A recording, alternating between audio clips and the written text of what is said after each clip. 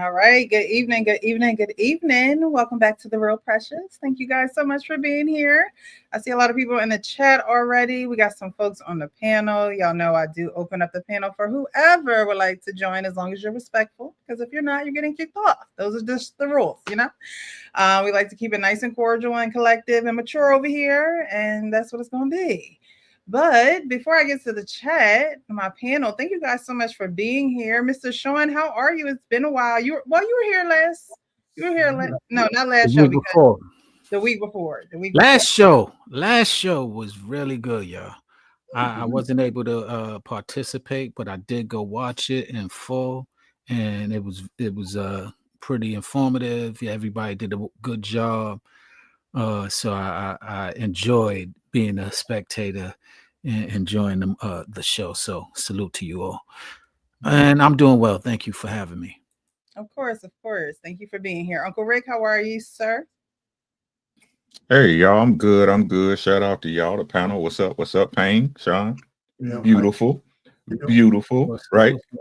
And what's up to the chat? What's good with y'all? Appreciate y'all rocking with us, man. Thanks so much. Appreciate y'all. Thanks for being here, Uncle Rick. Our Payne, how are you this evening? Doing good, doing good. Looking forward to we got a little mini family reunion coming up this weekend. So nice. Yeah, it should be nice. So I'm gonna hang out with the family and see who's still talking to me since they're all still on the plantation, and I'm off of it. But I'm gonna try to keep it to general topics. I'm gonna have to force them. I'm gonna make sure they don't goad me into any conversations, because most people on that side can't debate. So we're gonna keep it light. Well, just come with your I like the crispiness of the chicken, that kind of stuff. Good meal and that kind. They ain't gonna bait me into it. I'm not gonna do it. All right, yeah, just eat the chicken and drink the Kool-Aid and dance. Okay. Exactly. Well, I appreciate you guys for being here. If you are here, definitely hit the like button, subscribe to the channel, hit that notification bell so you guys know when we go live. We go live every Wednesday, unless there's a change up. Every now and again, we might have a little switch up, but for the most part, we're here on Wednesday evenings, having discussions, gaining understanding, gaining perspective. I do open up the chat for those who would like to join. I will drop the link in the comments and pin it to the top of the chat once we get into our first topic. But I appreciate you all for being here. So again, hit that like button, invite a friend. Invite a friend, okay? When you go to a good restaurant, you be like, you need to get down to, because them egg rolls or whatever it is are good, okay? Mm-hmm. Let me bring you along, okay? This is one of them things, okay? Send the link to a friend. They might need it. Y'all might have these conversations. It may be something you were just recently talking about, like, you know what, we were just talking about that. Send them the link, send them the link, send them the link. You don't have to join. You can also be a spectator. You can hit that like button, you can hit the dislike button. As long as you are interacting with us, it's all that matters, okay? Fish and a Fig, good to see you. Good evening, everyone. Thank you so much for being here. J-Dub is in the building. Good evening, Sister Precious, the panel, and the mods back together again. Let's go. Yes, we are in the building, okay? Champ Talk Reactions, what's good, chat? Hit the like button on the way in. Thank you, thank you, thank you. J-Dub is in the chat giving some love to Champ Talk Reactions. Good brother, kinfolk, brother, man. Fish and a Fit says, let's go. Marriage, politics, and sports. Our Payne is in the chat. And another one. Okay. And another one. King Asia Mav, salute. Chat, salute to you. Thank you so much for being here. 183307. Good evening, everyone. Good evening to you. Thanks so much for being here. We have Sean in the chat as well. Good evening, all, as well as Darnell. He is also in the chat. Hello to all. Hello to you. Thank you so much for being here. Salute, panel. Thank you, thank you, thank you. Coach Ferg, now where you at now? Where you at? I know I didn't send you the link. Did I? I thought I he got it. No, he got it. He told me, yeah. Okay. You probably got to send it to him again. He probably lost it. I'm just trying to chat some. He's interacting in both ways. I'm gonna just leave it. Dr. Phil, son. He'll be here soon. All right, Marcus Evans, I see you in the chat. Hello, everyone. Hello to you. Thank you so much for being here. 7 in. Just got back from the gym. Okay, pumping that iron. Thank you so much for being here. Let me see. Dr. Still, it's been a minute since I've seen that name. Yeah. Still, hi, Precious. Hi, how are you? Thank you so much for being here. Marcus Evans says Uncle Rick gone in the building. Yes, Uncle Rick is in the building. Okay, Lost in Translation podcast says salute, gang. Salute to you as well, sir. Let's see. All right, y'all. Again, hit that like button, subscribe to the channel, hit the notifications all so you'll know when we are live. So tonight we're talking about dating. What's wrong with dating in 2025? It's been a while since dating has, been has had a good light, okay? Because there's people still dating, there are people still, getting together, there are people still joining and connecting.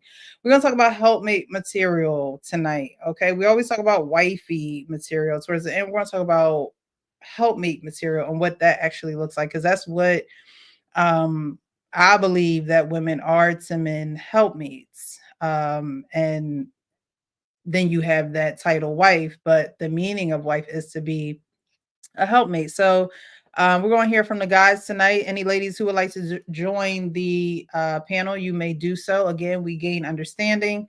We watch these videos that happen in real life, discussions that happen in real life, so that we can get more perspective in our real life. You don't have to take everything that we say as Bible. You don't have to take anything that we say at all. But we do have people on the panel who are experienced, who do live that life. And so I value their experience. I value their perspectives and opinions.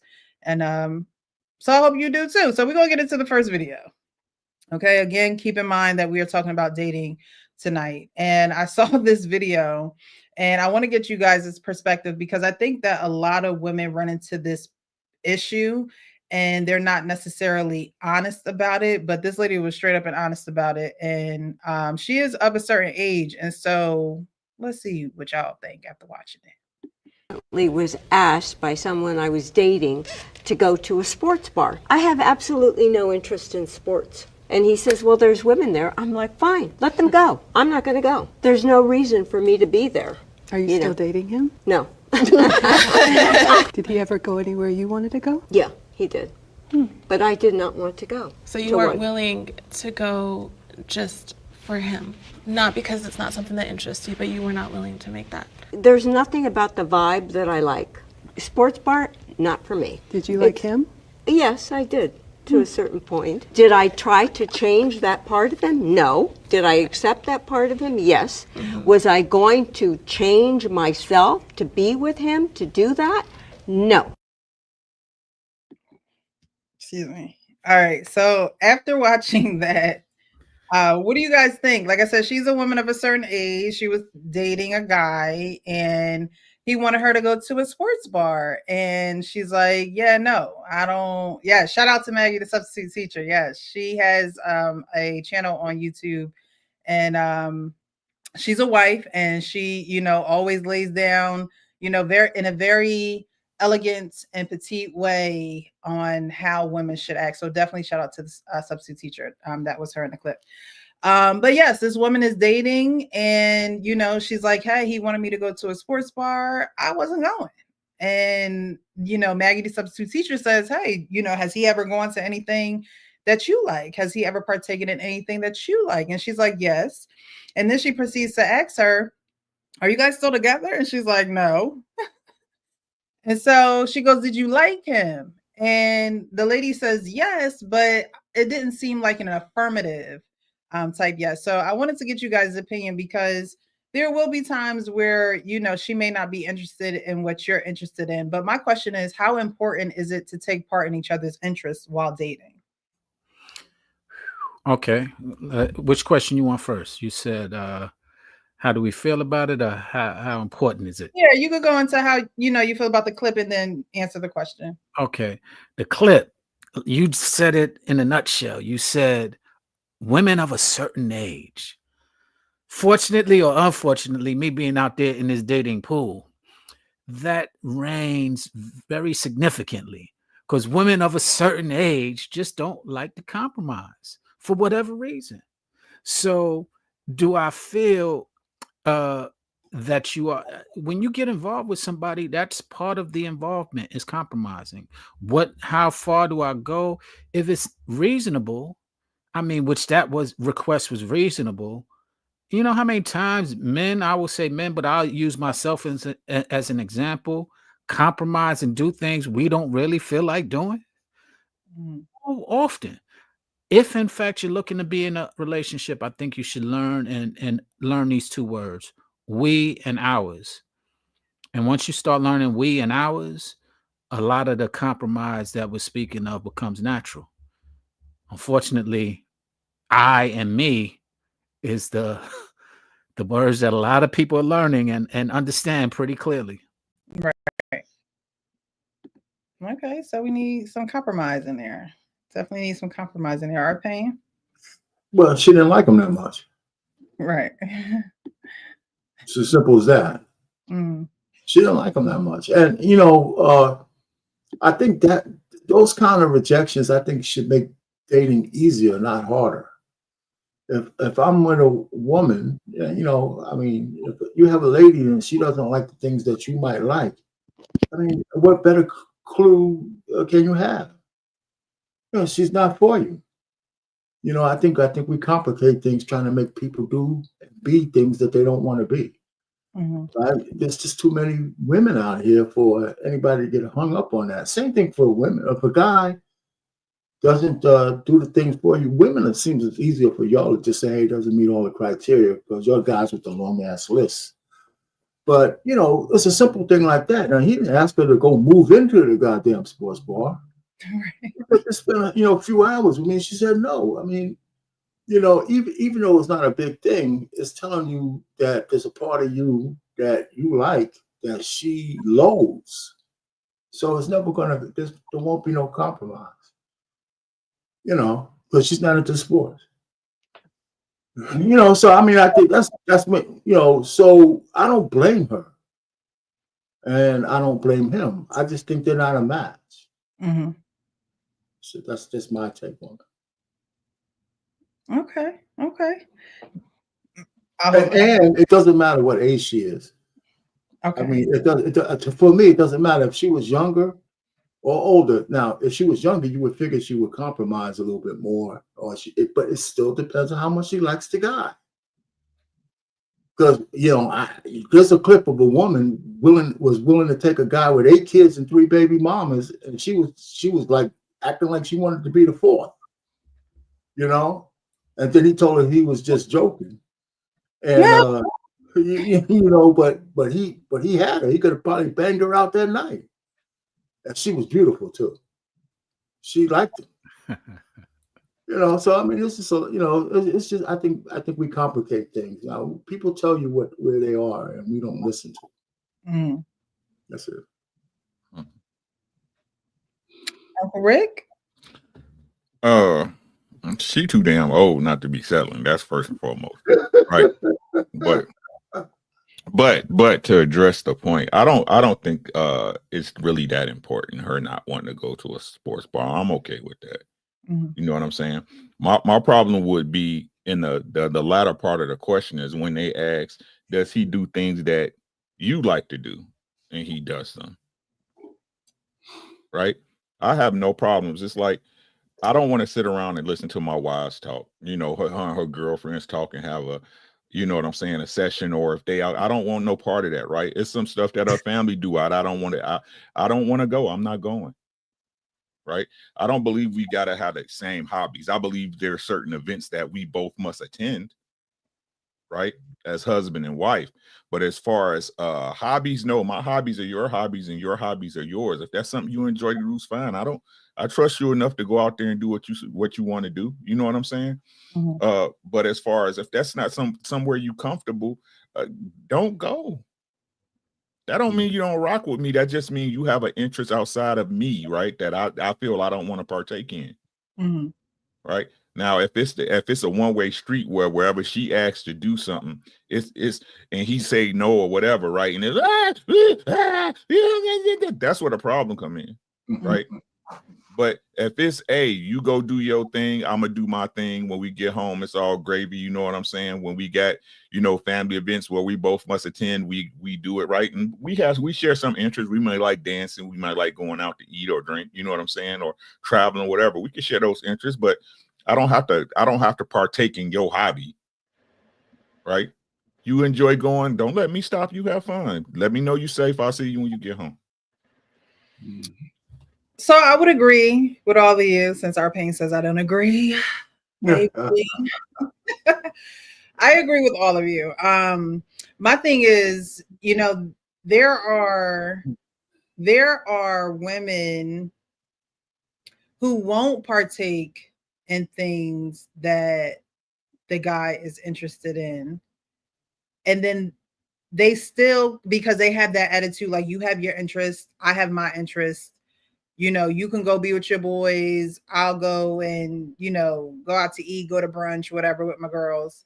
And so they're in this relationship, but because they're enjoying each other's interests separately, they don't necessarily, when problems arise and things of that nature, it's hard for them to connect and become one again, because the things that are interesting to them, they don't necessarily do together. You ever hear a guy and a girl arguing or whatever, and she's like, you're always in the basement watching the game, or you're always playing the game, right? That's what interests him. But she don't partake in that at all. And she don't have to sit there for hours watching him play the game. She don't have to do that. You know, it could be a, hey babe, you all right? Checking in on her. You need anything? You need a sandwich? You good? You thirsty? You all right? You know, because that keeps the connectivity between the two. It's not like, oh, you just off doing whatever. And I think that when those conversations do arise, like, oh, you always playing the game, or you're always out at a basketball game, football game, and he says, well, you don't come with me. I have invited you plenty of times and you don't come with me. How do these people stay together having these interests, and they know that they're each other's interests, but the interest becomes a wedge, like a little bit of a wedge in the relationship? Well, yeah, all three of our points you summarize, and there are elements to it. As Rick said, you can have your separation, but to your point, if you're complaining about it, then that's where it becomes an issue. And if someone is asking you because that's something they want from you and you're not willing to compromise, then that also becomes where there's an issue. But to Payne's point, which is the last point, is you might show that you're not compatible if you're not able to compromise, or you just don't like that person that much to compromise. Then so be it. Save a lot of time and energy. Yeah. So you don't like them enough to compromise, but you continue on in a relationship. Like, are you waiting to see they'll accept your lackluster of that means you like something in that relationship. Okay, that's a good point. You're benefiting in some form or fashion. That's why you're here. Right. You like something in the relationship, but not necessarily the whole being or the actual nature of who this person is. But it's a balancing act, though. It's always a balance. I mean, every relationship has some kind of balance that way. Mm-hmm. I think we'd be hard pressed to see a man and a woman together and they don't have some separate things that they do and some things they like to do together. You know what I'm saying? I mean, it's just not up under each other all the time. Now, to your thing, when the lady, and it's kind of, I think sometimes mostly the lady, you're in your man cave too much, or you play too many video games. I mean, if she's saying that, I mean, it depends on where her head's at. If she's just waiting on you to pine over her, then she's not busy enough. Because my lady, if she ever said that to me, I can sit back in her and say, listen, I don't never say anything to you if you're over in this place or that place, or you're doing your arts, and which takes a lot of time, right? She does a lot of stuff, take a lot of time. I said, well, when you're doing that, I don't bother you. Matter of fact, I'll encourage it. So if I like doing this, but we never get into those arguments. I mean, I kind of checked her once long time ago, and we don't even get into that because we both have separate interests, but we like being together. And when we're together, all that shit goes away. Mm. We're pretty much almost empty nesters now, and we still, it's not like we still actually like each other. Right. I Yeah. think that is definitely the glue, the gorilla glue, right? But Yeah. but it's space that enables that. You see what I'm saying? Like, let me tell y'all a secret. Come here, come real close. Come real close. Hey, you're not gonna like your mate all the time. Right? You get on my nerves. The things they do all the time gonna irritate you sometimes. Right? Those things that they enjoy to do, that's everybody needs their quiet time. Everybody needs their quiet time. That's not saying I don't dig being around you. That's not saying I don't enjoy it, right? If we want to keep it honest, a real couple can sit in a room and don't say nothing to each other. Okay. Let's get this silence in. Yeah. Don't say nothing. You reach over, grab your girl booty, she rub on your head. Y'all, what? Right. Yeah, we don't have uncomfortable silences. Right. But why does it have to be uncomfortable though? Like it shouldn't be. When you said you don't have to say anything, a lot of people when they're around, somebody might feel compelled to say something.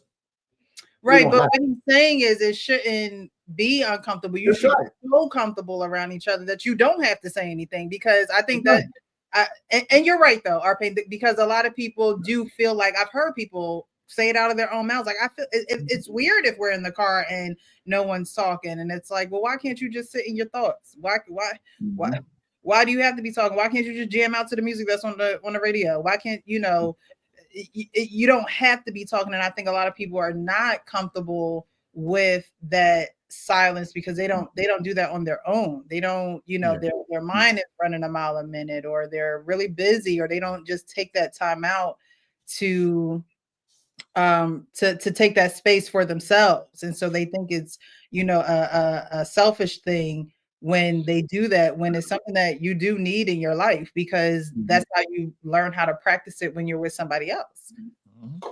True enough. Brother, he said, before we go any further. Brother, he said. Yeah, what up, brother? What's up? How are you? What's up, y'all? What's going on? What's going on? Hope everybody. What's up with you, man? Well, good. Long time. Everything good, my brothers. Is this a Philly thing that we get your presence? What's going on over here? Man, I enjoyed the conversation y'all was having tonight, and my brothers is up here, and I miss Precious, so let's come up, say hi, and I've never been shy. I just am selective, Again, try to be an inspiration, even as a man. Everyone doesn't have to get my access, right? So I give my access where I want to, when I want to. And I'm not apologetic about it. I'm kind of like Trump. Shout out to Rick. I like that. I like that lesson you was talking today, Rick, man. I appreciate you. But this is a great conversation, Presh, and you guys hit on everything. They just don't like their mates, y'all. They don't like them. And this is why it can't be an uncomfortable silence, and you can't sit in your head, because I need to be appeasing you 100% of the time. I need to be reassuring you 100% of the time that you're the shit. And if I ever call you on something that you did, or tell you something that I don't like about you, it's a problem. And you're gonna say, well, what about you? You're getting fat too. And again, this is not like you want to give your body to a bunch of men. Like when me and the missus had that conversation, it's like, well, women can cheat too. And I'm like, you want to cheat? She's like, no. I'm like, well, what the hell are you talking about? You don't want to give your body to no whole bunch of men. And now it just now popped in your head when I do it. And it's not, I've never cheated on the missus. She's never cheated on me, but it's just the conversations that we have. It's always reaction. It's reaction. Y'all don't want to live like this. This is not becoming of a lady, but in order to keep the score even or whatever, but they don't like them, y'all, like y'all were alluding to. And the uncomfortable silence is the maturity. It's all a perfect storm. And like our Payne said, I actually like my lady. She actually likes me. It's a very important part because we don't have to talk all the time. We can sit in a room and just be there because we are good individually, so we can come together to be great collectively. You guys are sports people. Y'all had backcourt mates. Y'all had front court mates, people who you didn't really like, but we got along because of the team. People who you meshed with, we got along great, but we good by ourselves. I could go to another team and get 20 a game. You could go to another school and flourish, but we come together. We understand there's a common goal and we trying to get it. And we're going to sacrifice and overlook idiosyncrasies so that we can achieve the common goal. And it's no different with our families. And what confuses me is all of us were sports people in high school and in college. When did you lose that thought process of the team?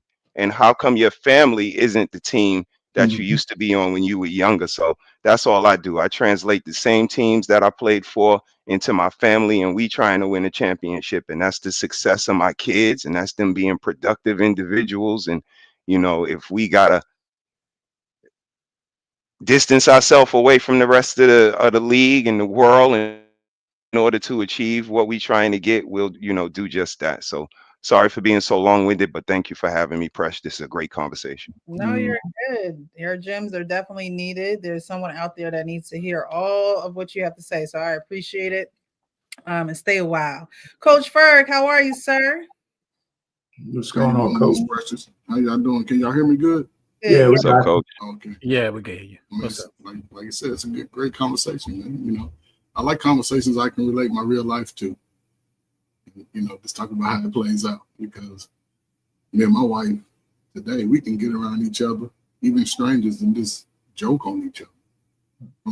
From early in our relationships, I've always tried to have those relationships where I can at least laugh at my ugly around other people and them do the same when it comes to a woman, that I want to be around, because I want to think that I like to be around her and she likes to be around me. I don't waste time. And I learned that from an early age. But yeah, me and my wife, sometimes we sit in the room and we don't speak for 20 minutes, and then we might laugh for 20 minutes. Then we'll talk about a little business need to be taken care of, and then we go off to our own little spaces, and then we'll come back. I think, everybody has their own unique glitch about it, but, I think when you married, you can't force yourself to not want to talk to your spouse. That doesn't make no sense to me. I'm mad. I can't be mad at her all day. We got shit to do on. The first is coming up. We got shit to take care of. So we can't be walking around like we mad, but just communication, And as far as a relationship, I never dated a woman that didn't want to talk to me. I can't see you every day. I got to work. But if you don't want to talk to me at least 3-4 hours in between that time, you ain't trying to see me.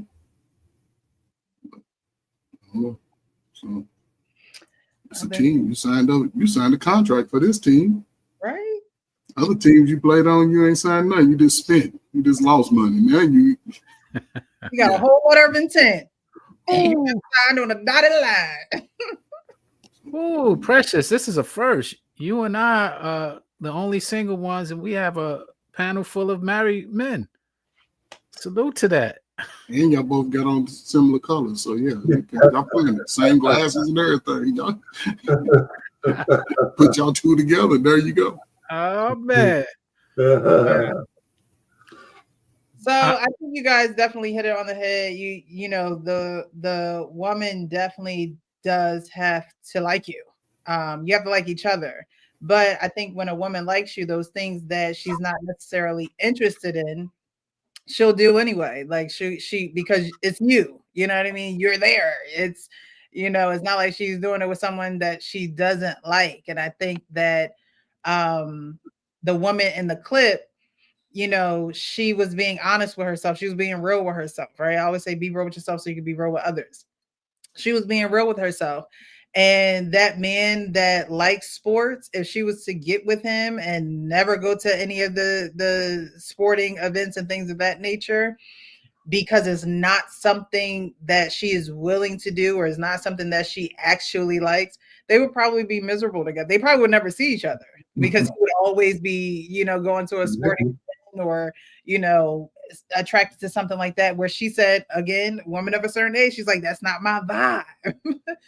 Well, I got a question for you on that, though, Precious. Uh-huh. I got a question, if you don't mind me asking you why you're going on before you go too far. Mm-hmm. How come Maggie or the other lady said, listen, you're kind of an old crone right now. How could you be so picky? How come they didn't ask her that? Because I think life is just going to I mean, not the way I just said it, though. You know what I'm saying? I know. Didn't they kind of, No. I mean, directly. Look, she's around 60? That lady looked like she was. Well, we got the pop of the balloon now for the elderlies, and they. No, but what I'm just saying. They got a show for me. Jesus. Was that holding back because it's a woman code or something? You can't really be direct. Well, no, I think when you get to a certain point of wisdom, you just know that life is just going to handle people the way that is going to handle them because they continue to live life the way that they are living it. And so if she asked her questions that pretty much said that to her, right? She said, are you two still together? Which she knew in her head it was a no, and it was a no, right? She asked her, do you like him? And she said, yeah, I liked him. I liked him. And then she said, were there things that he liked to do so Dr.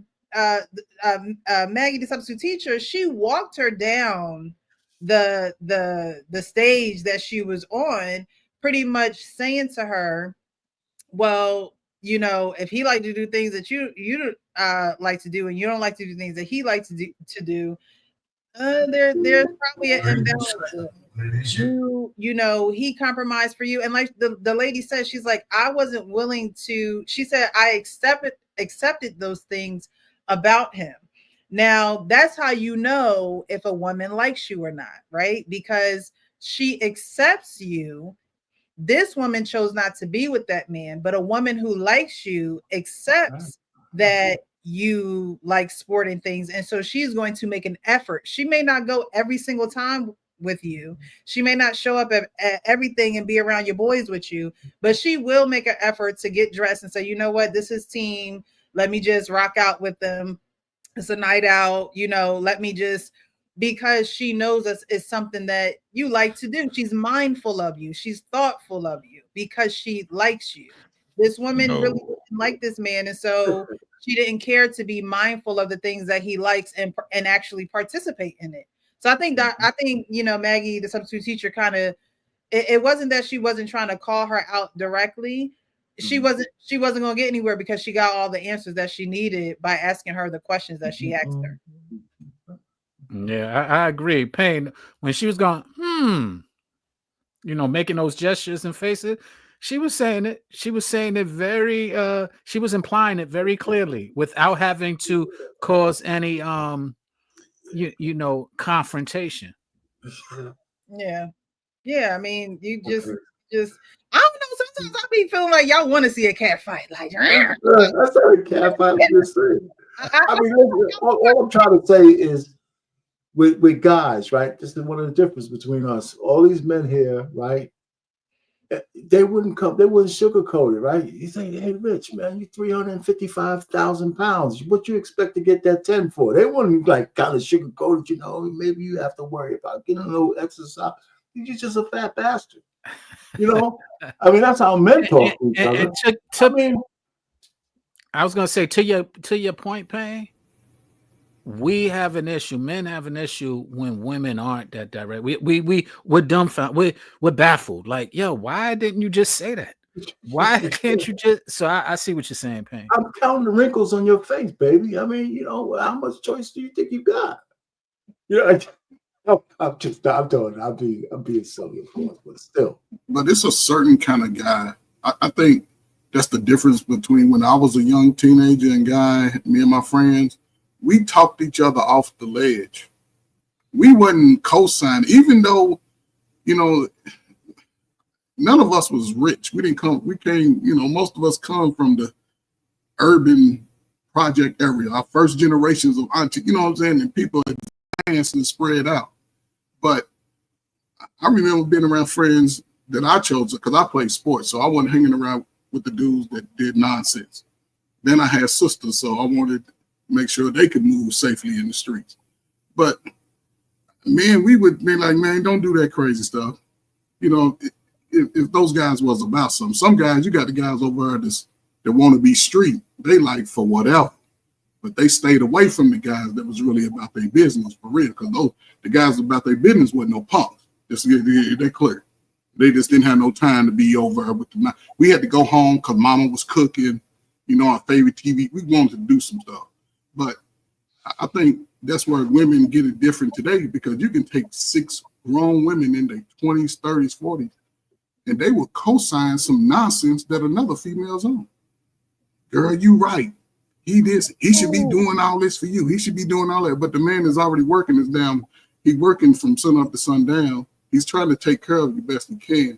And he might have took you with some kids. So why give him that grief when he come in? He only want to go watch the fight, football. That's it. Give him a little free time, decompress. And then just take him in the room with the kids is out there playing and just top him off.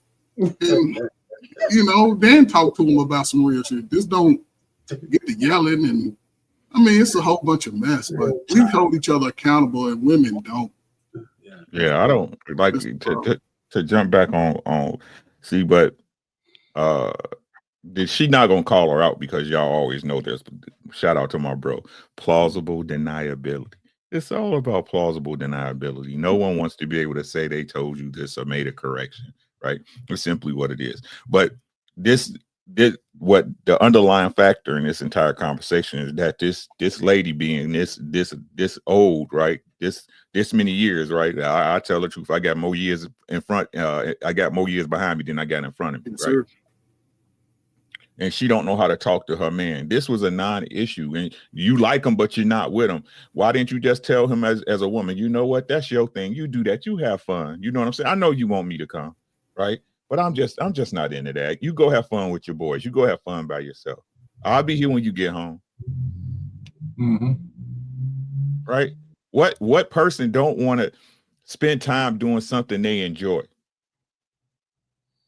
Whether you're there or not, right? I'm a boxer fan. I love boxing. My wife, she didn't watch it before me. Now she watches it. But when I went I would still go to a fight if she didn't want to go. Yeah. Right? Yeah.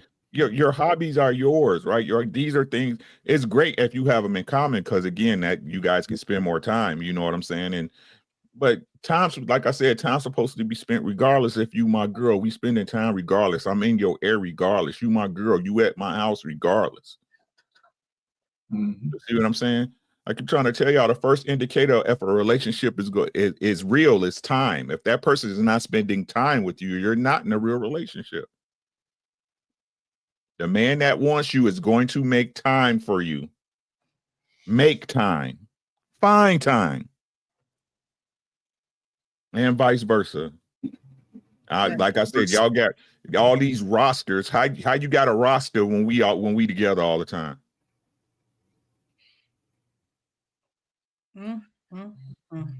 Yep. Well, Can we just take a little break and acknowledge the Philadelphia Eagles for our 2 Philadelphians? Fly, Eagles fly on the road to victory. Yes. All right. Too early. We're gonna be in New Orleans. Now, I will say this about Philadelphia.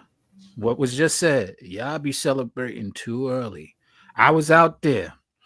I was living there when Philly got into the NBA championship with the Lakers. The Lakers had a full season in the whole they in the playoffs, they were spectacular. They didn't lose one game. Philly won the first game, and they was outside like they was last week over the weekend, and didn't win anything else. But they was out there like that, tearing things up like they won the championship. So it's called passion and the love of the game. Okay? And what is it called when y'all lose? Passion. Okay.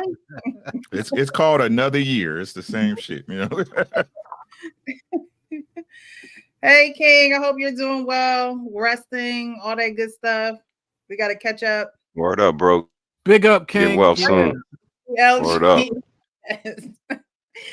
Yeah, I hope y'all just didn't see the mayor of Philly just butcher Eagles when she tried to spell it on TV in front of millions of people. But passion and the love of the game. Okay, well, you know, I'm happy for y'all. It's just that when I saw all of the celebration, I had a flashback, and I was on Broad Street. A kid actually passed away. He fell off of one of the poles. Yeah, gymnast. I heard that. Yeah, so you know, while having all that passion, you still got to be careful. That's one thing about Philly fans; like they willing to die.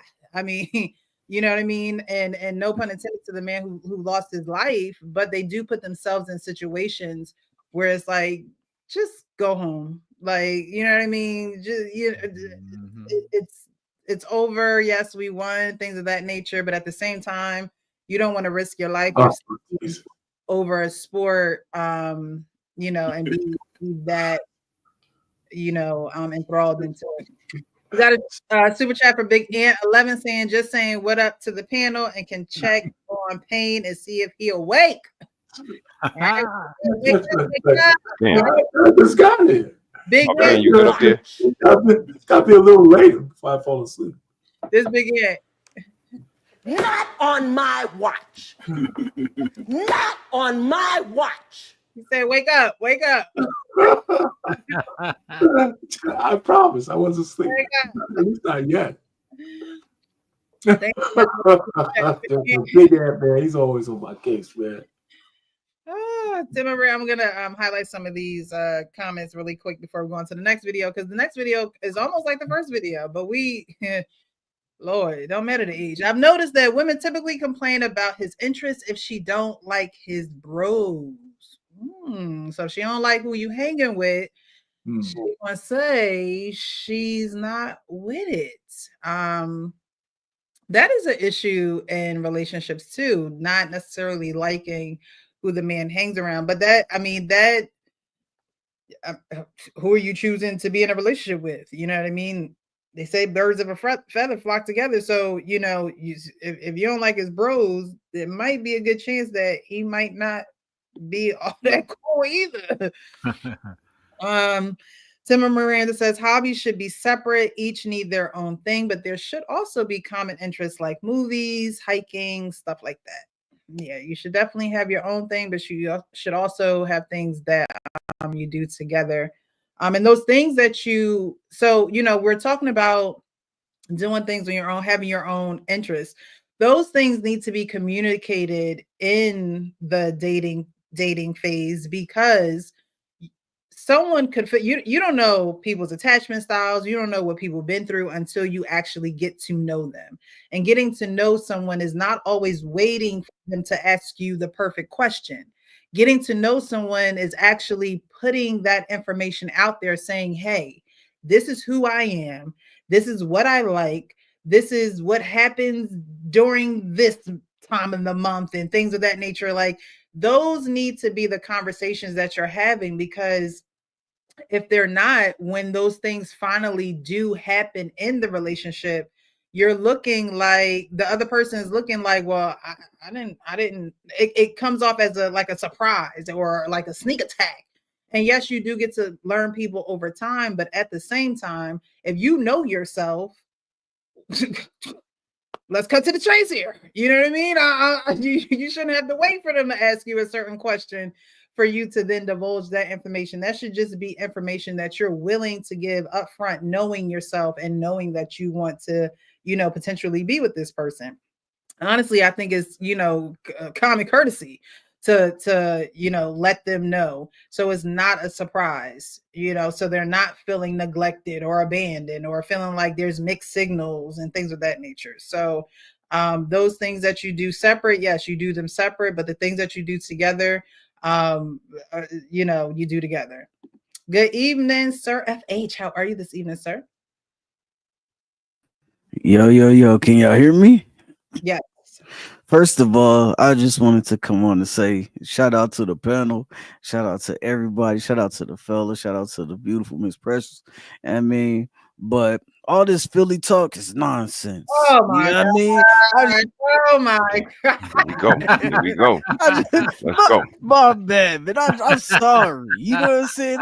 Look behind me, man. Look behind. Look at Oh the my hair, goodness. man. What do you Like, want Look tonight? at I'm just saying. snug. I need y'all to relax with the Philly talk. We'll see you tonight, sir. We'll see you Nah, tonight. much love, much love, much love. Chubb, Thank you got a JD. Kansas City onesie over. What's Nah, man, up, fellas? come on. What's up, everybody? How you doing, What's real up, fresh? JD? Good, Hey, what's good? What up, JD? I'm Salute. back. Y'all said I was family, man, so I'm here to express my love, Welcome. I'm glad you're back. man. So y'all got to update me, man. Y'all been online for a while. I know I'm late as a mug, so tell me what's going on. So we're going to move on to the next video. However, we just played a video of a woman saying that she was not interested in a man in his interest. And she was asked a series of questions, you know, did you like this man? Did this man take part in what you liked? And all those questions were yes. However, she just wasn't interested in sports and what he liked.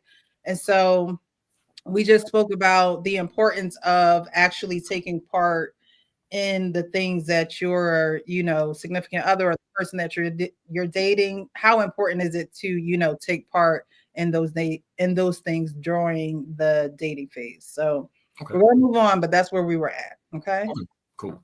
All right. We have Jonah Jameson, JJJ. Welcome to the stage. How are you? How you doing, man? What's up, brother? What's up? How you doing, sir? All right, so we're gonna move on to the next video. Now, again, the first woman was of a certain age. These women are not. Okay, so we're gonna put this one up there. We're gonna talk about it. Our balloon because you are very fine down to the ankles. I do what I can. I just it's a pet peeve of mine when men wear pants that don't cover their ankles. Okay. So that was why I popped. So why'd you end up popping your balloon? He said the smile thing, and I'm not much of a smiler or a laugher. I'm more serious, so yeah. You won't really catch me smiling that much. Why? You don't want to smile? No. She's smiling right now. I know, that's what I was like, why? But you're very handsome. I appreciate it. That was unique, someone that you tried. Yeah, she is. Popped because of smiling. I know. Your balloon because I think you're well dressed for yourself, but for me, I like someone that has like more of a baggy fit to their clothes. You look amazing, but for me, I like someone that has like an upscale streetwear style. That's pretty much why I think that walking together, our style just would clash. I mean, together today, we look amazing. Do you usually wear tight-fitted pants? Because for me, like, I like someone that has like a looser, baggy fit, like something that's like a little oversized. I wear whatever I'm feeling. Okay. I'm not going to switch up the way that I dress myself for anybody because I know As I you carry shouldn't. myself well and I dress well. Yeah. You know, so I guess it just ain't meant. Unfortunately, that is all of the balloons popped, but we do thank you for coming on. Oh, this is what I screamed. That was a great spinning transition there, Precious. Why? Why do you think they really pop their balloons? I want to hear from the men on why y'all think they really pop their balloons, because I don't have no answers for y'all. I'm gonna go ahead and start this one off because I'm right in here, and I got two eyes for you. It's either intimidation or insecurity. Those are the only two answers I see, because none of them could say anything bad about the man. They didn't. Usually they have a financial thing, or it's a physical thing, or maybe it's the way the guy talks or his background or something like that. He was well dressed. They all complimented him, and they all didn't have anything negative to say about him. They talked about how good he looked, but one chick said she didn't like his ankles being out. It's ridiculous, because all he has to do is change his pants and you like him now. Let's see, wears a different pair of pants and you don't have this conversation. You're out on a date with him. You go hang out with him the whole 9 yards. It just really, really low. I don't think you can get any lower with the level of reasons to not like anybody. It's borderline childish. You know, that's my take anyway. That's interesting you say that, because we just finished looking at the older lady before you came in, and she said she didn't like something, and we agreed. And I agree in this instance. If they don't like something, they don't like it. And what Payne said earlier, you know, they're just not meant for each other, and that's fine. Agreed. Well, yeah, but I wasn't talking about something as silly as a guy wearing some high waters, you know? I mean, back in the day, we call them fucking things high waters. High waters, yes, sir. That's what they are. But I would listen. I think insecurity and intimidation is the closest thing I would say. I think you know, the ladies had to come up with some excuse not to even want to go on a date with a guy like that. And these are the same ladies on TikTok talk about there ain't no men. I got one more eye. I think I saw that pop balloon before, but you know, the guy has some credentials. He's on the dating show. You're there. Oh, that chick who said she like she has some nice legs, man. I was looking at them a little bit, but anyhow. All I'm just trying to say is they were insecure. They're trying to upgrade the clientele that comes on the show, but they really come up with some stupid shit to reject the guys. But sometimes the guys are goofy too. You trigger something that gives me another eye. Immaturity. Yes. Because you just finished saying high waters. And back in the days, if you had on high waters, you were automatically put to the side. So, but that was an immature. The fellas would get on your head. What you got? I mean, but ladies wouldn't like him either. But ladies wouldn't like the guy either because he had on high waters. Now high waters are in, and some people still don't like him. It is an immature though characteristic to you. You know, fashion just repeats itself for anyone who follows fashion and things of that nature. So these girls don't know nothing about fashion because the high water things that go out of style come back in style. Okay, it's just how it goes. It recycles. Okay. Can I say something, Preston? Go ahead. Now I don't know everybody else's age. I'm probably the oldest one up here, right? And our Payne's older than me, and our Payne said it, high waters, right? Now high waters for a man. That's why I'm glad I learned how to dress from men. It was a no-go. Now women could wear high waters. Y'all could get away with that. But for a man, you got on some dress slacks. You gotta make sure it touches the top of your shoe or the middle part of your dress shoe. Is all I'm saying. That's how I'm an OG. That's how I'm always wear it. That's how I've taught young men how to wear it. My son how to wear it. A boy around me gonna wear the pants like I was bought. But this new style is different. But they know they don't qualify for him. They know it. Yes. Well, can I say this as well? And that high water fashion is effeminate, and a lot of folks it's feminine. Water like a poor thing? Like, what do you mean it's feminine? Like, wasn't it? I mean, because think about it. We're all the fellas. I don't know. Maybe it's just me, but any fella on here who's of our age, like you just said, are y'all wearing those things, regardless of the style? Nah. I mean, capris was the thing, man. Like, you know, back in 2006 and all them times, like guys was rocking all types of designer type socks. Why? Stun off their shoes, you know. Why women? To get women.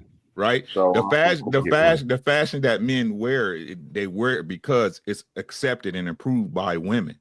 Right, women see that as fashionable or sexy or motion, right? So the reason why they did him the way they did him is because it's two reasons, right? Number one reason is the environment. Number one, right? The environment where they are at, right? They don't have the pleasure of saying, "Oh, you walked up to me," right? "Oh, you asked me out." "Oh, you was chasing me." Right. I'm glad you said that because the fashion kind of ties in with culture. See, and culturally right now, women have so many options, they can afford to just be like, nope. when women back in the day, like my grandma and them, they couldn't stand granddaddy, but they still loved them and stayed with them. These days, you can't get a girl to stay with you, man. I mean, you mess up one time, lose your job, it's over with. Hey, absolutely insane. I'm gonna say this. Arpain, when you brought no one Arpain, it was Sean. When you brought up the effeminate thing, I'm gonna tell you this, man. You gotta I agree with you to a certain extent, because in this climate, what I've noticed is that you will be labeled gay if you do anything, right? I mean, if you do anything, girl, I don't like the way he flipped his wrist. Oh, he must be gay. Oh man, you came up. Why you got on pink shirt? Oh, it's breast cancer month. Oh, pink is gay. I mean, like anything you do can be labeled gay. Like my son now, he's in high school. All they don't really wear jeans anymore. They wear joggers. They wear joggers. They wear like tight. Everything looked like Star Trek: The Next Generation, right? Everything is form fitting and tight. I'm talking about with the pants and stuff. They even sag in the tight fitting pants. But when he goes to school and he wears that stuff, that's what the younger generation wears. And I just saw Morris Chestnut on a Facebook post in a suit in them same pants. And every woman on that post was like, yeah, he still look good for his age. Oh, he still got it going on. Bro, the exact same pants. Bro, because it is the fashion. And I just graduated. I'm older, but I graduated college 4 years ago. 5 years ago. Come on, man. Like, listen, the fashion was the same. Like everybody was rocking the same. Now, if his pants was just super duper tight, then you could say, okay, that's feminine, bro. Like, that's literally just fashion right now. You know what I'm saying? Like, I know, and he came out, the dude, like literally that was the most talked about episode from this season, because every one of the guys that came out, it was a guy that came out, was just speaking to them regular, hey, how y'all doing? They popped the balloon because they said he was too soft spoken. He said, I'm just trying to have a conversation with y'all. You know what I'm saying? Like, I'm not here to be rah, rah, rah. Like, I'm just trying to have a conversation. Oh, well, I like a man. I'm boisterous, so I like my man boisterous. Okay, well, I'm just trying to get to know you, man. Like, you like, man, come on. Listen, they popped their balloon. They popped their balloon on that show for some dumbass shit on that episode for sure. Yeah, now that episode was wild. Like, they literally was like the girl said, we align in every single way. We align in every single way, but I'm gonna pop my balloon because I don't think we'll align tonight. Like, some stupid shit like that, bro. Like that lineup was just a trash lineup of young ladies. Like, and it was just a trash lineup. Most of the lineups are trash. Most of the lineups are trash. I've seen. I'm not saying that you're not right, but I've seen some good lineups on there where people was actually coming on there for. You could tell that they were there for the right reason. You know what I'm saying? Dude got engaged off of there. Engaged on, like, you know what I'm saying? But like, you can tell when the people are there or not there for the right reason. No, they're no one's the only right reason. Not true. The only right reason. If you're really there serious about getting married and being with somebody, you're not finna be doing no dumb show like that where no one ever gets picked. No one ever lasts. People get into arguments. Not true. They literally have reunion segments on how people literally fall out once the cameras is done and all. But you talking, but my bad. Go ahead. Yeah. Y'all know what this remind me of. Y'all remember back in just one. Y'all remember back in the days where they had the little fake dating shows, right? You would see like Tyga on there, right? You talking about next and shit like that, right? You know what I'm saying? That's all this is. Clout chasing 101. That's all it is. You don't meet people like that. I said that on this panel. You don't meet people like that. That's not really how it goes, bro. Times have changed. Like, listen, bro. We just gotta admit that times have changed. It is it's okay. Like, it was a time where people wasn't on Match.com. I mean, where Match.com was like it had just came on and nobody wanted to be on it. What they come out with, Farmers.com. Like then it just started going on and on and on. Like times have changed, bro. Like, Isn't the end goal the same? Let me ask you a yes, but question. that's what I'm saying. Times have What's your changed. name, Sir FH? Sir, It's just Sir Frank, FH. bro. Let me It's ask. just Frank. It's just Frank. Let me ask you a question. When you met your lady, did you initiate the contact or did she? I initiated the contact. Right. So when I sit here and I hear you say that the game has changed I didn't say the and game don't know changed. ladies initiate contact, I didn't say the game changed. like, and That's not what I this said. is what my brother, you saying is different. You said it was different. I You said it said was different. times have changed. I did Right. That not mean say that, the yeah, game. that's the game. No, That's I the didn't. game. No, Wait, it's let him, not let, the him, Okay. game. let him get his point. Okay. out. Well, maybe I took it out of context. Maybe I did take it out of context. I apologize for that. That's I, all I'm I'm so saying. I'm so sorry. Describe the But what I'm difference saying between the is, time that changed and well, go ahead. Let him finish. nah, what Finish. I'm saying is the ladies don't want to choose, my brother, and that's why they ain't never gonna choose a brother off that show. Cause like my brother was alluding to, they would have to say they chose. Like, and you initiated contact. Most of the men on this panel initiated contact. I might be one of the only guys who wife walked up to him. Like sometimes, like we've been talking about, you gotta like each other, and sometimes, like my brother alluded to, your lady gotta kind of like you more than you like her, man. I hate to break it to y'all. And if I y'all agree. not getting chose, y'all not even getting chose. Like ask them if they will take you on a date. They will raise a hissy fit just to take you on a date. And you'll go to Applebee's. You don't mind the Cheesecake Factory. They do. You don't. You'll take a Nathan's hot dog if she's paying because it shows that she's into you. Reciprocation. If I pay for the ticket, at least offer to buy the popcorn, shorty. I'm not saying I don't got it, but again, you see the extremes they go through to belittle us. Oh, you ain't got the money to go here. No, baby, that's not what it's about. I just want to see that you into me. I'm not gonna buy the ticket, buy the popcorn, pay for the dinner, pay for the nightclub, pay for the drinks, and you just sit back like, all right, what you gonna pay for next? What you gonna pay for next? Bro, And you gonna they, hold the door for me? And you she gonna make me hasn't walk on the chose you. inside? If she making you do all that stuff, she hasn't chose you. Trust and believe. If a woman choose you, she'll let you hit right then and there in the back parking lot, bro. I'm For gonna say this, free. bro. This is the thing that I know universally works. And there is not a woman that I know that has come into a man's life that has not been paid for on the way in and the way out the door. Just from our perspective and from the man's side, this is the way it works. There is money in the beginning and there will be money in the end. It may not necessarily be that way on her end. That's where her choice comes in. And if she's willing to invest in you, if she's willing to dig in her pocket for you, strictly out of her pocket with no assistance and stuff like that, she puts her money where her mouth is. That's how she shows that she chooses you.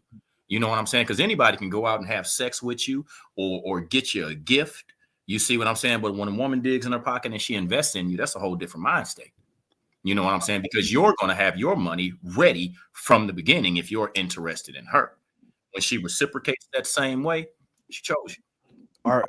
Hey, Arpain, you asked me a question. This is what I meant, man. This is what I Yeah, meant. go ahead. So it was a time like, and I grew up, a part of this time a little bit too, where, you would see the girl at school. You know what I'm saying? Like if girls that went to other schools when you dated girls that, like, I lived on the north side of Kansas City.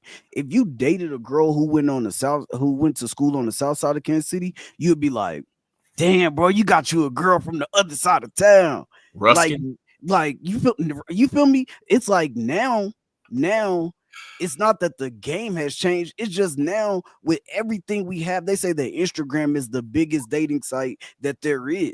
So like based off of statistics and finding a woman on there, right? So now you can find a woman way across the map. Like it wasn't that convenient. It doesn't mean that the game has changed. It just means that if you when my family traveled to Arkansas, you met a girl down there. You met a girl down there. You were down there though. You wasn't in Missouri finding her in Arkansas. You feel me? Like you had to do different shit to find a woman way on the other side of town. Now you can just literally get on your phone and find a woman in California, find her in Texas, find her in New York. So just the way that people find a woman or find a man or a relationship, the guy BM on there, he was a star in Africa and found Arlette in Arizona. Like all I'm saying is it does not mean that the game has changed. It just means that now you just have a wider spectrum of people that you can actually meet and touch. The game board is bigger. That's all I'm saying. The access has changed. Yeah, that's it. That's all I'm saying. Access has changed, and so has styles. And we're following styles and trends, but guess what's in style? Being gay is in style right now. Guess what else is in style? Booty stuff is in style right now. So if we're going to continue to follow the styles and the trends, it's not in style. Have at it. Hold on, bro. I gotta come in on this. You said it's let me. I just want to quote what my brother said. You said it is now in style to be gay, right? No. All right. I just that's all. I'm back. I'm back in the. Just like them high waters are in style. No, that time is. It's only in style if the people you hang around think it's in style. I swear. It must be a West Coast thing, man. Yo, hold on.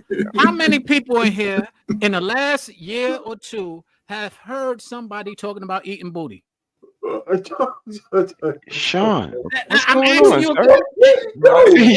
something that is popular now and in style now. Too far.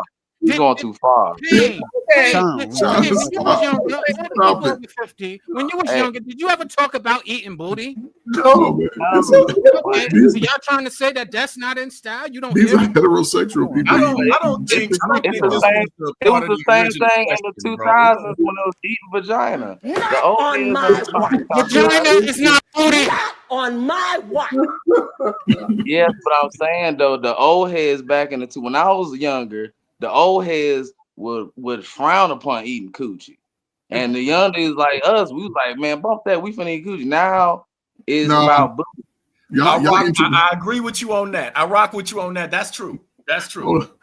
So if we looking at it truthfully based off your age group of guys, y'all ushered in the ass eating contest out here, right? Precious. Now let's be real. Hey, hold up. Hey, hold up. It was always going on. No, it wasn't, bro. Hey, bro. Yes, it was. It wasn't always going on. Hey, bro. Coach Ferg, when I got the military,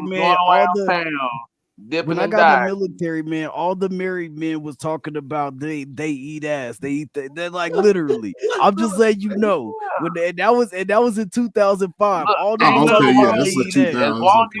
long as you ain't in them streets dibbling and randos, you got you a solid person. You do one person. It wasn't the 80s and 90s thing. Listen, everybody knew the specific lane to go down. Wasn't nobody crossing the fence over. Everybody stayed in their true lane as a man and as a woman. Now, a rise came again with my favorite generation in the early 90s. A lot of things twisted over, and now here we are. People are now here. Now what we need to talk about is these guys that got their legs. It ain't got nothing to do. Come on, man. People ain't even in relationships eating wild twang. Now that's wild. That's nasty as hell. That's wild. That's just nasty, man. Hey, blame Kevin Gates. He was the first person to take that mainstream. Blame Kevin Gates. I'm not even gonna go down that road, but I just think that social media has a huge impact on that because a lot of people from back in the day not going to tell you what they was doing. They not going to tell you they was hanging from the chandeliers. They're not going to tell you that, you know what I mean? They used to wear the muumuus. No, A lot of they stuff. was at the freak meets. They just held it in. They had a little bit more tact about themselves, right? Nowadays, these girls don't care. These guys don't care. They will tell you they eating ass. Okay, their bedroom activities will be aired out, and they don't care. They don't care who knows. They don't care. But back in the day, there was some care because your bed, you took care of your bedroom, and you ain't had to tell everybody about it. Okay, you took care of your bedroom, and it didn't have to be flaunted all over town and across the country. Let me clarify. When I said being gay, I'm not talking about literally homosexual. I'm talking about people wearing dresses. I'm talking about people wearing purses. I'm talking. This is a whole thing that's in style now. You mean metrosexual then, but you know, when you say gay, it's only one way. You gotta clarify that. Yeah, I'm like, bro, it's only one meaning. That's why I clarify. You can't call somebody gay and then be like, well, I don't mean you gay. I mean, I just mean you gay. I mean, think about it. I'll go back to our generation. Was we wearing purses and skirts, y'all? Is that in style now in this generation? How did we get on this part of the conversation? Right, bro. The guy was out there. The guy was out there looking. The guy was out there looking for women. He was out there looking for women. I don't even know how we got there. You know, it kills me. A lot of you older guys be like, we weren't wearing purse and stuff, but y'all sure had on them bell bottoms with them tight pants on.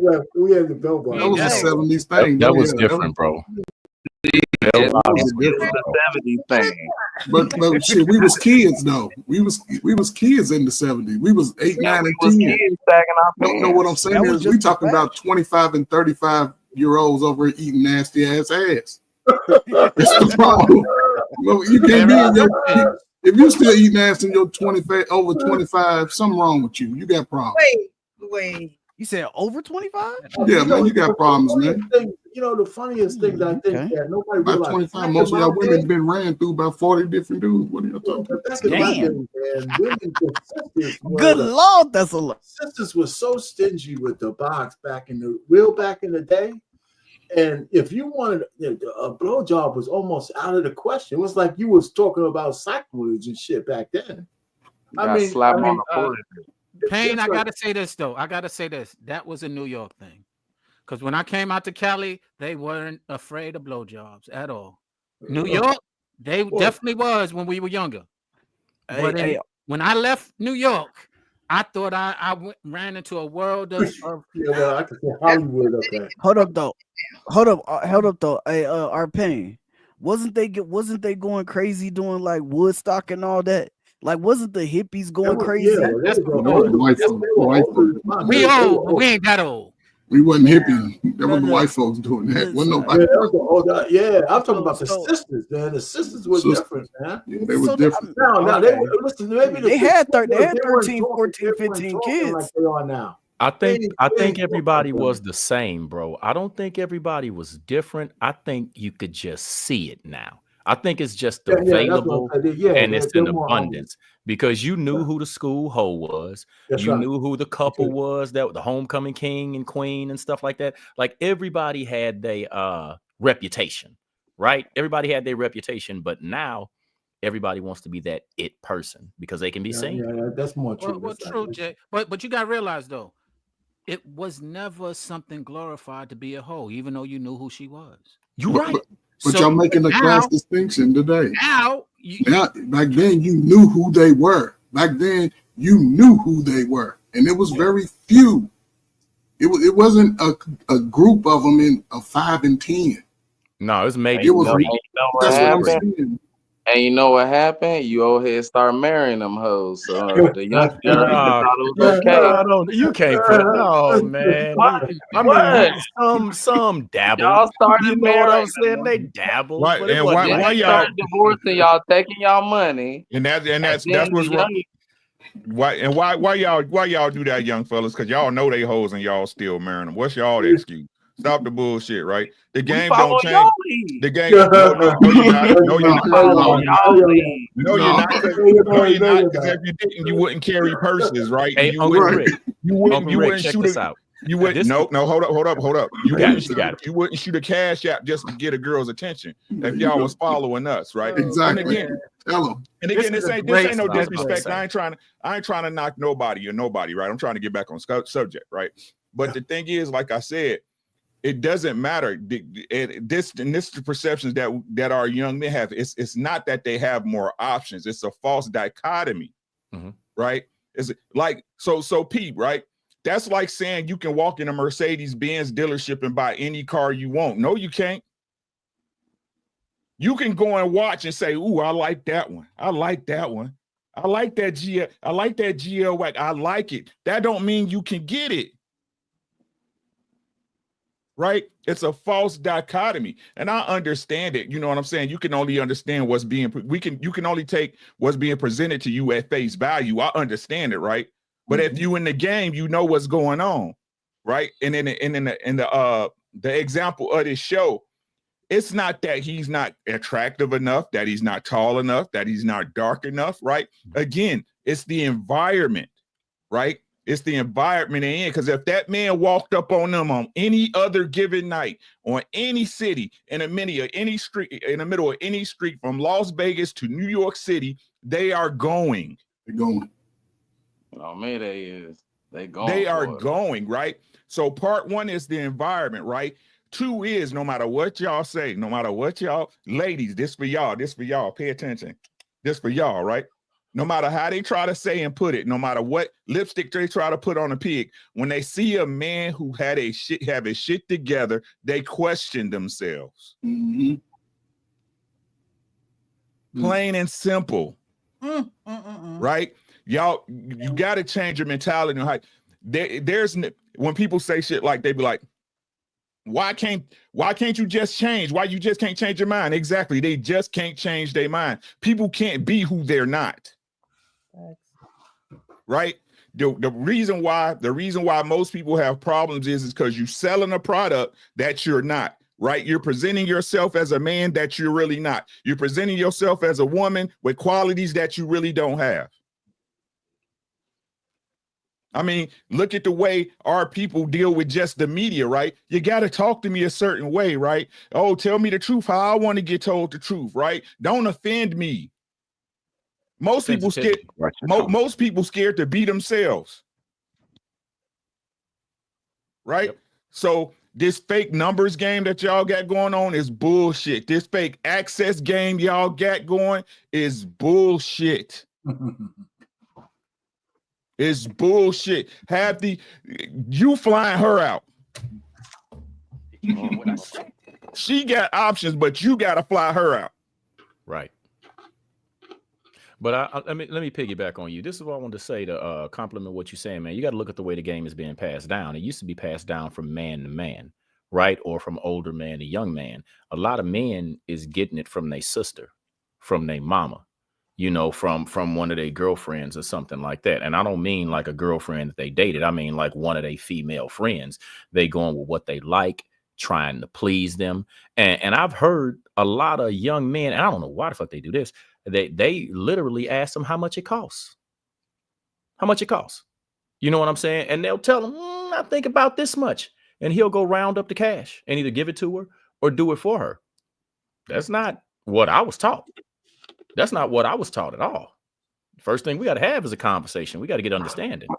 You know what I'm saying? That's the first thing we got to have. We got to get some understanding. I got to know where you stand, what you stand for. And I'm going to tell you the same. If that shit don't align, we part ways. Well, JD, in fairness, the young fellas, they're seeing what it costs. That's the conversation.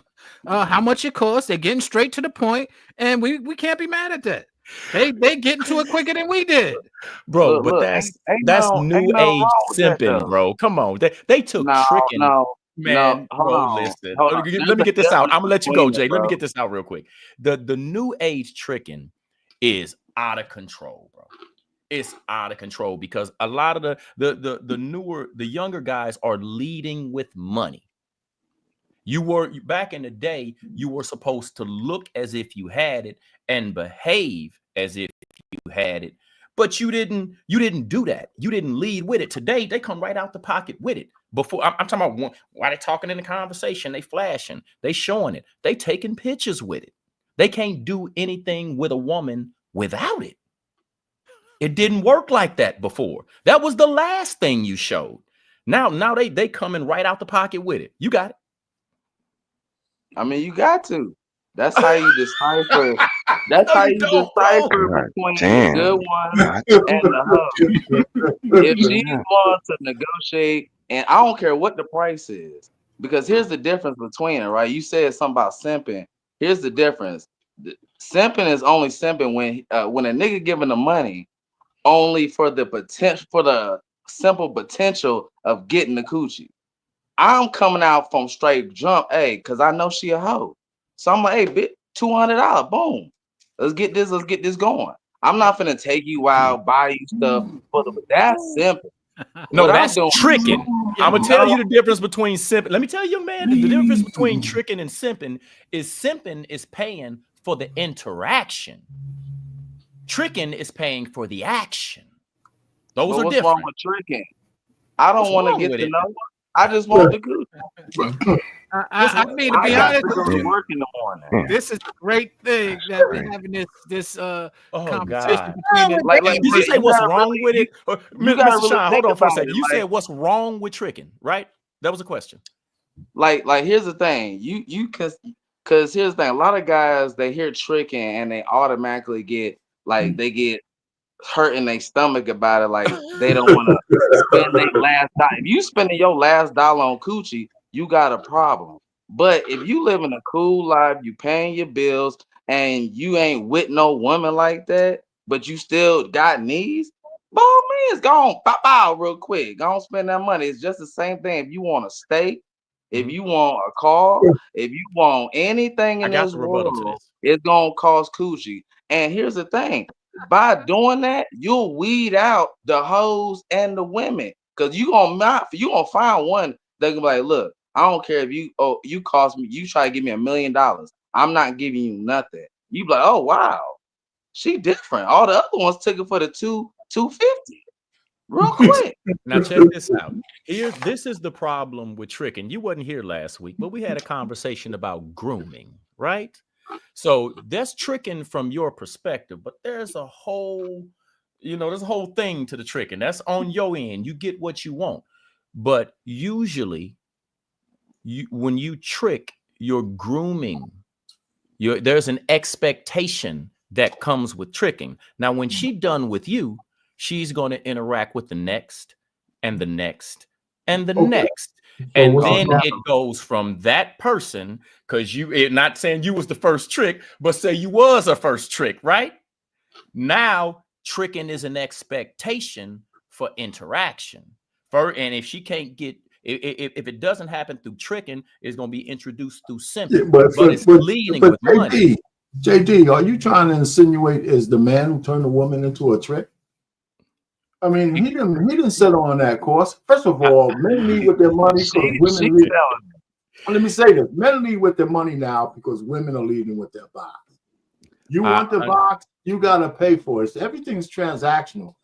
But I do agree that if you find a woman who could think past just the transaction, that might be somebody you could talk to a little bit long term. Based on the title of this whole show. Most people can't date because they don't go together intentionally. They just want to, either you want the box or you want to have a long-term relationship, but they conflate the two. And you never have the conversation to find out what the difference is. That's what I think. And not only that. Let me get this out, Frank, real quick. Just last thing, I'm gonna let you roll. But you can't have a genuinely honest conversation when you ain't leading with integrity, bro. You're introducing the person to a transactional type of relationship. No. Who's introducing? Yeah, that's not true. That's not true. Hey, yo. JD, and to the young guys, one thing is they're telling them what they want. They're being very transparent, and they're getting what they want.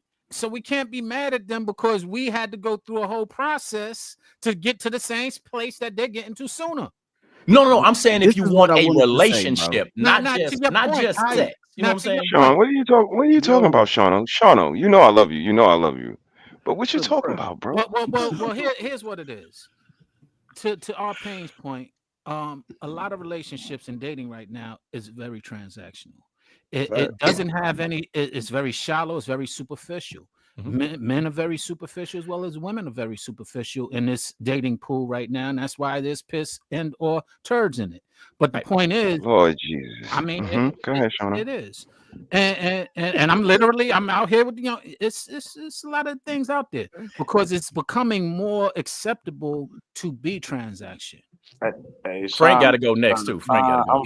Yo, I look, just bro. want to tell you thank you because it makes so much more sense that way. Because these days we like most men don't want what other men want. Like my daddy, he raised me, him and my mother, and he wanted the family and the house and all that stuff. Me, I just wanted my kids. That's it. I don't really like my baby mamas like that. But what my happiness is not what makes my dad What happy. the? And I had to What really is figure that happening? out as a man. I'm a country boy. All I need is fast shooting guns, a couple hoes, and my kids. That's it. You But know what I'm just saying? like And grill on TikTok, the weekend. Instagram, and the But who'd social you have media, to? bro, you still grooming the community to behave in a certain way. Once one person does it, two persons do it, 10, 20, 200. Not everybody tricking and simping. And it's we got a culture of degeneracy, bro. Where does the buck stop? Hey, hold on. I wanted to just say this, man, because y'all just gonna keep pause. Y'all gonna keep bouncing this shit back and forth, and niggas trying to get in here, bro. Listen, I'm just saying. This is what I want to say. You said something about, not getting the game from men and things like that, and it being passed down from men. The thing is, like my uncle. So I get what you're saying. Like my uncle was on that type of time. You feel me? Like I grew up around people like that, but this is the thing that right now that some of y'all are not accounting for. like y'all are not accounting for. No, they couldn't tell you how to game nobody on social media because that shit wasn't that prevalent then. Like the internet wasn't like that then. Motherfuckers was using dial up. Like, you know what I'm saying? It just was not, bro. It like I watched my uncles go to the Black club. Planet. I'm saying facts. I'm saying like I watched my uncles go to the club. Like I seen the progression. And then me going to the mall hollering at women. Like that's what we did. Going to the club hollering at women. Right? Then like shit like Black Planet came out. So then it just started slowly. Like my uncle wasn't on Black Planet. You feel me? Like the older men, like they wasn't doing that. That was us. Like that was us coming up during that time. And now social media has just expanded. So is I'm y'all saying, that fucked it up? Is y'all that fucked it up then? He's fuck saying what up? he's talking, Rick. Let him talk. Let him No, talk. let him talk, bro. Let him Let get him it. talk. Let him if get you it. listen, if you feel like that you fucked it up by being able to find, I'm not talking about the people who just doing wild shit. I'm saying if you feel like people who finding their wives and their husbands online or however they're finding them. Like so how I don't even understand how you can knock somebody for finding their wife or their husband online. Like I don't It's get not it. a knock. It's not a knock, bro. That's It's all not a I'm Yeah, knock. saying. no No, one's I'm doing not. that. No, No, we wouldn't do I'm that. not.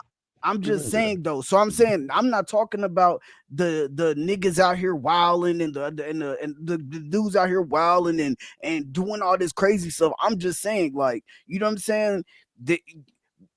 It's just another avenue of approach for you possibly be able to find your person. You feel me? And if they find a person, then I'm rocking with it. If they don't find a person, then they gotta look within. You feel Frank, me?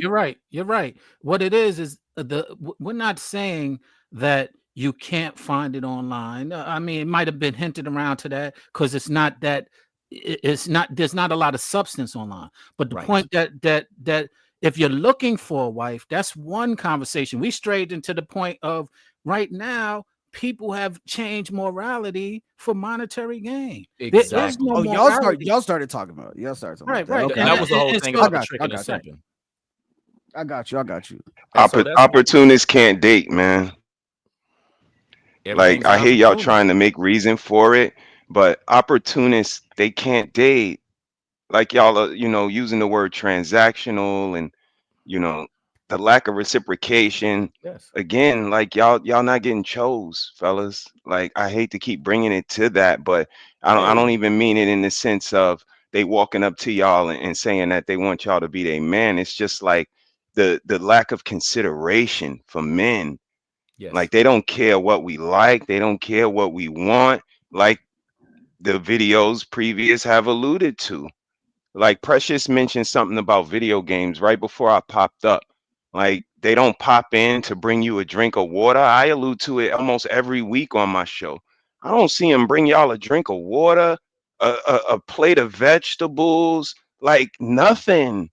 Like I don't want to see your woman. Trust me, my girl looked like the woman from Coming to America. If somebody had to play her in a movie, that's what I would say. Y'all judge y'all when y'all see her. She's with me 4 times a week. We have the camera on, like my actual wife. I don't know about all the rest of these imaginary wives and shit, but this is where we start. Like they have to consider you guys, like your interests, like what you like.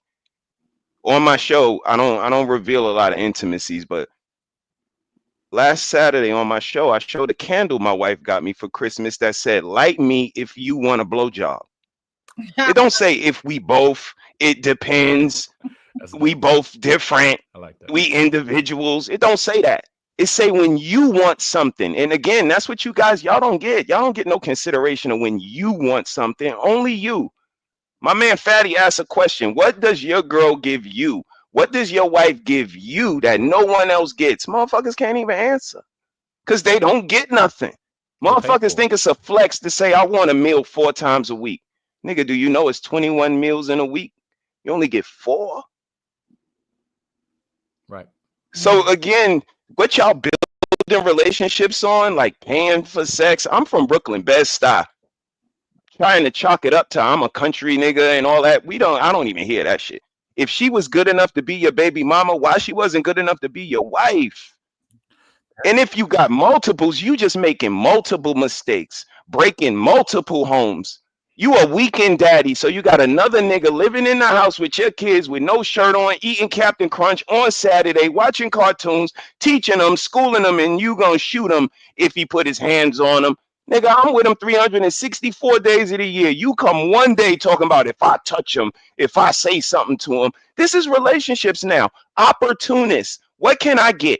I need to get more than what I put in. She got to have a fat ass and some big titties, and none of them bitches like y'all. Right. And they don't choose y'all. And most of they don't do nothing for y'all. They don't take y'all out. They don't buy y'all no flowers. I'm a drizzle nigga. I don't even hear niggas say drizzle no more because y'all wasn't real about it when y'all first said it. I was, though. She got to take me out. She got to buy me shit. She got to show me love. She got to rub me down. She got to homeschool my kids. My kids don't go to no school. That shit gets shot up. The food is terrible. The teachers are stupid. The kids can't read. They're going to teach them about sexy red. Mom, my wife teach my kids, man, because I have requirements. And y'all niggas ain't got none because y'all say y'all love y'all kids, but y'all send y'all kids to public school, eating trash, feed them fucking noodles every fucking night.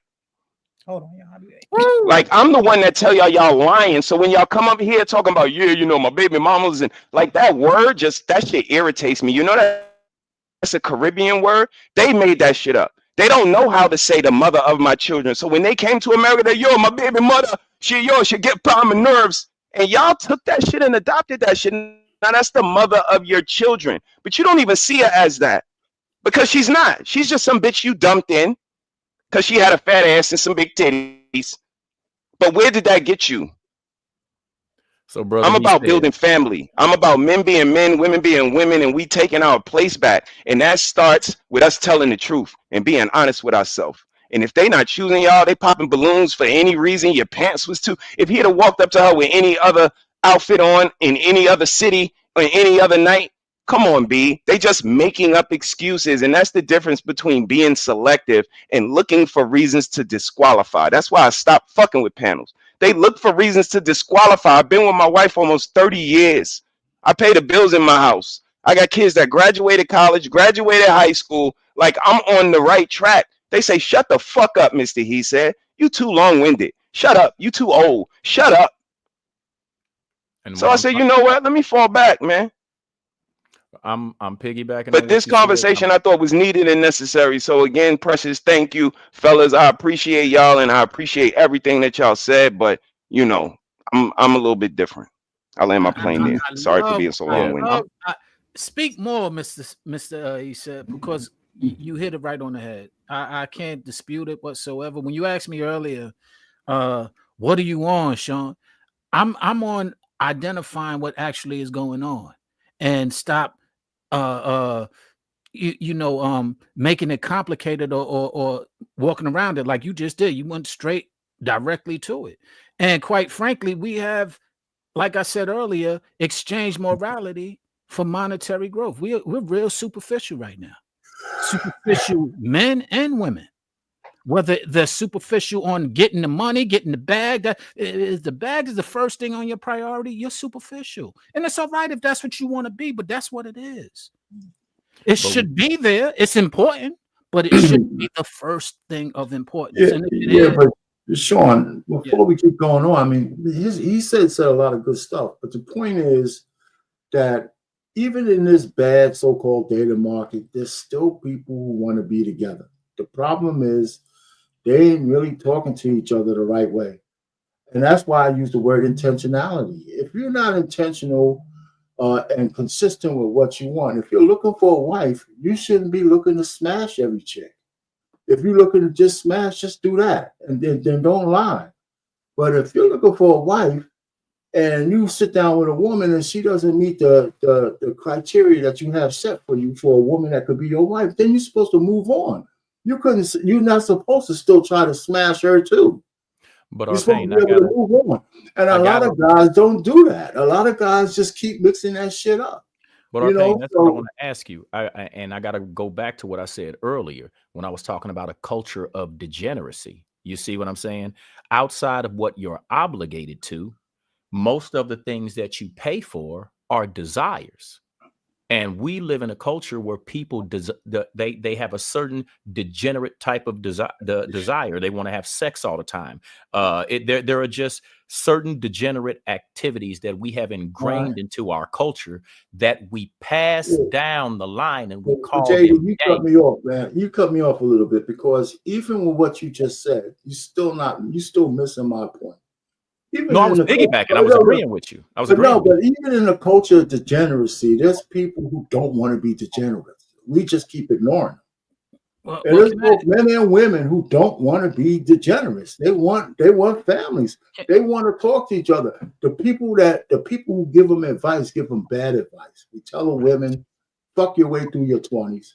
The older guys tell the men, you know what? Wait till you're 35 to settle down. When most people, I think, should build together in their 20s, 25, 26. You know what? Can I ask this question? But they don't say the right things to each other. Can I sit down with no, before you cut me off, I'm gonna just say what I said, then you can talk all you want.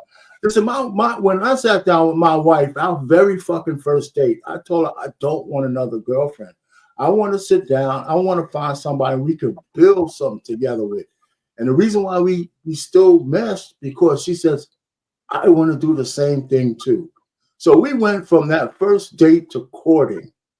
And there's a difference between courting and dating. Yes, we understand.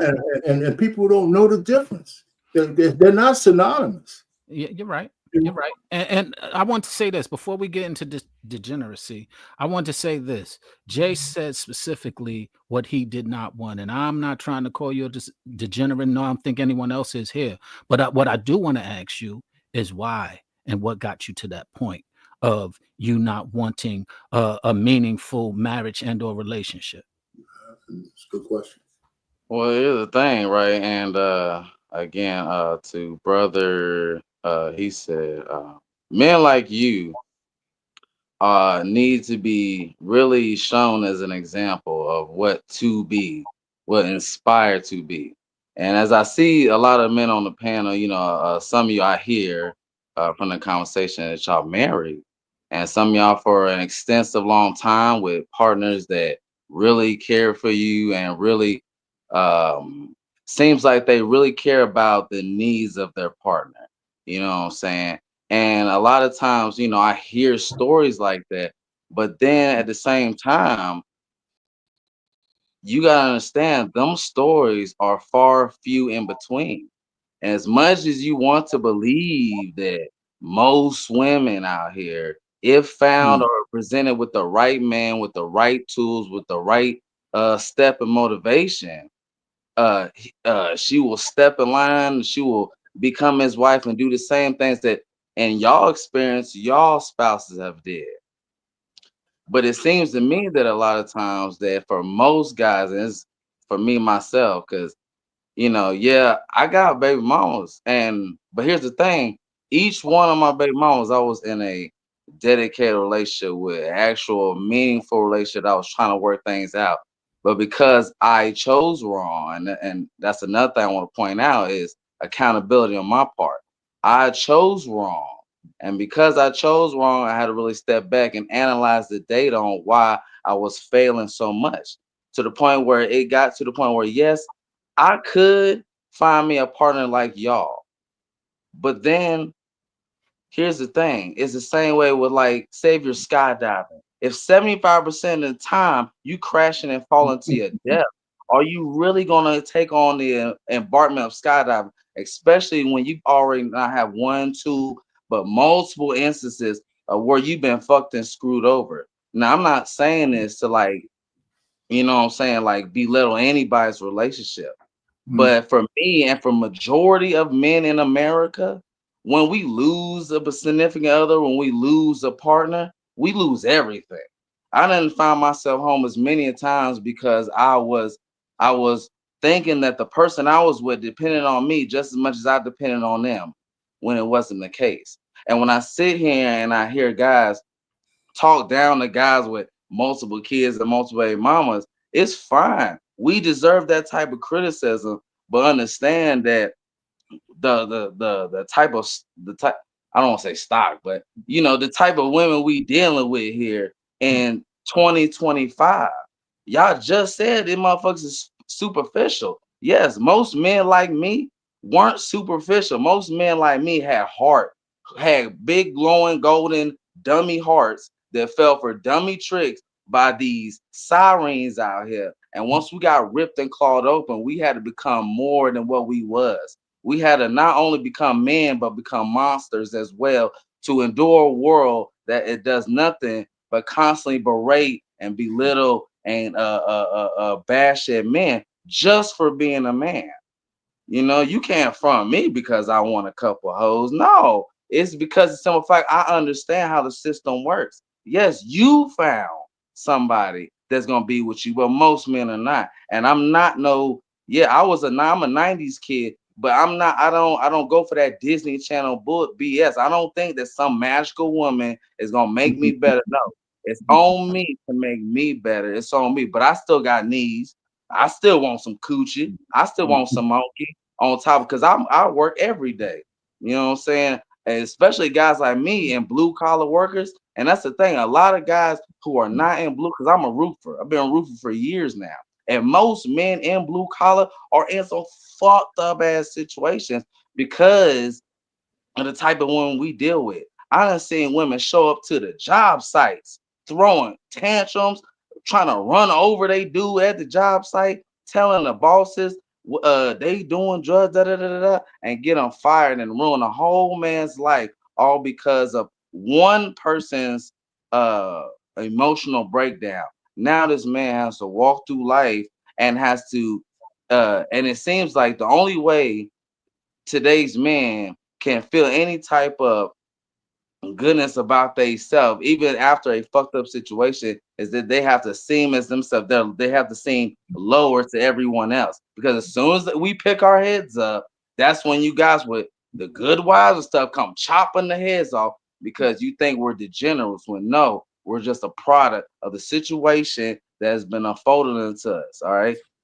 It's been like this for years, and you can't blame young people for the position we in. This shit been going on since the 70s. My grandma got 6 kids, 3 different baby daddies, nigga. This shit ain't just started happening. Y'all, this shit started in the 70s, 60s.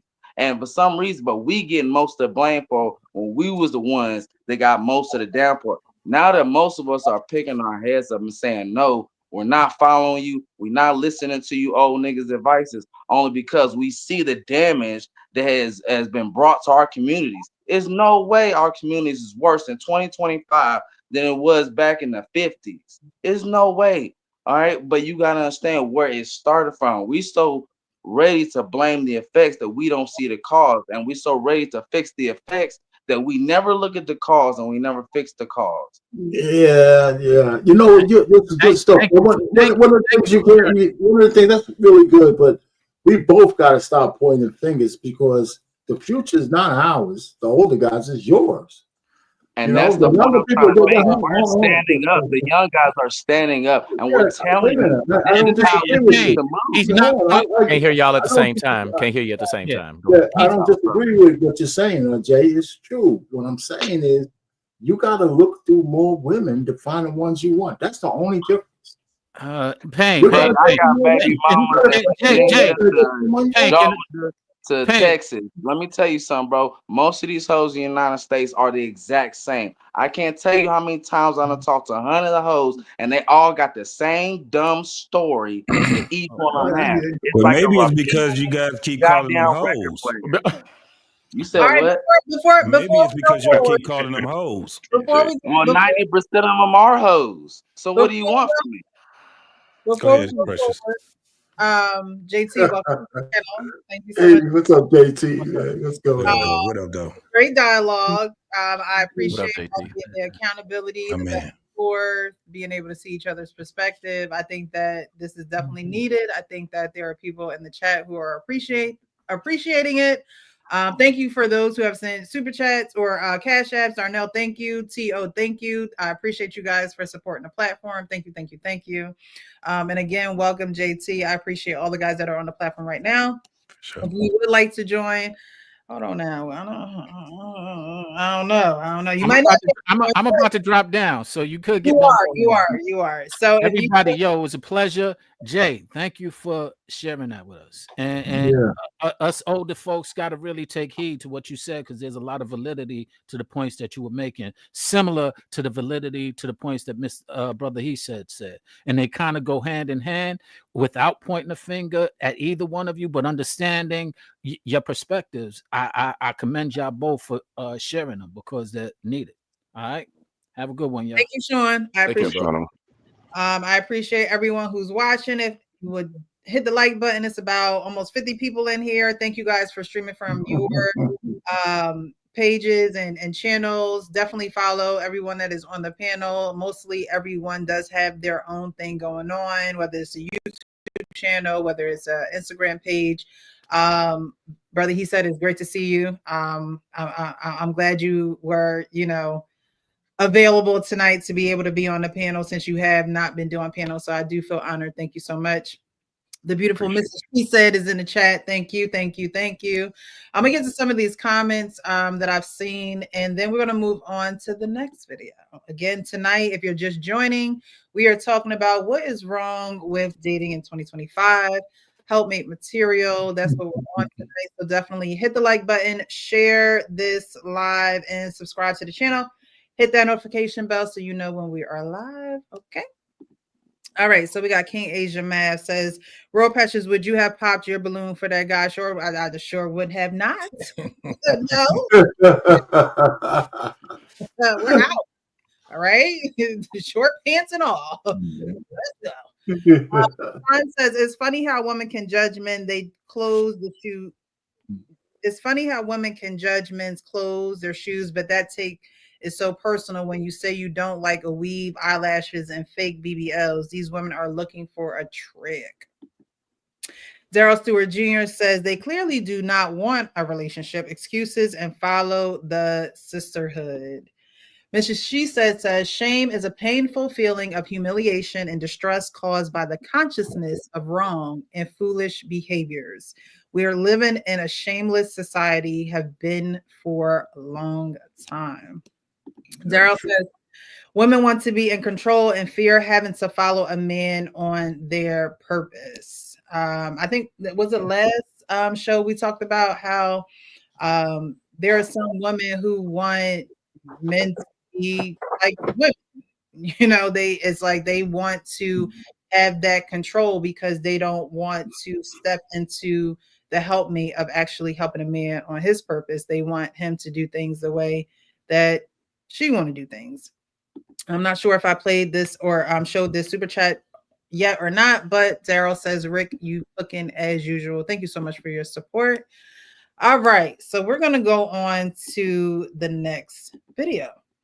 I saw this video and thought it was interesting because in the dating scene, you know, I think we were talking about was it this panel? No, I think last night I was watching Lapeef, the King Talk panel last night. And they were talking about, you know, the mentality of women in different regions and how, you know, women in Chicago may act or, you know, present themselves a certain way other than people in LA and things of that nature. So my question on this video is going to be about proximity. I want you guys to listen to what they're saying and then we're going to discuss it. Place, or should they leave it alone? Let me start it from the beginning. Should people try and date people in their workplace, or should they leave it alone? It's gonna happen. It's impossible not, because it's like you spend more time with the person in your workspace than you do with your spouse. Yes. So that's why most people that cheat with somebody that they work with. True. It's out of proximity. It's not out of love. See, this is psychologically true. You can fall in love with somebody based off of proximity, not chemistry. Sure. Not chemistry. For not sure. chemistry. Meaning, like if you see somebody love at first sight, that shit really happens. If you with somebody every single day for 3 years, they're growing. Yeah, they grow on you. Yeah, they grow on you. The proximity makes you fall in love with the person more than the chemistry. Yeah, that's the only thing I hate about being an entrepreneur. I can't have like a work wife. Hey baby, how are you? You know what I mean? Other than that, our entrepreneur life is for me, but a nice little work wife, ooh boy, would be amazing. Nice work Bring me wife. some keto spaghetti for me. Oh my god, the work wife is. Who am I to say crazy. no? The work wife is crazy, fellas. Some of y'all need to be careful. How was work? Oh, today was amazing. I bet Kevin got right over the holidays. You better be careful, my boy. But what do I know? I'm not married. Y'all kill me with that, boy. Ooh. So, proximity. Do you think that a lot of people who are dating, even people who have gotten married, because, you know, proximity could have been a huge reason why they got married? You know, you found your person in college, or maybe y'all grew up together, whatever the case may be. But as far as proximity versus chemistry, are some people together because of their proximity? They haven't gotten out, they haven't explored, they're scared to actually leave their state. Is that the case? Have you found that to be the case with some people while dating? They're, you know, kind of fearful to step out of their comfort zone? Let me ask a question for clarity. Is proximity just physical space, the closeness, or is it the frequency of communication? I would say the closeness. Physical. They were talking about is it okay to date a coworker, right? And so in that case, you see that demographically close. Okay, Right. and the reason I'm asking that is because, like, when I was younger, I remember being a young man, you might not be able to see the girl that you're talking to, but the more you talk to her, you build up a fondness. And then when that thing is daily and nightly and all the time, you start to care. And that's why I was asking. But yeah, definitely. If that person's right there and y'all are bonding, definitely. But Karen and Smashing is two different lanes. Listen, I don't know how many of y'all grew up with sisters, right? Good looking sisters. So I grew up with sisters and had 6 aunties. They all look good. Everybody was married. Everybody had a boyfriend if they wasn't married, right? But I never looked at a woman I worked with as an attractive woman.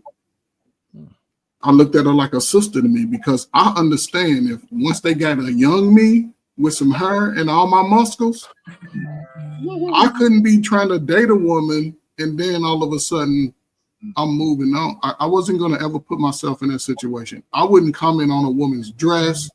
I wouldn't say hey, she looked good. Now, she has some friends that come through. Hey, who is that?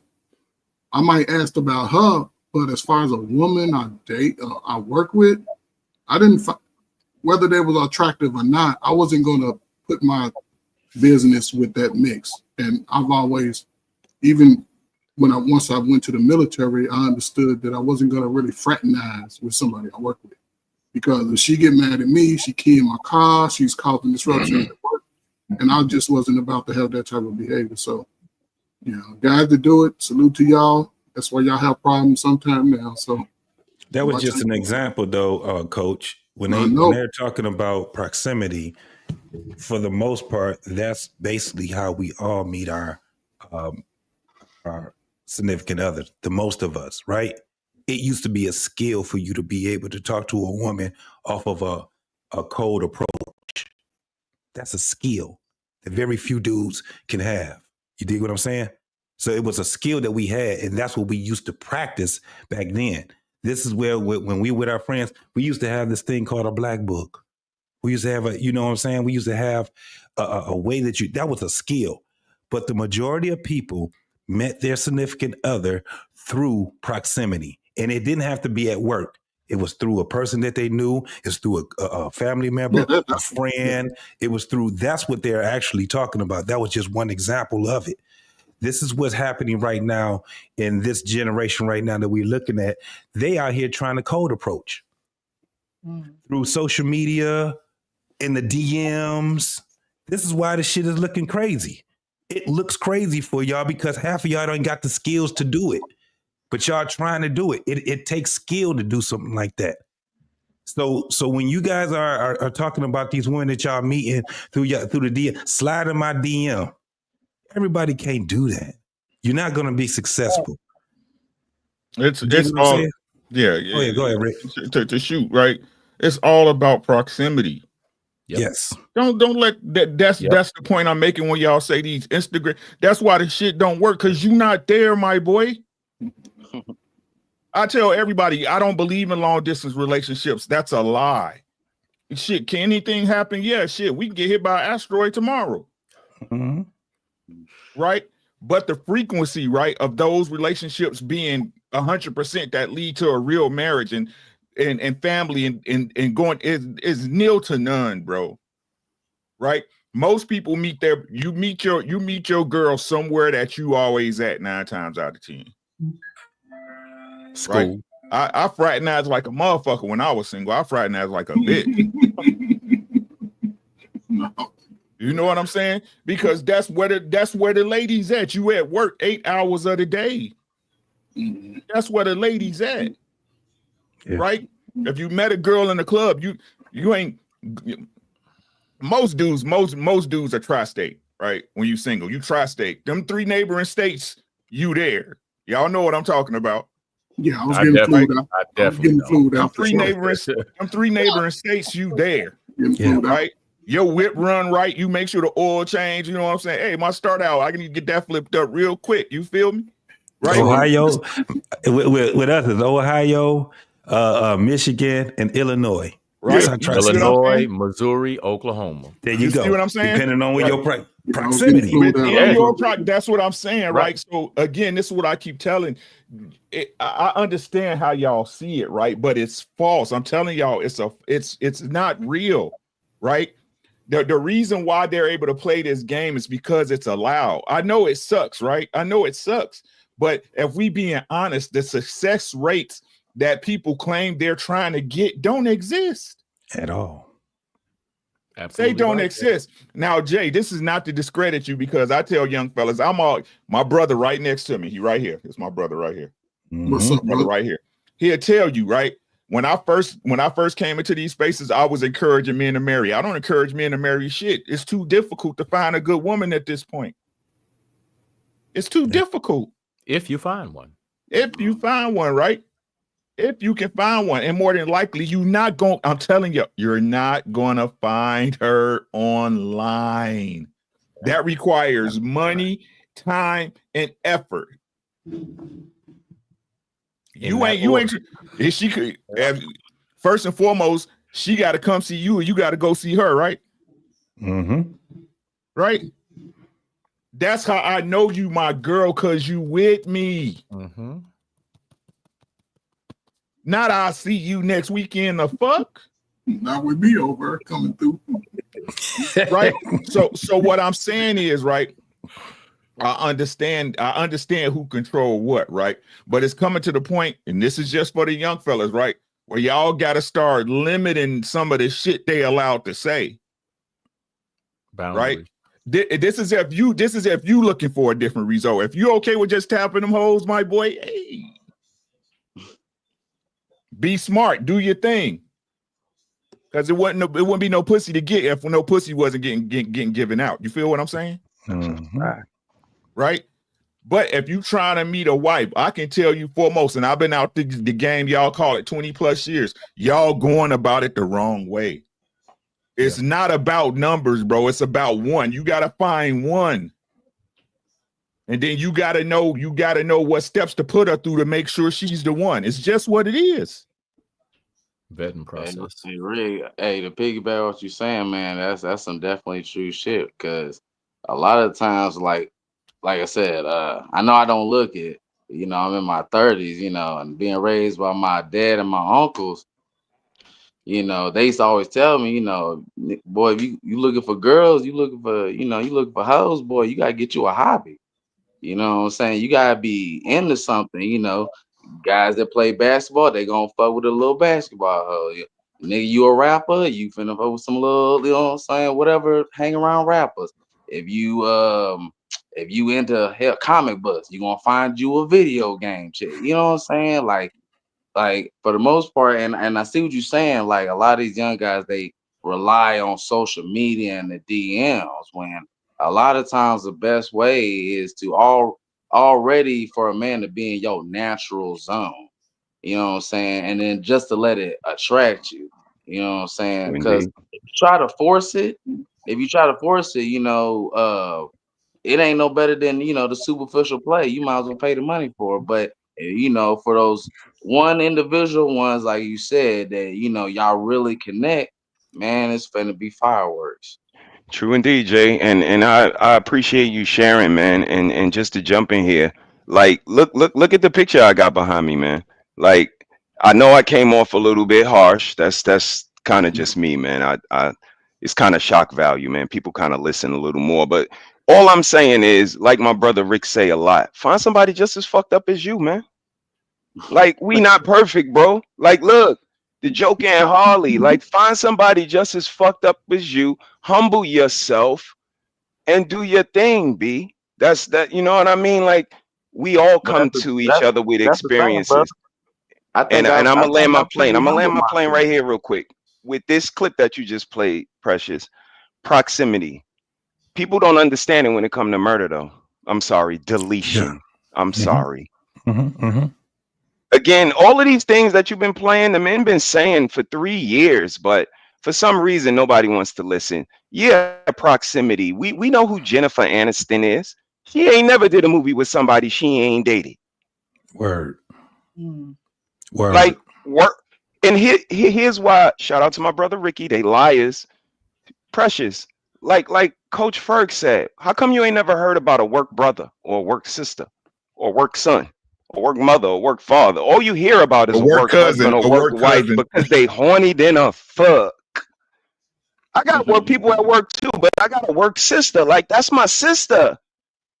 I don't. Sometimes you don't see somebody as sexual all the time, but for the people who ain't judging, they sure do put somebody in a sexual box. For people who say, don't label me, don't put me in a box, when all you do, life, I'm going to be honest with you, life puts you in the box. Life labels you. All I do is read the label you come with, fam. Mm-hmm.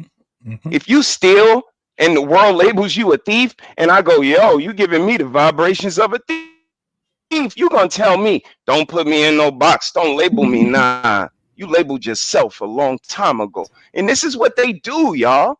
They try to deflect and throw it off with all these little bullshit soliloquies and colloquialisms that don't make no sense. Listen, find somebody just as fucked up as you and settle down. Again, my wife must have seen something in me. And I'm a sports dude. And that's why I say I don't know. Y'all do say y'all played sports. Where'd that go?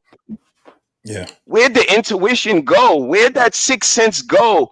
That court vision that you knew you was by the line when you didn't have to look. Where'd that go? You don't have that in the family no more. Your family with your kids. You lost that. But you was the coach's pet. You knew everything on the court, on the field. This is how I know y'all liars. Because again, I just carried that, Presh. You was a ball player like me.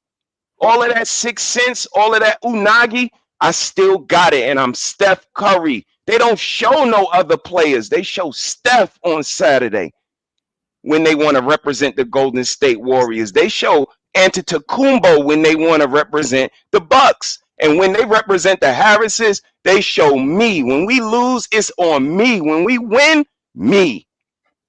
And since I'm going to get the blame no matter what, guess what? I'm not asking no questions. I don't care how you feel. I'm Donald Trump. I don't care. I'm a man. I'm going to say what I say. I'm going to mean what I say. And if you don't like it, maybe we can talk about it, revisit it. We can reconsider. We can go over, because I'm not a monster. Only y'all on the internet think we monsters. We had our wives 30 years, man. Keep a girl for longer than you got your DoorDash. I had car insurance longer than y'all niggas had girls. That's a shame. Yeah, I agree with what anybody could get a girl, dog. I could keep a girl, dog. I can keep a woman. Trust me. I'm paying attention to her needs, her wants. I just told my lady the other night, you're not doing your show. You're getting the whole rub down. I'm gonna do it and it took me 3 minutes to get her where she need to be, because it's like a remote control, but you gotta know your lady. Y'all don't even take the time. They don't take the time because it's opportunists trying to get into a relationship, and it's just not gonna work. Sometimes you gotta give a little to get a little. You got to show a little je ne sais quoi, fellas, and you got to be able to talk to them. You got to be able to put on some nice music, create an atmosphere, like make her want you. And if she leaves you, you left a good nigga. My wife could leave tonight. All I can say is, yo, she left a good nigga. I hope the next one she finds, you know what I mean? Like, I did what I needed to do. I took her out on the weekend, and I asked her if I could be better as a husband, as a father, as a friend. She see this life. I'm not just talking, fellas. She's on here with me. You can ask her when she comes on with me. I have friends come on. My kids come on. My mother-in-law comes on. My life is on here. Niggas say they the most transparent nigga on here, but I don't know about all of that. But all I'm trying to say is this shit is possible, man. And like Rick said, you only looking for one girl, man. I hear the internet is crazy and Instagram, they got options. You only looking for one of them, man. Be good to one of them, and maybe she'll let you get the 2 that you want. Maybe she'll let you get the 3 that you want, but she's not going to come online and tell you that you could fucking do it. You got to talk about that behind closed doors. So all I'm saying is find a person as fucked up as you. Y'all settle down, try to build something, and then maybe you can take it to the next level and show us something. I'm sorry for being so long-winded, and I'll land my plane right there. Brother, he No said, need to apologize. I agree. I agree with what you said, brother. He said it was 2 things that I heard that I really agree with. Looking for that one woman to love and treating her the way she want to be treated. But a lot of young brothers, man, they don't know where to look. And a lot of problems that I see, especially with younger men, is where they're looking for the women. You know what I'm saying? If you want food, you go to a grocery store. You want a new car, you go to a dealership. You see what I'm saying? You don't look for a wife on Instagram. You don't look for a wife online. There are places, like if you want a law degree, you go to law school. You see what I'm saying? The place or the proximity that you're trying to meet the person you want to love in has to be appropriate. You see what I'm saying? For that to develop.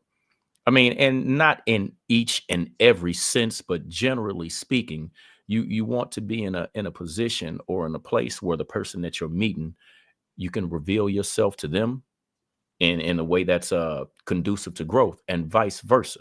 not in a place where you got to front and shine and give them the person that they expect to see based on the quote unquote degeneracy that we were talking about, or fulfilling a desire. You see what I'm saying? Those things, you'll be able to fulfill your desires and things like that after you get to know each other. But those are surface level things. You know what I'm saying? Honesty, integrity, respect, compromise, building, Simple and shit. longevity. Those are the things that you want to build your relationship on. Simple shit.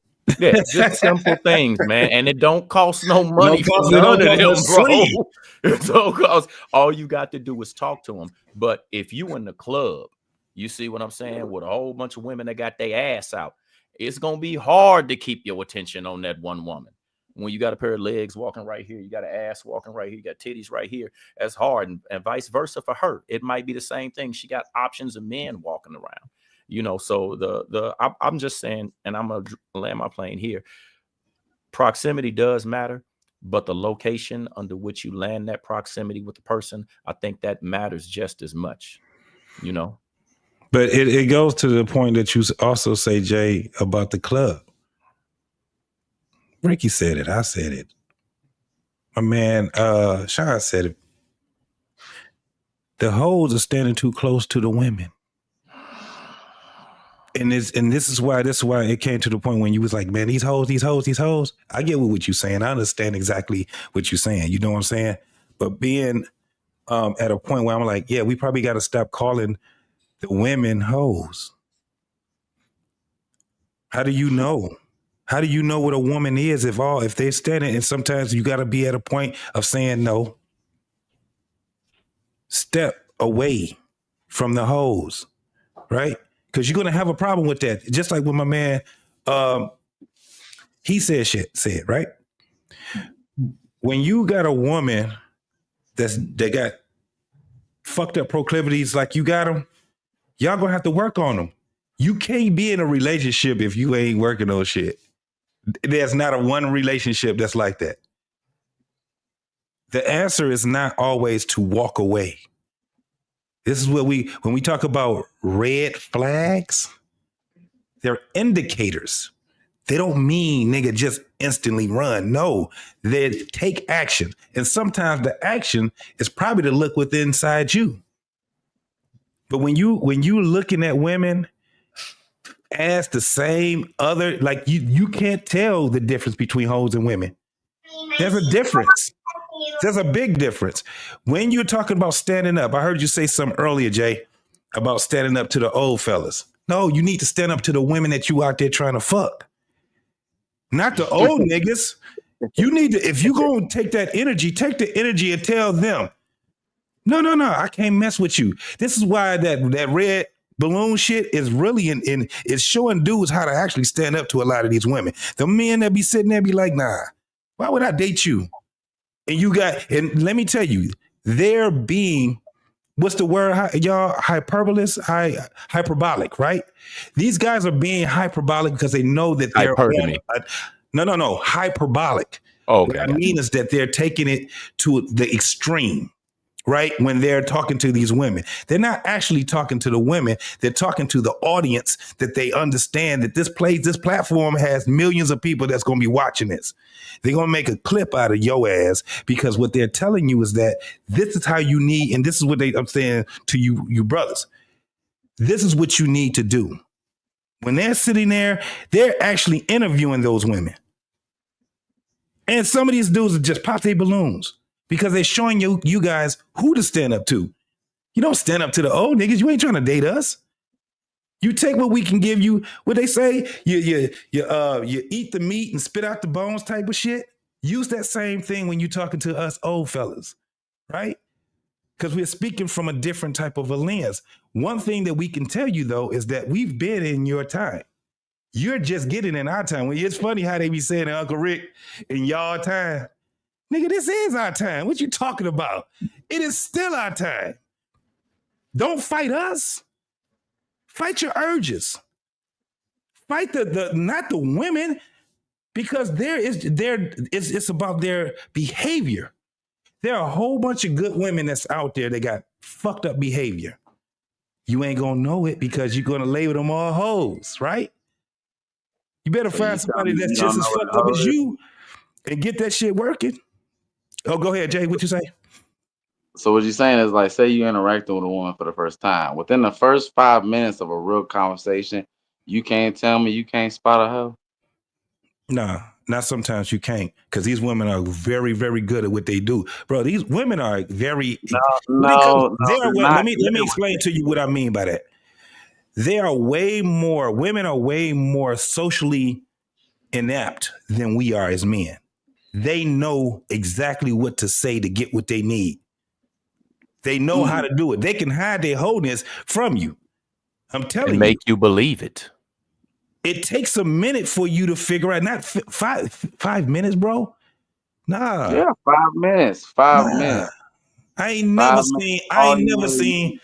it 'Cause takes. I'm gonna tell you why. Because here's the The thing, drink lasts longer than 5 and this minutes. stereotype, this lie, and I call it a lie, Mhm. that women are somehow superior when it comes to like manipulation and it comes to deceiving men. We have lied to them so long, letting them believe that they are the masters of manipulation when it's really us.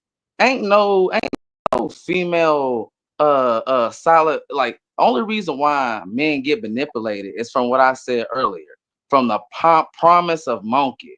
All right, for the promise of monkey, I'm done seeing grown men, all right, see text messages, pictures of their significant other doing wrong, but because of how intangible, I'm talking about, and I'm speaking from experience myself, because I done had women, I've been so locked in with a girl that the blatant things that she was doing in front of my face, I was just letting it go, run off my shoulder because of how I felt about her. And when men start relying on their feelings, they start acting like women. And for majority of history, most men ain't getting coochie. Only a select few. It's only been the last 100 years most niggas been able to get access to it. And even in today, it's still hard for a lot of men just to even be able to be with a woman or touch a woman. And you see what I'm saying? So this whole narrative that you can't spot a whole 5 minutes after you done meet her, talk, because we know how they act, we know how they walk, we know how they dress, we know their behavior, we have facts and data that would point to the fact of what type of woman you dealing with. But because we are trying so hard to give women chances because we're looking for the woman of our dreams instead of our purpose, you know what I'm saying, that we end up getting skewed in this little trap. And now most of these men that have what's the divorce rate now, like 75%, you know what I'm saying, like they're rethinking their decisions all because of how they felt. And I get it. Guys want to feel like they can find somebody out there. But like I said, forget, like my uncles and my daddy taught me. If you want to find a woman, if you want to find a wife, woman, hoes, whatever you're looking for, you need to find your purpose. You need to find your area in life where you excel at, and you meet people in that field of area. Just like going back with the job thing. That's how most people back in the day was getting married, through the job. That's how my parents met, through the army. You know what I'm So there's no saying? holes on the job. There's no holes on the job. We got Uncle Rick that had his hand up for a Rick minute. got it. Rick got it. See, and again, I'm just bouncing off what you said, right? Be right back, Precious. First and foremost, they all hoes. They all hoes. You just want your hoe. You want her to be your hoe, right? Yep. Don't be out there hoeing with everybody else. Hoe for me, because you her trick, whether you believe it or not. She with you because you take care of her. Facts. Go ahead, answer it, bro. Answer it. Take care of hoes. Right. No. Maybe that's why you can't. Maybe that's your problem with Maybe women. that's right? it. Hold on. Let's keep it here. Nope. Let's keep it here. Let's keep it here. Right. Like I said, and you said some great points, right? You feel for her. Nobody ever said that men don't love women. We love they stinking fucking draws. The problem is most of you young guys don't have a basis or a foundation of tools to use to assess her with instead of your fucking feelings. Yes. And who was supposed to teach us? Your daddy. Exactly. The guy you said you didn't listen to. Your daddy. But most of them were raised by who? Single women. That ain't no excuse. Not at that. No, bro. Not back. See, not at that hold on, time. JD. Let's keep it here, right? Oh, okay, you got it. You got it, bro. You got it. This is the problem I see with y'all. Listen to what I'm never gonna tell y'all some shit that's not legit. Exactly. Right? I'm never gonna tell y'all some shit that's not legit. The problem with y'all is y'all don't understand that as a man, you don't have no fucking excuses. It doesn't fucking matter what's out there. It's what the fuck you have to deal with, right? So it's not the question about what OG you got with you that's pulling your coattail, letting you know what's popping, right? Because like you said, and let's keep it a fucking bean, right? I'm talking from me personally, and anybody else can chime in on this with a green flag if they want. When the OGs talk, y'all be talking about us like, why y'all so harsh? Why y'all talk so rough and shit? Why y'all down talking? Ain't nobody down. We just telling you what the fuck it is. Yeah, that's it. Right? No, I don't know. You talk not you, bro. Don't take it personal. Don't take it personal. It's no, not. I'm taking it personal. I'm talking it around. The fact that a lot of us are in a world where we have to deal. Like I was raised by my dad, and he was a drill sergeant, so I had to actually go through some sense of discipline and regulation growing up. But just to fit in the black community, I would actually have to dumb down myself and act retarded. Again, bro, Jay. So, like I said, somebody's been lying. There is no black community. Exactly. Right? Until you know the truth about what's going on with you in the world around you, you're going to keep operating wrong. Right? Nobody pulled your coat and told you really what it was. Your dad should have been sitting you down with your mom when she crazy. Look how she act. Let me tell you what this is. Your mama a female too. Your mama was his hoe. You know that, right? On me. I know that was his God, bitch. No. Right? Oh, that was his bitch. So like I said, that's the problem. Most black women forget that shit. So many of them want to be queens, but they forget they just the king's bitch. You're not a queen without a king, my boy. Again, you have to listen to what I'm saying. I need you to listen to what I'm saying and just take it in, right? A queen ain't shit without a king, and the most powerful woman in the world still getting dick from the back. Oh man. Right. So again, where's your position when it comes to these women, right? Like I said, the truth is my position. Hold on. No, I'm talking in general. I'm talking in general. I'm talking with general, right? Maybe your problem is that you listen to respond and not to understand sometimes. Maybe that's a problem you have, right? What I'm telling you is this, my boy. If you want to know what's popping, get with an OG that's gonna give you the tools to operate within the realm of your relationship, right? You have to stand as a man at all times. It don't matter how you feel about her. But most of you OGs are failing miserably. What do you consider failing? Stop, y'all. Stop. What do you consider failing? Look, the way y'all daughters act. The way our black community is crumbled. We ain't got grown men marching in the streets like we used to. And the ones that are marching are destroying our country left and right and don't care about our actual country. Great point. So again, because we men, right? I can talk to you as a man, correct? Right? What has marching ever done for the black people? Nothing. Right? You got daughter, you got kids, right? Yeah. What you got? You got boys or girls? Both. Right. So you got a boy and a girl, and you can impart everything you can into your daughter, but when she get out in the world, it's still gonna be a boy that's gonna blow her drawers out, right? Right. Probably. Right. Definitely. Probably. Ain't no problem. Hold on, my boy. Hold on. Yeah, and you could teach her, but guess what? She gonna like the boy she like, right? Exactly.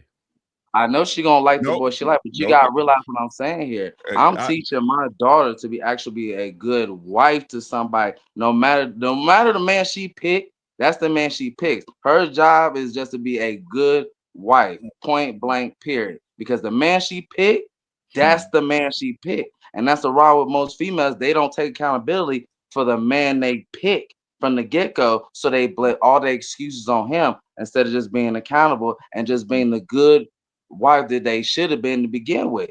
Even if the man do mess up, for most men, if you got a good woman, you're going to try to find some way to fix things and get right with her. All right. But for the most part, most women don't like that. The first instance of turmoil, they're out the scene. They're gone. So you expect me to do what? Bend over backwards and entertain them? You want me to do what? Woo them and talk to them nicer and not call them hoes every 5 minutes, even though that's what they are?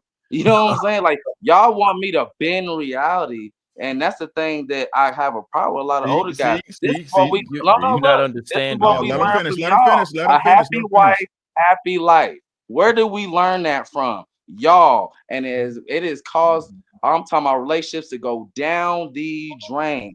But now you blaming all these younger guys, especially the ones younger than me, for acting all feminine. When you empowered your daughters to act the way they did, they mamas empowered them to act the way they did and raised their sons the way they did. I thank God every day that my daddy was in my life and I ain't turned out like them soft little onions. But guess what? That don't make everything that my pops did right. And no man is above criticism and critique. And the fact that you're blaming everything in society on young men, and I go back to, like I said before, we learned it from y'all. We didn't learn this from the ether. We didn't come from nowhere. We didn't learn this in no mystic book somewhere. We learned this from y'all.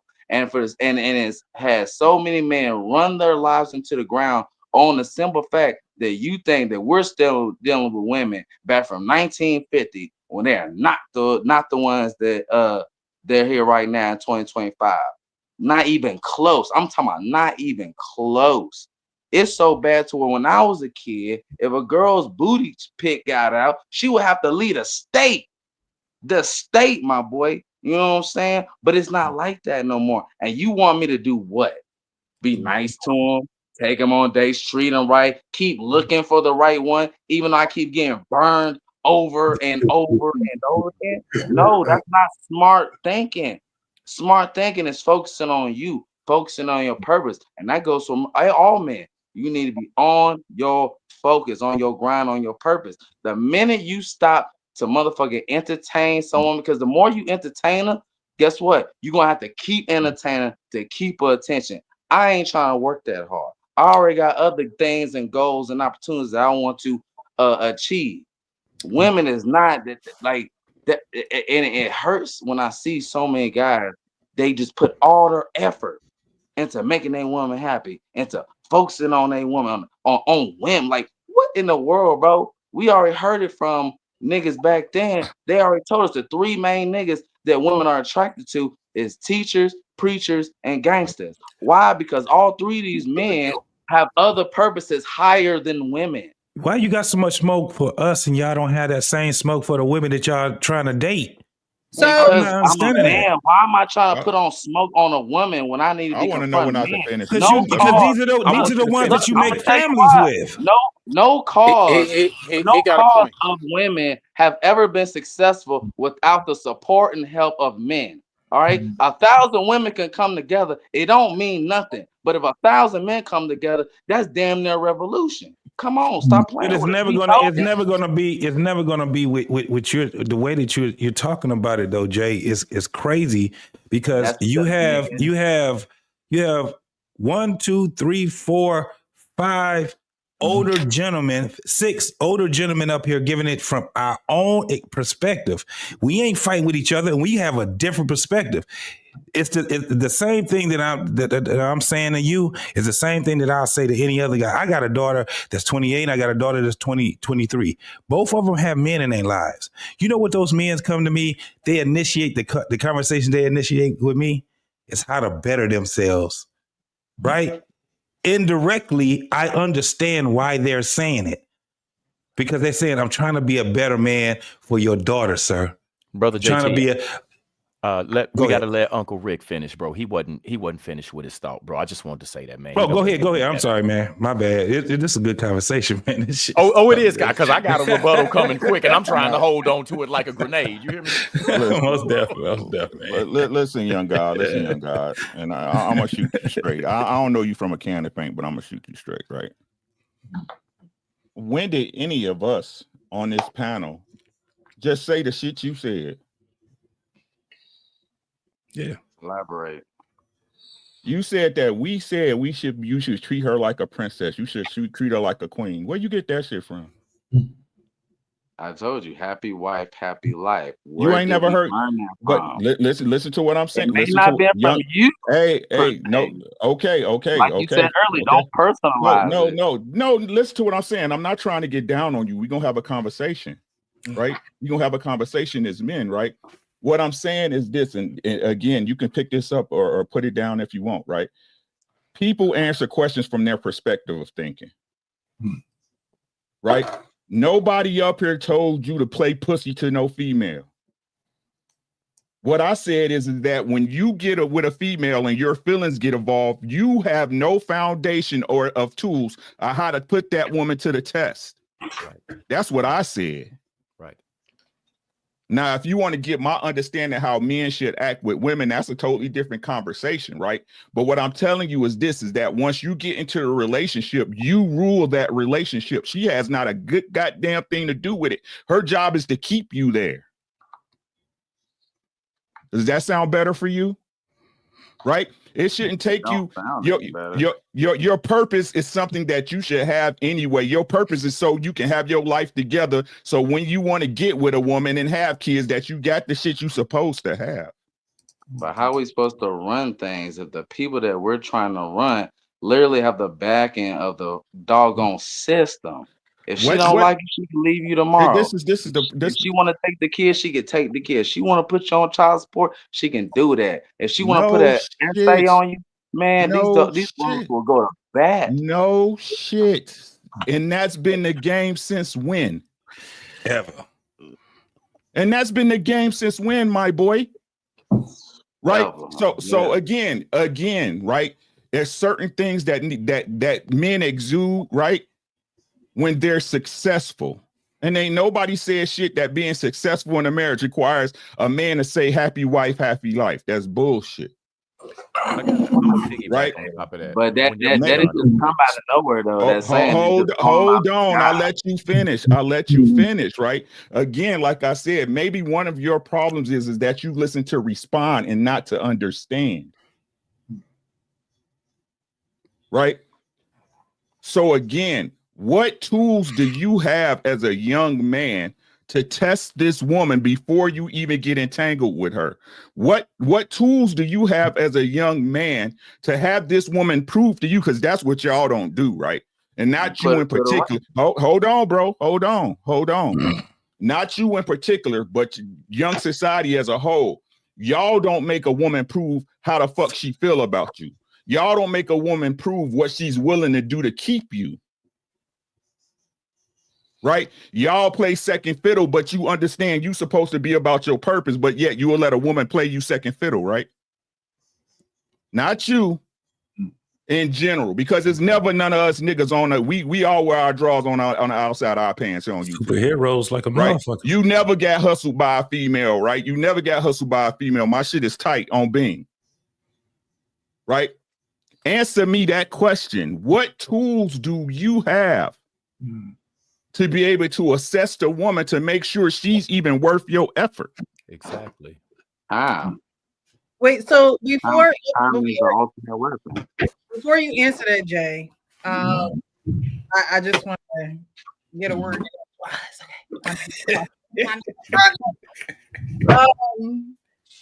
So I mean, I'm sitting here listening, and you know, you got the OGs on the panel, and Jay, I'm not quite sure how old you are, but you're younger, obviously, than the OGs. He's saying in his 30s. In his 30s. So the thing that I'm hearing, and it gets underneath of my skin when I hear this, and I know y'all have y'all reasons, right? I know y'all have y'all reasons, but back to Brother He said, because we come from the sports background. So I don't know. I can't think outside of that.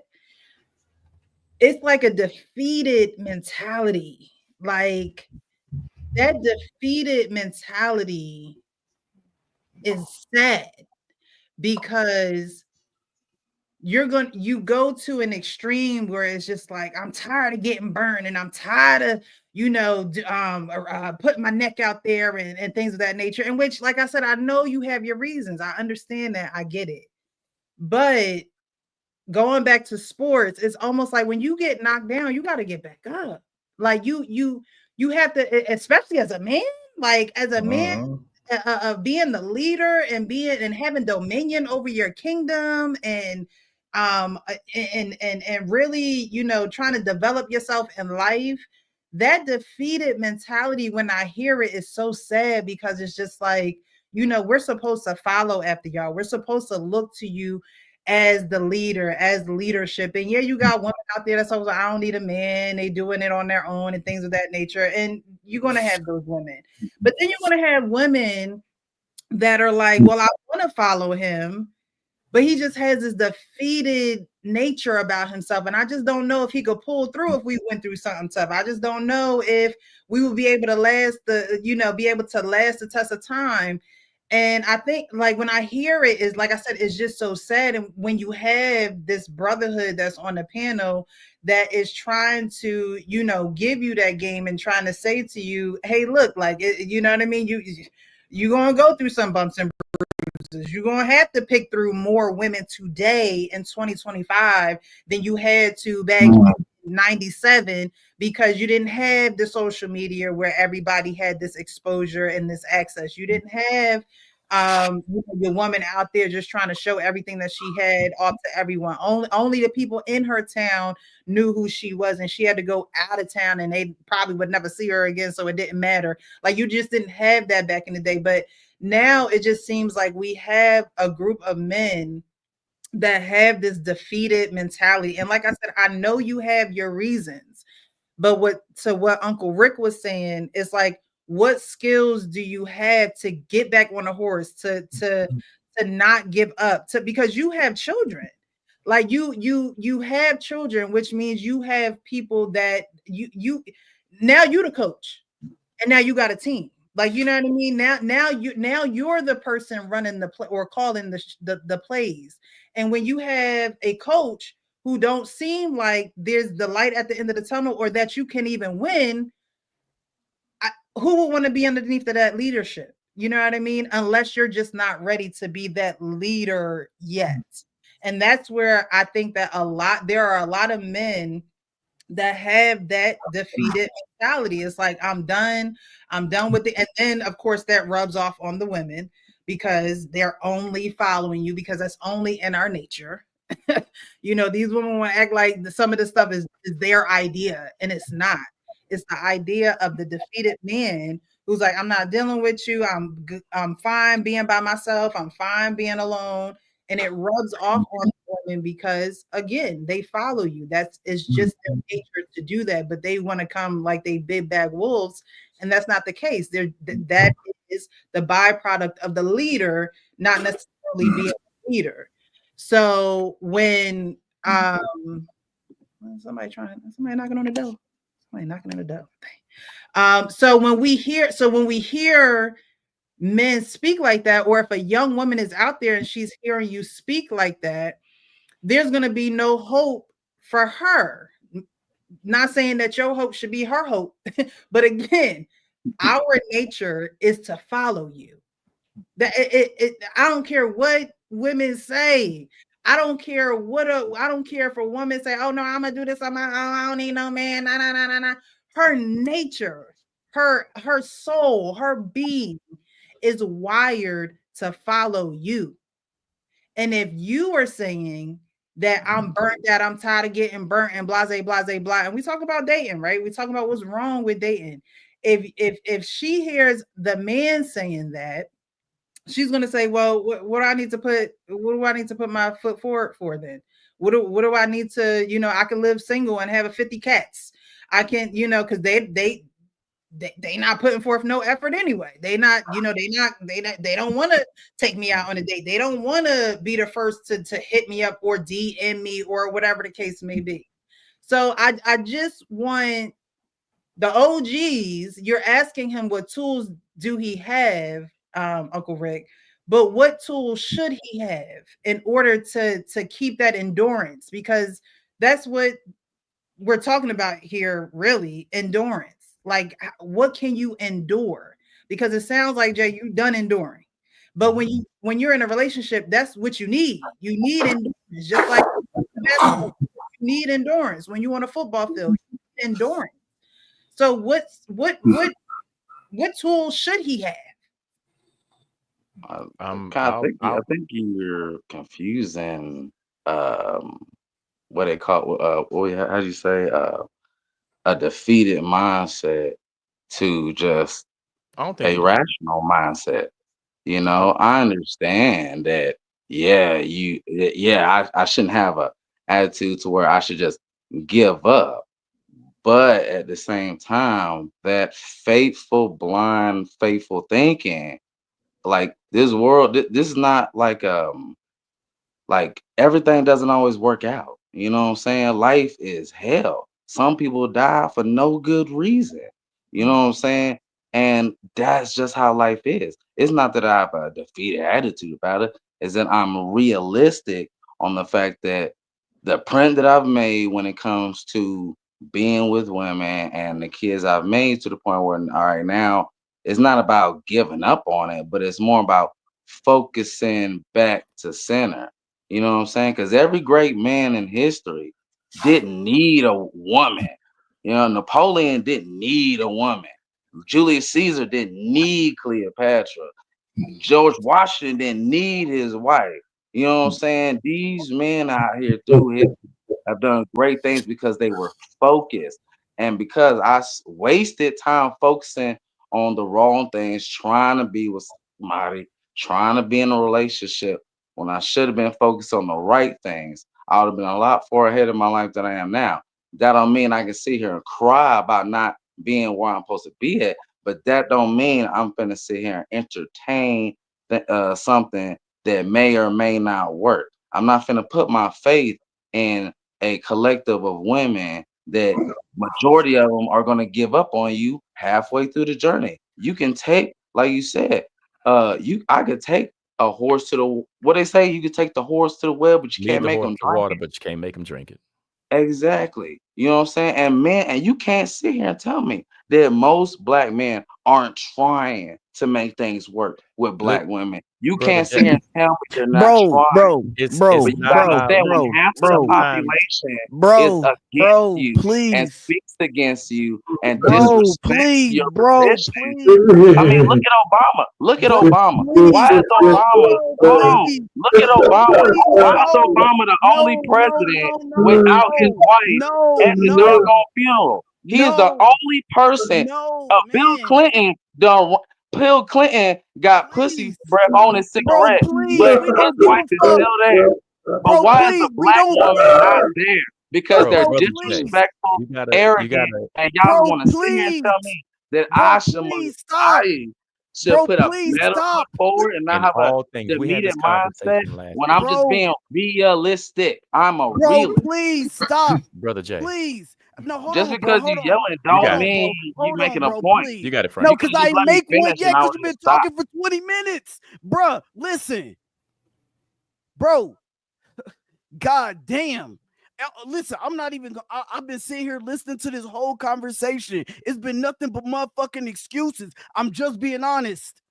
It's been nothing. No, bro, it's nothing but excuses. Facts. Bruh, You can look up these no, facts. okay, that's fine. Bro, is it your life? Because I'm just asking, because I hear you talking about a whole bunch of men's life that's not yours. All you Like got, I bro, said, all there's you, bro, data listen, and facts to bro, prove what I'm saying. again, you're not listening again. Just because you're getting emotional Bro, don't mean you're right about what nobody's you're saying. emotional, bro. You're the one Nobody's yelling, not emotional. me. Nobody, because I'm passionate about these conversations and what y'all talking about. You got old heads. This is what I'm hearing, bro. I'm hearing older brothers not listening to a younger brother not listening to the older brothers, like, and nobody hearing shit. That's all it is. And every time somebody says something to you, you got a rebuttal as an excuse. Oh, look, man, well, 70% of women, so fucking what? What? It's Listen, a dialogue. we okay, but we don't. I'm just, we don't got time to make excuses. And this is why the black community messed up the way it is, because we don't want to talk about the hard issues. Talking about it. We talking about it. Nobody feelings hurt. Nope, bro. We just don't got time for excuses. It's not excuses. We're just blatantly stating the facts and what's going on in society today. Bro, and you're saying it's excuses? No, because everybody has listen.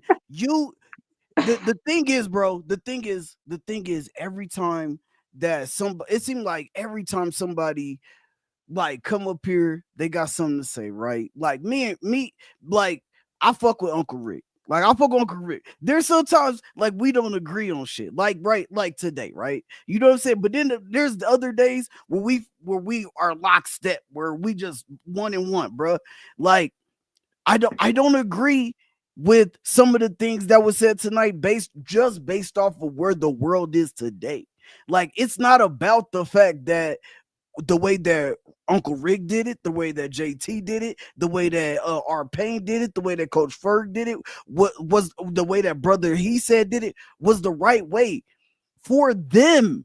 They did it the right way for them because they found their one person, their wife, their woman, their boo. They got that. And I get so what you're saying is just because it worked for one person, you want the majority of people to suffer. That's not even just what I said. Because it worked for the select few. That makes no sense. This is how I know you're not listening. That's illogical as hell. This is how I know you're not listening. I just said because I disagreed with that because they found theirs that way. But now, like the 50% of people are. I'm not saying that they're wrong either. The 50% of people who are finding their love online or their love, like that's them. If they find it that way, then they find it that way. Like I'm a balanced person. I'm easy. Like I don't give a fuck. If you find your love how you find your love, you find your love how you find it, my man.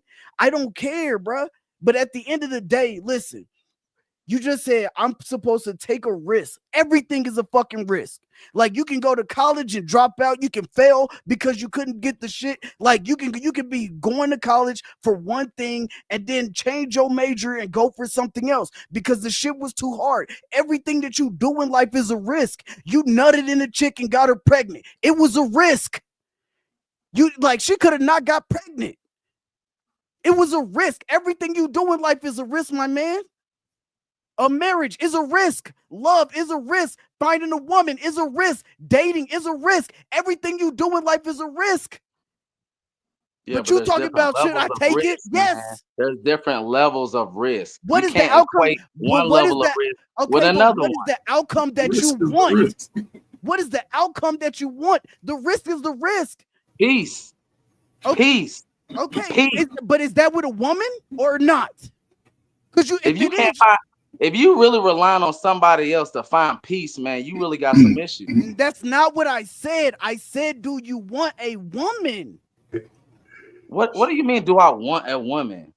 Do you? It's a yes or no question. Do you want a woman or not? In fairness, he already answered that early on today. He said no. Okay. Like, what are you asking?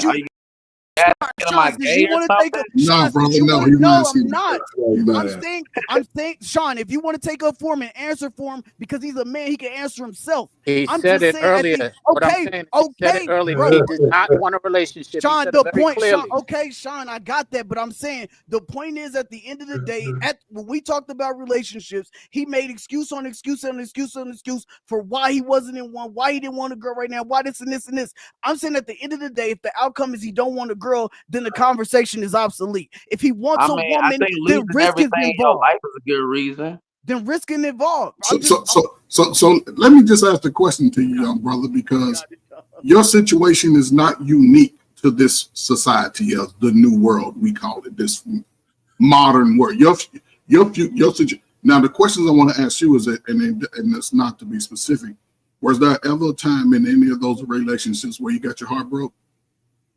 Oh yeah. Oh man. Okay. One So of them was man. okay. So I'm gonna leave. Listen. So I'm gonna leave it right there. Based off that, that's where you stuck at right there. And now this YouTube has allowed you. Hold on. Let me walk it out first. Because you went into it like most of us when we first get that little love bug, when we feel like we men and we in love, you went into it with all your Easter eggs and all your little candy, and you tried to put it in a damn worm bag that wasn't really ready to be in the space that you were. We all have experienced this. Some of us did it as teenagers. We thought we was in love and found out that our boy was sneaking, our boy was smashing her or whatever. You was a man. You thought you had a woman based off what you wanted. Yeah, but I don't hold a grudge against her no more. No. That's I didn't crazy. see. Listen, Why would listen, I hold a grudge against somebody that even though they broke my heart, they made me brother. Listen, I'm not saying you holding a grudge against those particular people, not those particular people, but your outlook is saying, based off of a woman, she'll do all of this. You haven't met all women. You have. That's what I'm saying. There's women out there, but again, it's not going to be an easy task. It's not. But listen. I don't think you in the space that some of us get in our 30s, like, man, I ain't ready to settle down. You feel like you're getting all that cooter. And now today, what makes it sort of weird to me is that dudes that are in their prime and to feel like they grown man are paying for the box. No. If I was that man, she bringing the box to me, maybe for some Popeyes or some little famous chicken spot I like that we go eat. You ain't dictating nothing. But what I'm saying is to you, brother, despite that, what has happened, you have a greater responsibility outside yourself, right? Because you're saying, I'm teaching my daughter, my children to be better. That's what you said. You said, I want them to be better. And it ain't about just totally doing things different because, like somebody already mentioned, all that teaching that you give her or don't teach her, she's going to be the man like you somewhere down that road. He going to have that gift of gab. He going to talk her straight up out her little panties. And then she can repeat the cycle, being a baby mama, right? And then you still have to love her the same. I'm just saying, to sum it up, brother, I understand you in a gray area right now in life. 30s is hard as hell for brothers because you're trying to grow up and you're trying to get rid of the girls that broke your heart. You've seen all the girls in your neighborhood sleeping with all your little buddies, some of your little buddies. I understand where you are. But as far as you to be able to transition to that next level that you're looking for, yes, focus on your purpose, but you have to change your mindset, how you categorize all women.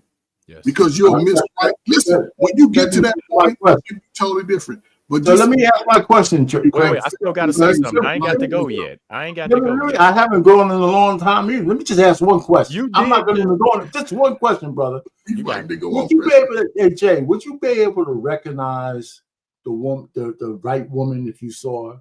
The woman with the qualities that you want, based on how you feel about the women, would you ever be able to even recognize a quote unquote good woman? And if you could, what would those traits be? I mean, what would they have to be? Based on your mindset right now, with all the women out here, how would you recognize that woman? He can't tell you, man. He don't know. No, I can recognize a good woman, a woman that knows her place, a woman that knows how to be quiet. Like, it's very simple. Like, we're simple creatures, so we don't need a lot. So when we find a woman that meets the very few needs that we need met, I don't care if it's only 80% of what we need. She damn near perfect. You know what I'm saying? But the problem is, they don't want relation. They don't want to be like. Before you move back into that space, how would you get that out of her to see if she can satisfy that 80%? What would she have to do, and what would she have to show? I told you, it's time. Time is the ultimate weapon on how to test, especially when it comes to women and relationships. Time. My daddy dated my mom for 10 years before he put a ring on it. You got to put the woman through the ringer, you know, because somebody that earned something, that's got something, and they didn't earn it, they don't treat it as special. You know, All right, once so they would see you, it, okay, and a would lot of you guys give that grace to they'll a get woman? married within 2-3 months, and No, then for wonder real. why their wife Yeah, right, don't we ain't appreciate talking their about relationship that. because No, they got would to you eat. give, wait, well, Jay, would you give that kind of grace to a woman? That time? Would you give a woman that time? Now this your third question, Every brother. You did relationship, say I one. give her that time. You said one question, bro. You I mean, it's run the it. same, it's not the same page, bro. But go ahead, go ahead. Come on, R-Pain, baby. You got this. Let me roll now. Let me roll, dog. I mean, golly. Go ahead, go ahead, man. Let me He get rolled one a off. blunt, didn't he? Man, you hear me? Hey, man, I need to roll one. This is like, it's not really about time. Time is subjective to who you giving it to. You have to come to a place of understanding, and you have to have enough tolerance throughout that time to make it to that place. Like, I'm not really hearing defeat or anything like that in you, but you got a strong amount of resistance, bro. You're very, very resistant to the obvious. You see what I'm saying? And instead of taking the direct path, you saying, you know what, I ain't gonna do it the way everybody else do it. Man, I'm gonna go this way to see if it works, even though I ain't got no proof if it's gonna work that way, because the other way it hurt me, and I don't want to face my hurt. I'm gonna tell you, bro, I done been married, I done been divorced, I done dated in this new era, and it ain't pretty. But one thing that you have to do before you point the finger at somebody else is you got to face your own flaws, because a man's flaws can bring him to his own demise quicker than anything else will. If you don't understand what's wrong with you, you can't point out what's wrong with somebody else. You have to have an understanding of self first. You see what I'm saying? And you can't have that by being resistant, bro. So the reason I was saying the thing I said earlier about men teaching men is because I've had my heart broken, like most of the brothers on this panel. So we've had our hearts broken. So you have to get to a point where you heal from that. Sometimes that may take time. You might have to talk. You might have to take a walk. There are different ways of getting to that, but you got to reach a place of solace, bro, before you start to rebuild. Because if you're still in a hurt place, or if you're in a position where you need to repair, you can't build while you're in a state of needing repair. You understand what I'm saying? Well, You why I just gotta can't do be that. with a woman? Why You do I have to don't. be with a woman to, you You know what I'm don't. saying, to do that? That's crazy to me. Listen to me, bro. You don't have to be with a woman to do that. You understand where you are and how to heal yourself to get to a place where you can build with a woman. You see what I'm saying? Because you don't want to project any of the flaws, the hurt, or any of the degeneracy that you possess in yourself onto the person that you're with. That's going to create this type of situation, and before it even starts, it's going to be destroyed. You understand what I'm saying? And can I build on that? To be honest with you, You got it. It's not that we're asking you to build with another woman. As a matter of fact, we're suggesting you don't. But what the reason why I asked you the question early on, because I heard your hurt and pain. That's why I said why and what made you feel that way. Because what's making you feel that way is that you've been burnt. It's very obvious. You said it several times in the conversation, and we understand that. What we're saying is, you're still reacting to that scorching or that burnt that you have felt. And we're not saying that it's good or bad. What we're saying is that if in fact, until you are over that, until you have healed from that, you're not going to be able to give a woman what she needs or get from a woman what you need. I'm not looking to give a woman anything, but a That's hard dick and a hard time. We Right. And so, with that being said, Conversation over. That's why when he said earlier, you said that It's first simple. off. It's simple. We understood that. You said you didn't want that. But why you don't want that is why I asked the question. Why you don't want that? Because I have better things to do. I hear you, but that's the pain. You have 24 hours in a day. Full credit for this. Stay at home mom. All right. So we're going to What a waste of a conversation. get That to was such a waste of a conversation. Facts. well, it wasn't a waste. Facts. Guys. It wasn't a waste because there are people See how they get their feelings? who probably I didn't mind. See, this the problem, young buck, and no disrespect, right? No disrespect, right? But if you're not looking to get married, there's no conversation, right? You can use whatever excuse you want to say you don't want to get married. The conversation is moot, and that was my whole point. Which means, even though Sis gonna say it wasn't a waste of a conversation, it's a waste of conversation, right? So again, it has J. Jonah Jameson from Spider-Man, right? Listen, yeah. If people let you finish talking, let them finish talking. Is that something you can take with you? If people let you finish talking, let them finish talking.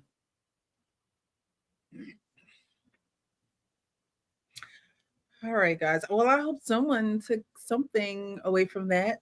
Sometimes you just need it talked out. You know, sometimes you do need a mirror put up to you, even if the person that is looking in the mirror don't see themselves.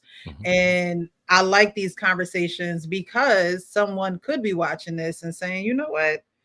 Dang, why do I feel like I sound like him. Like, you know what I mean? And I'm not saying that there's anything wrong with you, Jay, because I feel like you meet people where they are, right? We're not here to change anyone who don't want to change, right? We just here to have the conversation, share perspectives, gain understanding, and hopefully use those perspectives and understanding in our future life. It may come up again. We don't know. But I appreciate everyone for being here. If you are here, hit that like button, subscribe to the channel. If you'd like to join the panel, the link is at the top of the chat. Okay. All right. So we have Menalik who says dating your coworkers are off limits. Yes, that was the first part of the video that we showed. Convenience is always a vital determining factor in human attraction. Menalik also says conflict of interest can be a result in dating a coworker. Yes, because it could turn into a business relationship. Now you're trapped. It's best to know someone that knows someone about that person.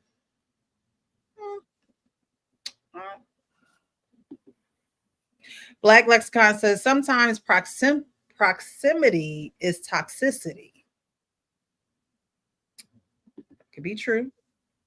B Love says instead of telling people not to marry, I personally would say just don't rush and take your time. If you have patience, you can probably get what you need when the time is right. Yeah, sometimes it is a timing thing. Sometimes it's the right person, wrong time, wrong person. You know, timing is a huge factor. But time is one of the most valuable assets everyone has. So you got to be careful with your time. T.O. says, where do we look for wives at? Where the hoes ain't. Okay. Mrs. She says longevity will only be if both people are intentional with their time and attention. Consistently be conscious of how you're moving purposefully. She also says, T.O., whatever quality of woman you seek, put yourself in a place and space congruent to what you desire, which I do agree. You know, if you like it, you should love it, right? So if you're not in places where you're going to find the person that you desire, you probably shouldn't be window shopping there. Blaming the elders because of the poor choices you've made for ourselves is a damn shame. Just do better. That's all. Look, day by day, step by step, right? You just got to be better, period. Everyone. Aaron says, believe in one's own success should be nothing less than an expectation held with arrogant disregard for anything that opposes you. There is no room for doubt or disbelief. Carpe diem, my friend. Mr. C also says, how about a kind, considerate creativity, the ability to listen and be clear in her wants and desires, maybe to start. All right. So this next video that we're still on the line of dating. That's what we're talking about tonight. Right. The next video I'm going to show, he's talking to the men and the women. And it's I don't want to say a blueprint because it's not like he goes into this whole soliloquy, but he does go into a spiel of men on if you are dating, if you are, looking to be in long-term relationships, how you should proceed with that. And he's also talking to the ladies too. So again, guys, if you haven't, definitely thank you for being here. It looks like we're around 60 people now. Thank you guys for sharing this on your channels as well. I do appreciate that. Hit that like button, share the live, and subscribe to the channel. Wants peace from his woman.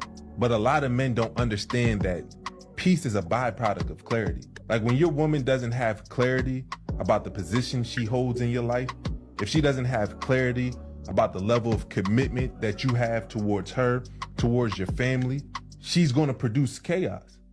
So if you want peace in your household, you got to give clarity. And ladies, I hope you didn't cut this video off too soon, because for some of y'all, it doesn't matter how much clarity you have, chaos is your default. Because you were raised in chaotic households. You experienced chaotic relationships in the past. So when things are too peaceful, you purposely create chaos. And I'm not coming at you for doing that. I'm simply saying there comes a point where you have to take accountability and start to take the steps to change that. All right. So in the beginning of the video, he talks about how clarity is what clears up chaos. However, there's a lot of women whose default is chaos, right? So my question is, are men clear in the dating stages?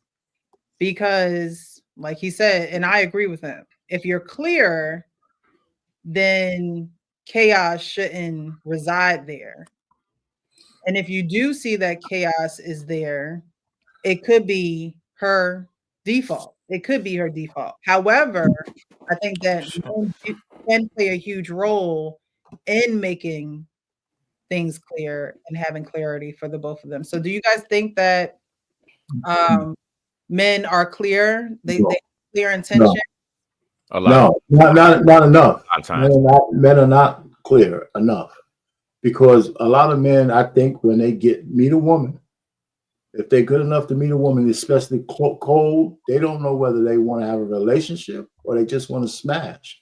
I think a lot of men look at women like pork chops, right? And they can't get past it.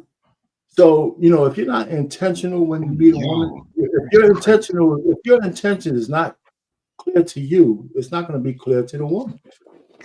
So if you want a relationship that goes past just, dating or just smashing, or a relationship that goes towards, let's say, a marriage, those paths are not the same.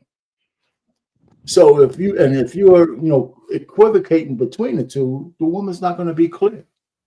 She's not going to be clear on what you want. And you could be as smooth as you want, but if you just, if you're not really clear on what you want from this woman, that's just going to be a chaotic situation. That's what I think. So that's it. I agree with you on that, R-Pain. I think sometimes men are, but most of the times we're not clear on what it is we want. We'll let them know that we're attracted to them and what we want to do with them, but not where we want to be. You see what I'm saying? And that's very, very different. Like you'll let her know she's fine, that you want to smash, that you can go here and there, but not where you're going to be at in the next 9 months, not where you're going to be at in the next 18 months. And that's a very ambiguous position for a woman to be in, because she might be feeling you that way on the attraction, right? She might want to lay up with you. She might want to kick it with you. But damn, if I don't know what tomorrow brings, how can I really take this next step, even though I want to do it? So, yeah, I think that's kind of like a jacked up position for a woman to be in. Not all the time. If she just want to smash and it's just a one night thing like that, then no. But if we're talking long term, then no. Okay. Anyone else on the clarity? I think we have we got a lot of this shit misconstrued, because we've taken out courting and we've enhanced dating, right? And then we took this whole thing of dating and we redefined it. It's funny when you get people that are professional daters. I don't think we're supposed to have that.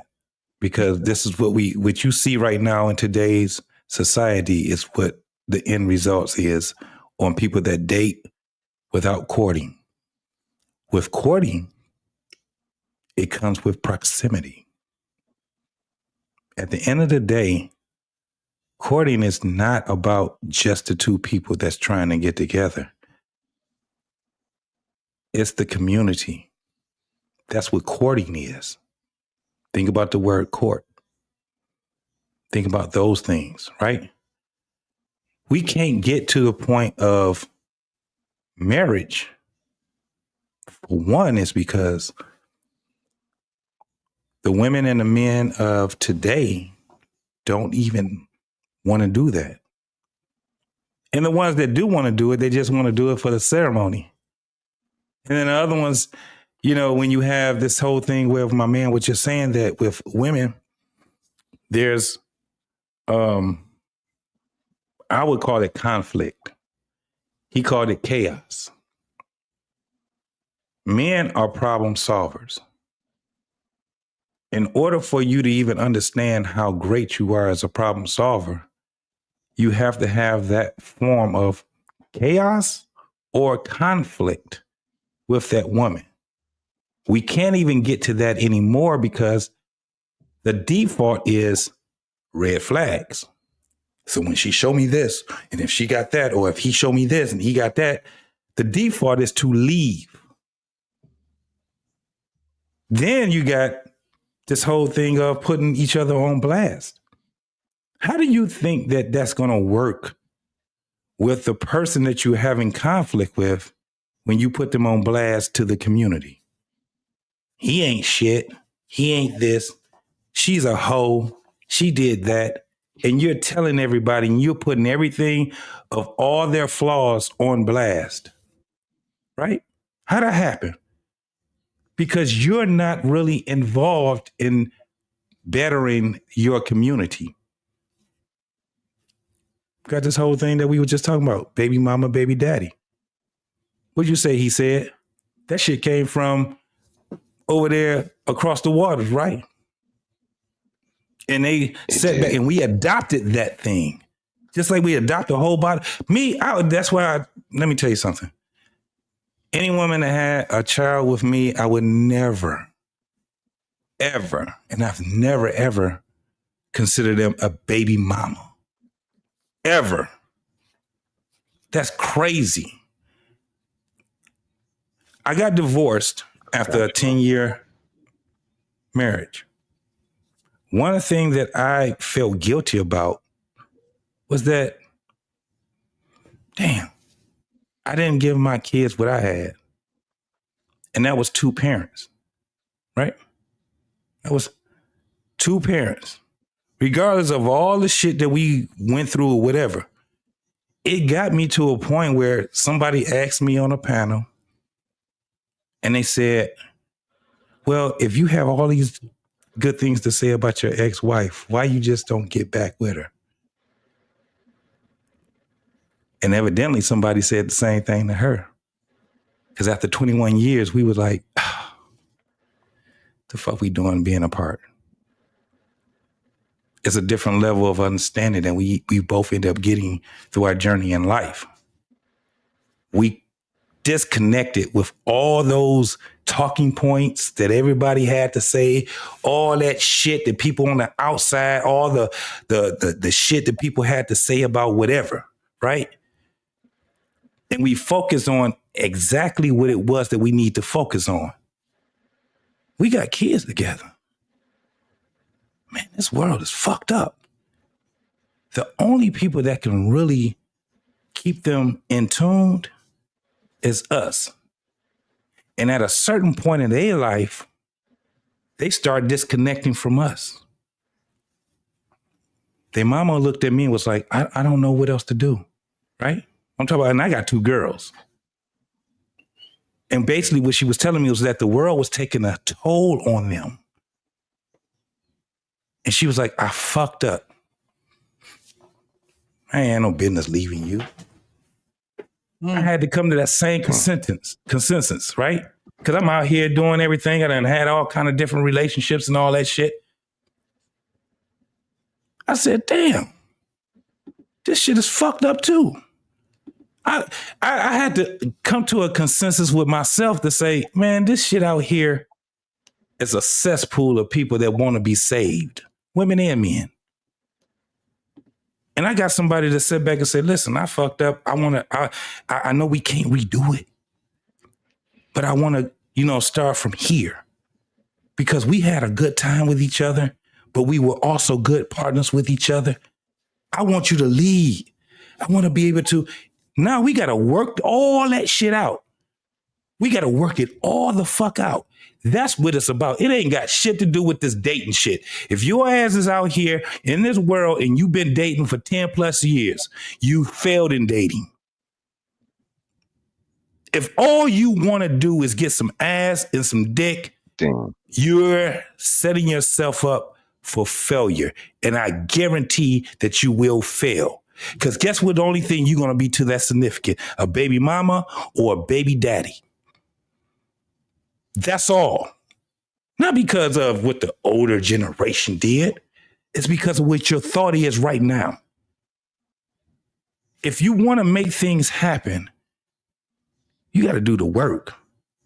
You got to actually understand what it is that I need to do, not what I need and all these things that make me feel good and all this crazy ass, dumb ass shit that you hear these people talking about.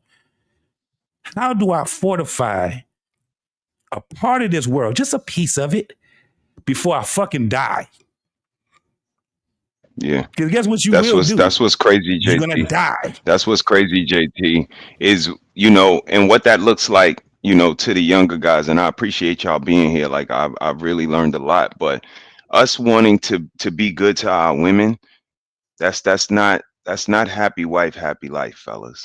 Now you can sit us down and ask us what the dynamic of our house is, because every marriage is different and y'all not judging. I'm just using y'all words. You know what I mean? Because this is why I say y'all be kind of lying, because y'all are judging. Even men who've been with their women for many years, you guys are looking at like, how can I pick it apart? And that's disheartening. But to answer your questions, Precious, equal opportunity dragon coming, just to let y'all know.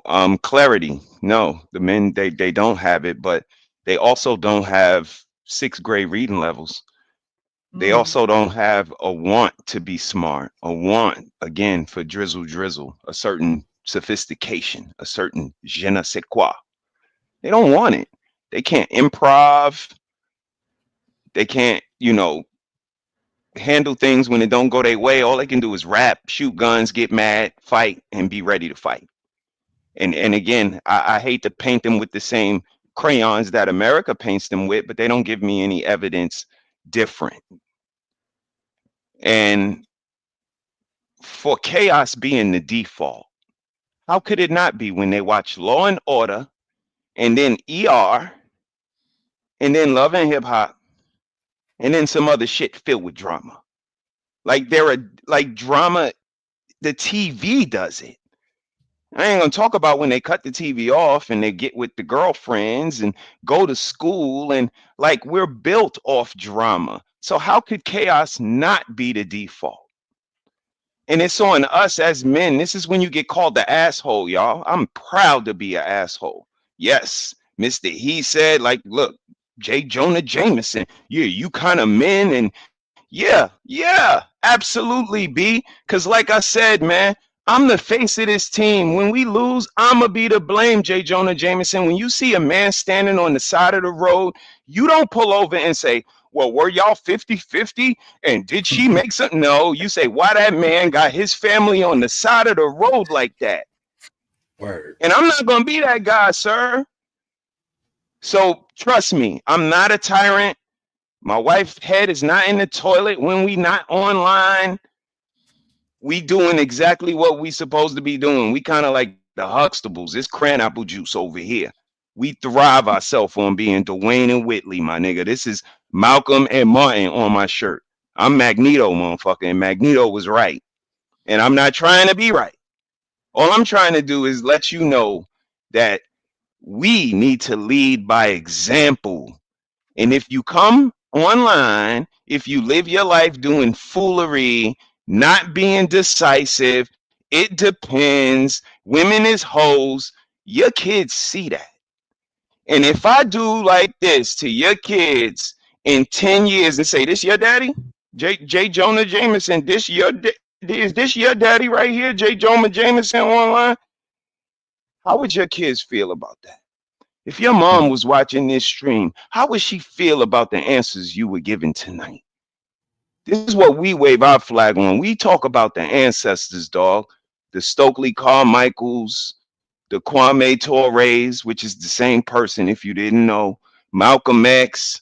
Like, we live for these people. Even though you got Sexy Red in the club with Martin Luther King nowadays, motherfuckers talking about, I'm Haitian, I ain't black. Slow drag. I'm Jamaican, I ain't black.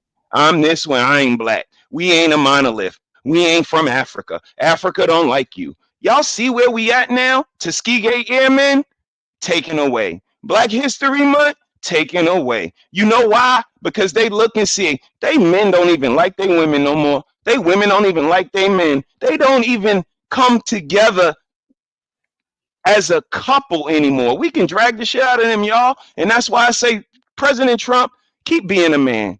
Take the fucking shit away. They don't deserve it anyway. Motherfuckers can't name nobody other than Sojourner Truth, Harriet Tubman, Martin Luther King, Malcolm X. They don't care about history. They don't care about their ancestors. Like I said, and I'm gonna land my plane right here. We should have been the fucking slaves, and they should have been the ones with islands in the kitchen and Mercedes fucking Benzes, man, because y'all don't know what the fuck y'all got. Y'all need to love up on somebody that love y'all. Y'all need to check up on the people that check up on y'all. Y'all need to do for the people that do for y'all.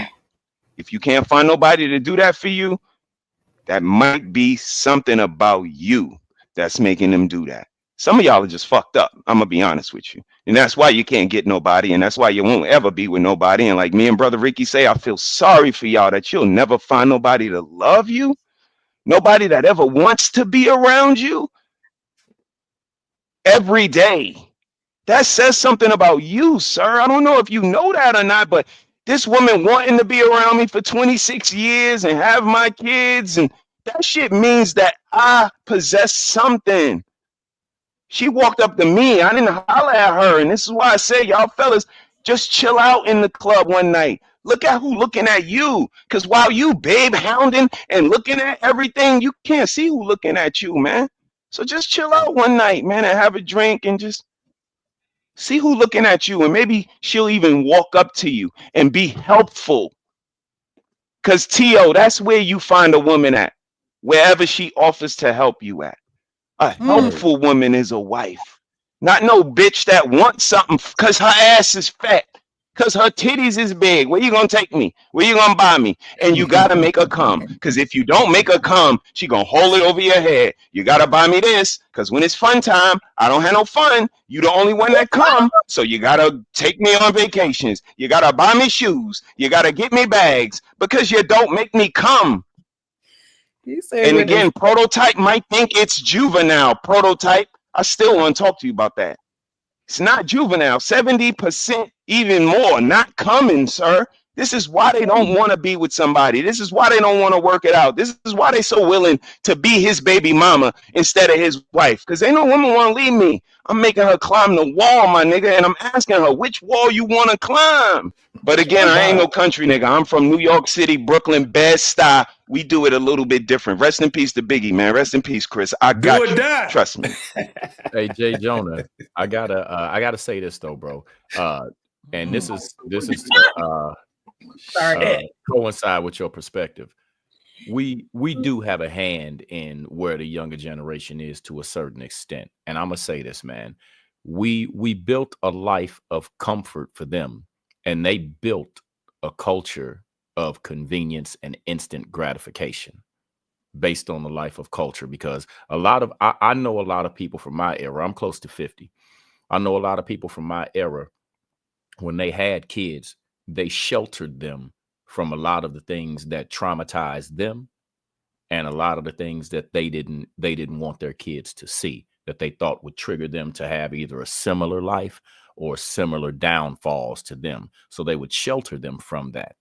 And they would make everything comfortable for them. Give them a video game. Let the friends come over. You do your homework. You can have as much snacks and all of this extracurricular activities that you want. And they become lazy. And on top of becoming lazy, they become entitled.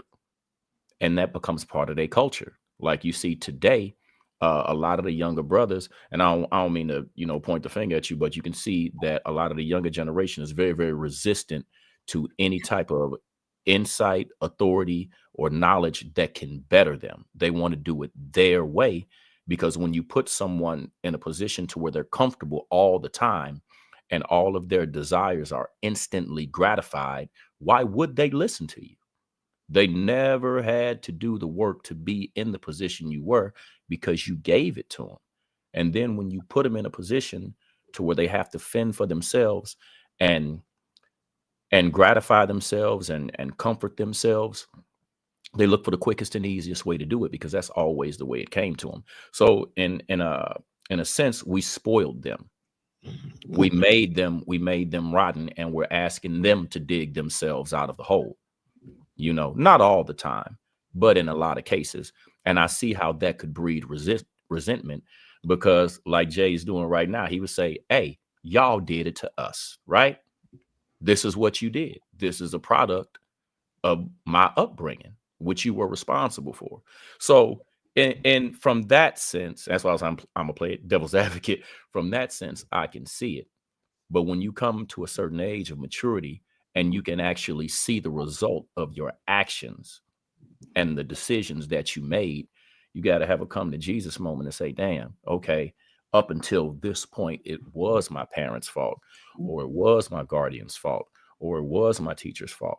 But now, with me being of age, all of my decisions land on me. So when will you make the choice and the decision to be better than who you are and where you are? Because once you make the decision to upgrade yourself, then you can have a woman and upgrade her. You can have a woman and teach her. You understand what I'm saying? Because you've taken yourself out of that position that you were in when you weren't thriving, and you've put your position, you put yourself in a position to where you can move forward, and you don't have to depend on anybody else to give you that, for nothing, for lack of better words. I think we had a conversation a few weeks ago. Good shit, JD. I think we had a conversation a few weeks ago, and we talked about the way that dating was set up, and if people really took dating serious. I forgot what show it was, but we were talking about how men don't really change up. When you start off, meeting someone and you say, I just want to have a good time right now. I just want to have fun. And those type of things like that, those type of, just phrases and shit like that. Then more time than not, people out here just want to have fun. The what our pain would say, the intentionality about it has just kind of gone to shit. But I can see why people why shit is chaotic. You know what I'm saying? Is because number one, I think that the men will, because we have to take accountability for that, because we do come and say to the women straight up, like, yo, I'm just looking for a good time right now. You know what I'm saying? And we know. And I think where we go wrong, because you gotta call a spade a spade. It's taking that condom off. That's where you go wrong. Like, as soon as you take that condom off and you start to feel the good, and you like, oh man, and she feeling good, and listen. That's confusing though, because so you're not looking for a good time right now, because if you took the condom off, I would imagine the time is good, right? Time not good, and you took the condom off, that's not a good decision. That's not what I'm saying, brother. But it's a fantastic time. Right, but that's why I'm asking. That's why I'm asking. That's why I'm asking. I'm just saying that when you when you having casual sex, sometimes, right? You might be having casual sex with, say you're having casual sex with one person. You're just having a good time. Right. Eventually, you're like, you know what? I trust you. You know what I'm saying? When that, yeah, that see now that just transformed into something different than just a good time. We cannot just group Right. all of That's that what together. And that's all and I'm that's why saying, B, is when you take that condom off, it just changed from something other than a good time. Because there's a possibility that you could have a baby by this woman. And if she's not good enough for you to settle down and chill with, why'd you take the condom off to run up in her, my G? But you don't eat pork. You wear Gucci belts. Your car is foreign. Your clothes gotta be foreign. You gotta eat at the best restaurants, but you put your dick in a fucking gutter snipe, my nigga. brother, we on the same What he's talking about. page. We're on the same page. On the same page. Exactly. That's what I'm saying. Not on my watch. Not on my watch. That's what I'm saying, is because that's when shit gets real. I'm telling you, when you take that, when you take that condom off, you having casual sex with somebody, you take that condom off. When you know you're not supposed to. Facts, shit get real, bro. And LOL, that gutter snipe. She start to feel like, oh my God, like you to feel me, like he giving me raw. Listen, I'm telling you, it goes from something else to something else. Like it do. And if you listen, man, y'all know. I'm just saying, y'all know. Like what I'm saying is absolutely right, bro. If you are telling somebody, right, I don't want nothing, I'm just gonna do this, and you start hitting raw, bro, listen, the shit is gonna go. The shit can go left easily, like easily. You know what I'm saying? It just is what it is, man. You just increased the risk. What you were saying before, Frank, you were saying everything is a risk, right? Yeah. What we did was increase the risk when we did that, especially when we know she did not deserve a fucking sperm. She didn't deserve a date. She didn't even deserve. Come on, Rick. Go ahead, man. I'm gonna let you finish it. This is what's wrong. Dating is cloudy no matter who the fuck does it. I keep telling, what does date mean? Dick at the end. That's what y'all don't understand. You were supposed to be dating the woman you courting. Let me say that again for y'all that don't listen, right? You were supposed to be dating the woman you're courting. Dating is not for, that's not for them. If I'm asking, I'm off the market. But when I was younger, long time ago.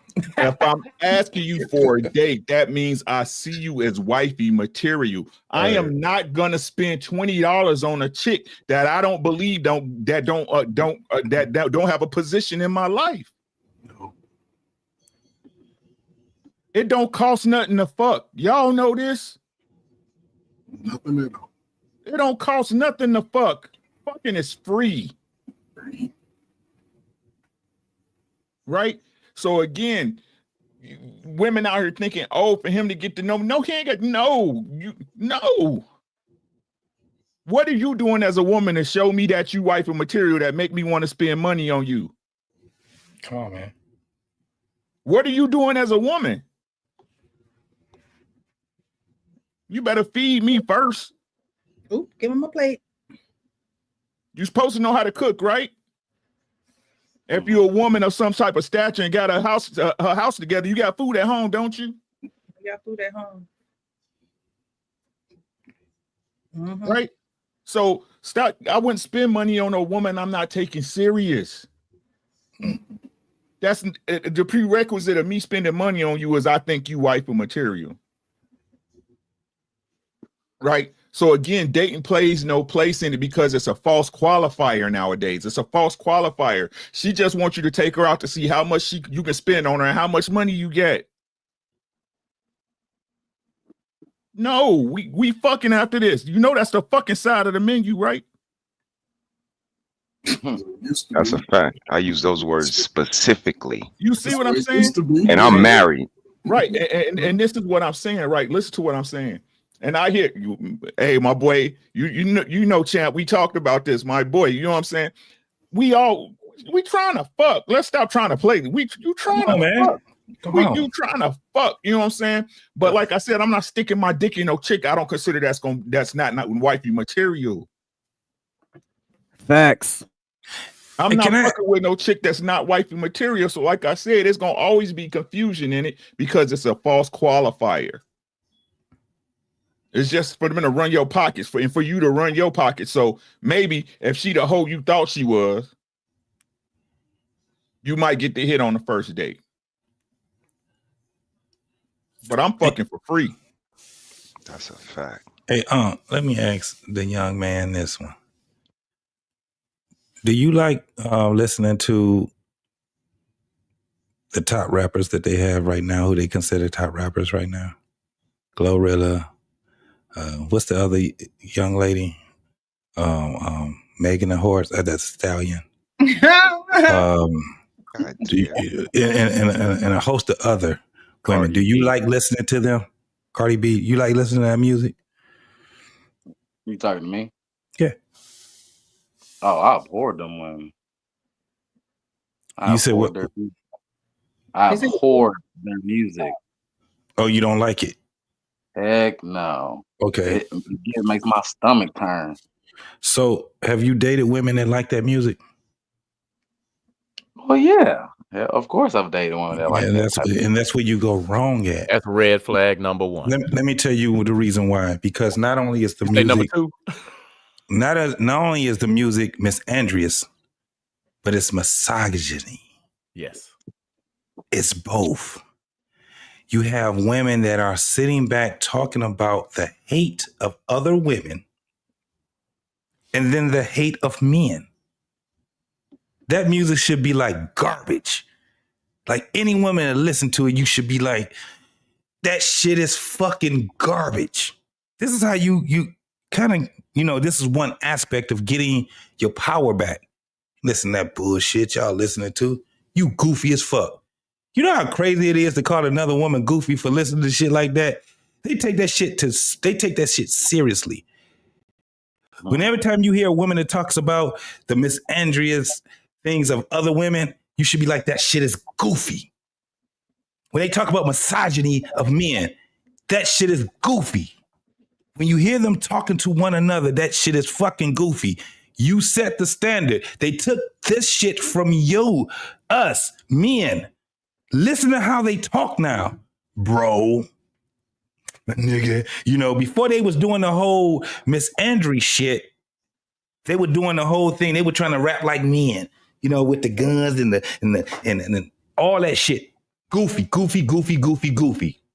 All of it should be goofy. All you young men should be looking at the things that they're doing, their behavior, as goofy. If you could see her damn what they call that thing on there with the lace front. If her forehead is two different sides, that shit goofy. If she got too much makeup on, it's goofy. Ignore them and point them out. I don't date women like that. If she looks like a man that looks like a woman that looks like a man that looks like a woman, goofy. All that shit should be goofy. Not the shit that y'all saying now. Man, the reason why they doing this, and then if they leave us, so leave. Get the fuck up out of here. You did me a favor. That's the attitude that you got to have. Sorry to say it, but this is what you got to do. You got to be an asshole. You're not going to find the woman that's going to be for you if you ain't got the asshole in you, bro. If you going along with all this goofy ass shit that they doing, you're perpetuating it. You can't blame that shit on the old dudes. I appreciate blame you, it on JT. yourself.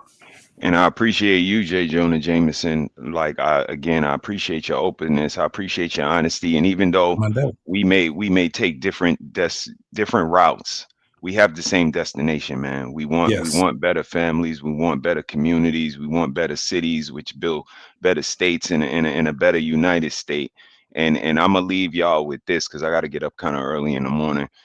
Precious, you asked a question about how this man can build the tools, or a younger man can build the tools. I have green flags on my page. Y'all check me out, man. Mr. He said. But check out those green flags. Me, I would say the first thing you got to do, young fella, is love yourself. You got to love yourself. When you love yourself, you won't put up with disrespect. Again, you don't have to respect me, but you won't disrespect me, though. Bet that. Like, you got to love yourself, man, because they don't love us out here nowadays. You know what I mean? I know it sounds insensitive, and I talk about the ancestors, but realistically, you guys do have to pick from a unique pool. But in my eyes, I think that just makes it easier, because there's women like Precious. There's women that can sit through these conversations, that can listen to things they might not agree with, and they don't got to get all hyena-ish. Like, you got to kind of look for the diamonds in the rough. I know it's not easy, but with all of these hyenas around, man, it should be easier. But lastly, figure out what kind of man you want to be, dog. Like, there's so many different echelons of men. There's gangsters, there's gentlemen, there's scallywags, there's pirates, there's like, you got to figure out what type of man you want to be first. And me, I figured that out, B. I'm a god, 5%er. You know what I mean? I think the black man is a great thing. I think the black woman is a great thing, man. And that made me not want pork. That made me wear Ralph Lauren on my body. Happy birthday, Ralph Lauren. That made me want to have the best things. Again, I'm a New Yorker, but that also made me want to have the best women. When I seen Coming to America, they said, if you a king, you want a woman from Queens, man. When I seen Dwayne Wayne, he had Whitley. All of these experiences, because again, my dad, I never knew him. My mom died when I was 9. I've been out here by myself for a long time. And I told myself, I'm going to build a family that I want. And I don't know what kind of upbringings y'all come from, but my shit wasn't favorable. It was a lot of different last names. It was dysfunction. It was, and I said, we not going to do this. Everybody going to have the same last name. We going to have function. We going to create a space where you could come to the talk. And again, man, I got a 30-year-old, I got a 24-year-old, I got an 18-year-old, and I got a 10-year-old. Like, I'm actually doing this, bro. I know I sound harsh and I'm rough around the edges with my tone, but I want the best for you. And it starts with you loving yourself, knowing that you are quality. They'll tell you the prize. Just listen to what they say. A good man is hard to find, but we could find a girl with a fat ass and big titties in every state, every city, everywhere.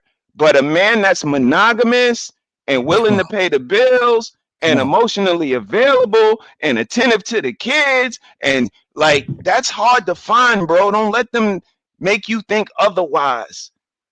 And I say all of this shit with the shock value and the bravado for you to love yourself, B. If I am an inspiration of loving yourself, drizzle, fuck all that. You got a vision of how you want this relationship to go too. And like I said, the TV molds them, the drama, the Disney, they think they princesses. They daddy tell them they princesses. So when they come into the relationship, this is how I see it going. And you got to buy me this and put me on a pedestal and happy wife, happy life. You got to be on to be like, nah, don't go like that with me. And if you want to wear my last name, you got to fall in line with my plan. If you don't, go back to your mama house. Look at Tia. How you going to graduate and go back to the school you graduated from? Let's go. That shit ain't realistic, B. So, you know, access denied. Love yourself, man. And all y'all fellas, love yourself. All pain, you know, you are an inspiration to me, brother. Coach Ferg, keep doing your work. Aaron, I see you, brother. Shout out to you. Shout out to Hamp. J. Jonah Jameson, I love you, young brother. I know I'm crazy, but I love you, brother. Trust me. JT, you know how we do it, JT. You know. Music is love. Music is life. And brother that I just met tonight, man, JD, and my brother below him, man, I appreciate y'all. Thank y'all. Precious, thank you for having me, Hey, sis. brother, he said, let me say this to you. Let me say this to you before you get up out, bro. I'm coming with you and wifey. We gonna do some karaoke. I love how y'all do it. I told you, You Come think on. I'm lying? Hold me to it. I'm gonna let you know. We got the contact, and I'm gonna let you know when I'm heading that way, bro. We gonna have a good time, man. I love y'all, Me, man. my woman, you, and the missus, bro. We gonna definitely get there, and I can't see where shit, but I'm gonna get on that motherfucker bike. Let's do it. We gonna have fun. We can rap. We We gonna can have some rap. You fun. get. We gonna. Hey, listen, man. I like big butts, and I cannot lie. I'm trying to But I tell love you. y'all, man. Precious, Music I is love love. you, sis. Keep doing your work. You are doing great work, sis. I appreciate Peace, fellas. it. Y'all have Yes, sir. a great night. Yeah, brother. He said he was one of the first guys I met in the space as far as having these discussions, and him and his wife are awesome. They do awesome work, and they're about family. They're all about family. And if you're not about family, what you about? What are you about yourself? Are you about what exactly are you about? So I love when they're able to grace the stage. I love being able to be a part of anything that they're a part of, because it's coming from a good hearted place. It's coming from a genuine place. It's coming from, we want you to be better. And then within you being better, we can be better. You know what I mean? So I always appreciate when he comes up on the panel. It's been a while. So we've had 2 people join us. We got one more topic left where we're going to kind of wrap everything up. King, Asia, Math, and Aaron. Thank you so much, Aaron. It's been a while. You've been Aaron. What's going on, bro? Aaron been moving around. There are 2 comments I want to highlight. If you're here, thank you for being here. Definitely hit that like button, subscribe to the channel, and hit the notification bell button so you know when we are live. We have Black Lexicon, who says, here is a scary emotional thought. Take a moment and see the world with no immediate or extended family left in it but you, because that could be true one day. That's true. Aaron says, strong men make the living easy. Easy living makes men weak. Weak men make living difficult. Difficulty builds strength in men. So it is a cycle of falling down and getting back up again. Falling down and getting back up again. 360. Yeah. All right. So we're going to get into this last video that I have. Again, talking about dating and how we should approach it. Look up one day, you're going to see somebody running next to you. That hit me hard. It's like, well, intentional men are intentional about building a great life first. But it's almost like, as a single person, I'm supposed to be focused on building the kingdom. And while I'm focused on building the kingdom, I should be able to find my wife while doing my assignment from the kingdom perspective. So I had a mentor come to me and he said, Stephen, great men do not date a lot of women. So they don't waste time with people that will not be a part of the life that they're building. I think it starts off with just intentionality. That is opposite teaching of what culture is teaching us. Culture says, go out there and date and see what you like. A lot of us are trying to heal something on the inside. So we find somebody that either heals or numbs the pain on the inside, but they're not really future husband or wife potential. And ultimately, we just used that person for a season and it was no blessing to them.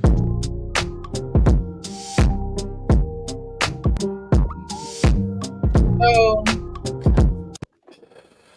come on now. So we within the conversation have already played the clip without playing it because you guys have said these things.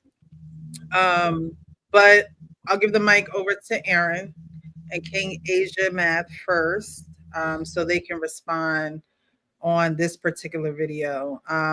Great men don't date a lot of women. They're intentional. What do you guys think about that? Is that the climate that we are in today, or is that where we would like to be? No, that's the thing. I think, how's my audio? Am I good? You good? Yeah, you good, Aaron? Great, thanks. First, good evening, Miss Precious. Thanks for having me. Appreciate the hospitality. Gentlemen, salute. So, yeah, no, I mean, great men don't necessarily have to date a lot of women. Great men, by definition, are doing great things. Women kind of gravitate to them. So they have already a pick of the litter, so to speak. They get to choose from the best to the worst. So you really only have to sift through a few of the best to figure out what aligns with you. And if a great man is great, he's doing it correctly. You don't have to sift through many, because the women that you're encountering them by way of proximity to the greatness that you're doing. So they already come pre-aligned. They have a preset, like I don't want to say fit, but there's a preset alignment that brought them to you in the first place. You're not going out and seeking them, seeking these people in places that are not productive, places that are debaucherous, places where, the seedy individuals like to hang out. You know what I mean? So, no, I mean, can a great man date many women? Sure. But if he's focused on greatness, and he has to be if he's great, he doesn't have to. I mean, when you go to buy a Rolls Royce or a Ferrari, how many dealers do you go to? You go to one. You go to one. You take a fountain pen with you, and you ask for the option sheet. And you just start putting check marks on it. And if you're choosing between a Lamborghini, a McLaren, and a Ferrari, okay, you have that choice made before you step out the door based on research. You might go test drive the competition just so you're sure. But it's not like shopping for a Toyota where you got to go to Chevy, Ford, Nissan, every other dealer. You know what I mean? Yeah. Same thing with women. Okay. Asia man. Hey, how you doing? I was just politely being quiet, letting everybody talk. Let them land their plane, or as they say, dock your yacht. Whatever, you got a plane, you got a yacht, whatever.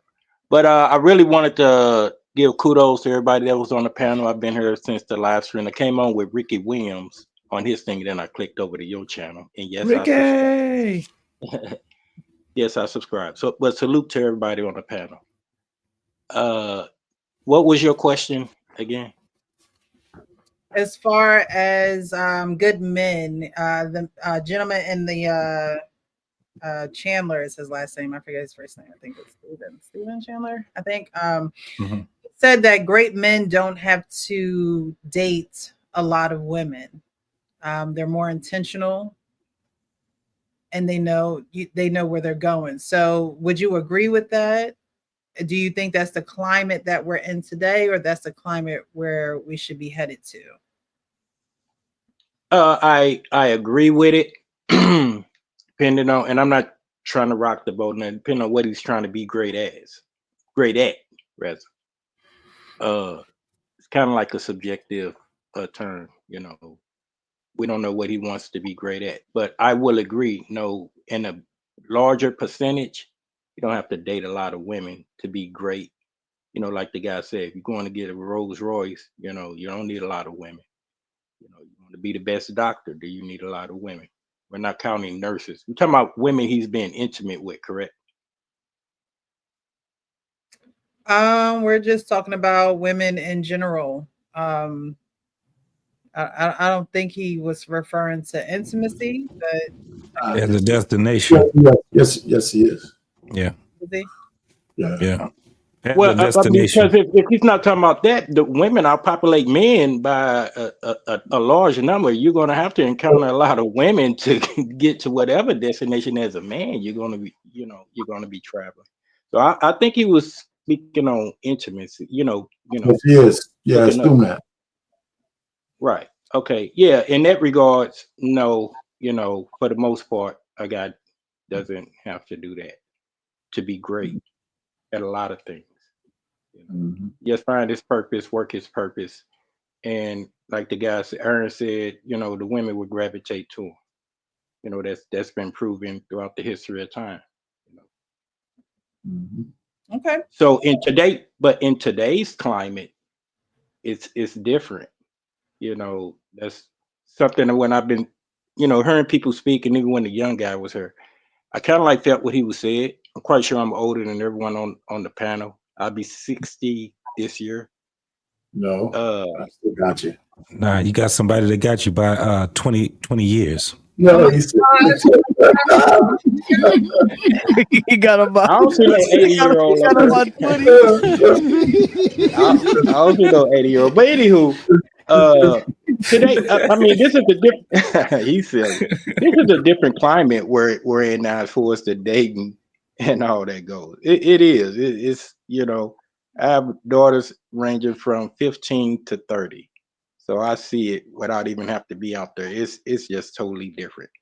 So sometimes the wrong you have to do what's the wrong to do. That's not saying it's right, but the playing field is not even out like once upon a time. I got to So ask I you a kind of like question, feel what Ken. he. I got to Yes, ask you a sir. question, Ken, on your point. You said today is different, but just before you said that, you said a man doesn't need to be intimate with a lot of women, right, to be great, whatever great might mean. What makes it different today? You mean you have to be intimate with more women because it's today? You're not saying that, right? No, yeah, no. That's definitely not what I was saying. When I Okay. say it's different today, as far as a man being great, I think that the metric is still the same as yesterday as today. Just be focused on your purpose. I was But going that's back an to where important they was. statement that's lost for people today, though. That's why I said it. That's an important because the people of today are so intent on saying how different the times are, they forget Right, about the basic nature of men and all right. that stuff, which is the same, right? The tools are different, the challenges might be different, but men have always been men. Women have been women. That they're lost, they're loosed, but they've changed a whole lot more than us. But their Right. nature hasn't, and men don't know how to reach women at their basic nature today. That's the biggest deal that I Yeah, think. yeah, And when a man yeah. finds that out, then the time frame doesn't matter. Yeah, I definitely agree, and I was just trying to, be political when I said it. I just didn't want to say it, but if we just want to talk with short tongues tonight, we could do That's it. cool. I just Yeah. wanted to get Hey, it's a different breed of females out here. And don't get me wrong, I love my women. I raised 5 beautiful daughters. they're Uh, lost, loosed, huh? and lost. They're loosed and lost. That's what. Oh, That's why oh, they. you're saying they're loose and lost. Yeah, yeah, Yeah, a good percentage of them, not all, not all. And so yeah. that's why that's why I was saying it's different, and I can't say empathize. Well, I'll say empathize with the young guy. It's struggle. Yeah, I But can do y'all was right saying, hey, don't give up. He just got to grow up to be his own OG and navigate the storm and get to the point where y'all at, because y'all are the real examples. That's And a I'm great just phrase right there. Be your own OG. That's dope as fuck. I like Yeah, but that. here's the catch Oh, he's 20. still on there. I thought he had left. My bad, No, Ken. he's No, still here. They He's still here. did for a long He's run. soaking He up did for a game. long run. but here's the thing that I always keep in mind. First, let me give a salute out to my mom and my pops. They were the first people in my life that kept that shit real with me. My daddy let me know. My mama let me know about the women. So salute to them, first of all. So as I navigated through this women and all of this, I looked at my sister's behavior, how they act sometimes, and just compared women to them. If they act like that, stay away from them. And to me, the women of my day, they was a lot more slim, and they had the yams in the right places. They ain't have nothing extra. It was all fitted nice and neat the way I liked it. But the equalizer in all of this is the absence of the father. There's no man out there, I would hope, there's no men out there telling their daughters go out here and be a 304. Ooh. I would hope that they not buying these little short skirts and short little boob tops and little ass out shorts for their babies. I would hope most men ain't like that. The problem is we got 3 generations of women say, go ahead, girl, do your thing. Ain't nothing wrong with you. You ain't got to make no changes. And a lot of these brothers are coming out of these homes with these sisters. Y'all can't tell me y'all ain't got sisters and cousins and aunties that move like the women y'all out here seeing in the dating world. Y'all got it in your families. So you got to treat women just like you see out there. No, you can't. For a brother, you don't have time, especially today. This is a modern world. Today, you don't have time to worry about how the women are moving and their behavior. Their behavior is going to be what it is. It is what it is, because this is where you're here. And this is how you can change it. Because I have a 21-year-old son, and I tell him all the time. And I used to talk to him about sex a lot. The one thing I'm telling him to do, if he makes a baby out of wedlock, he'll be broke and poor for a long time. He won't recover from that until he's in his 40s or 50s.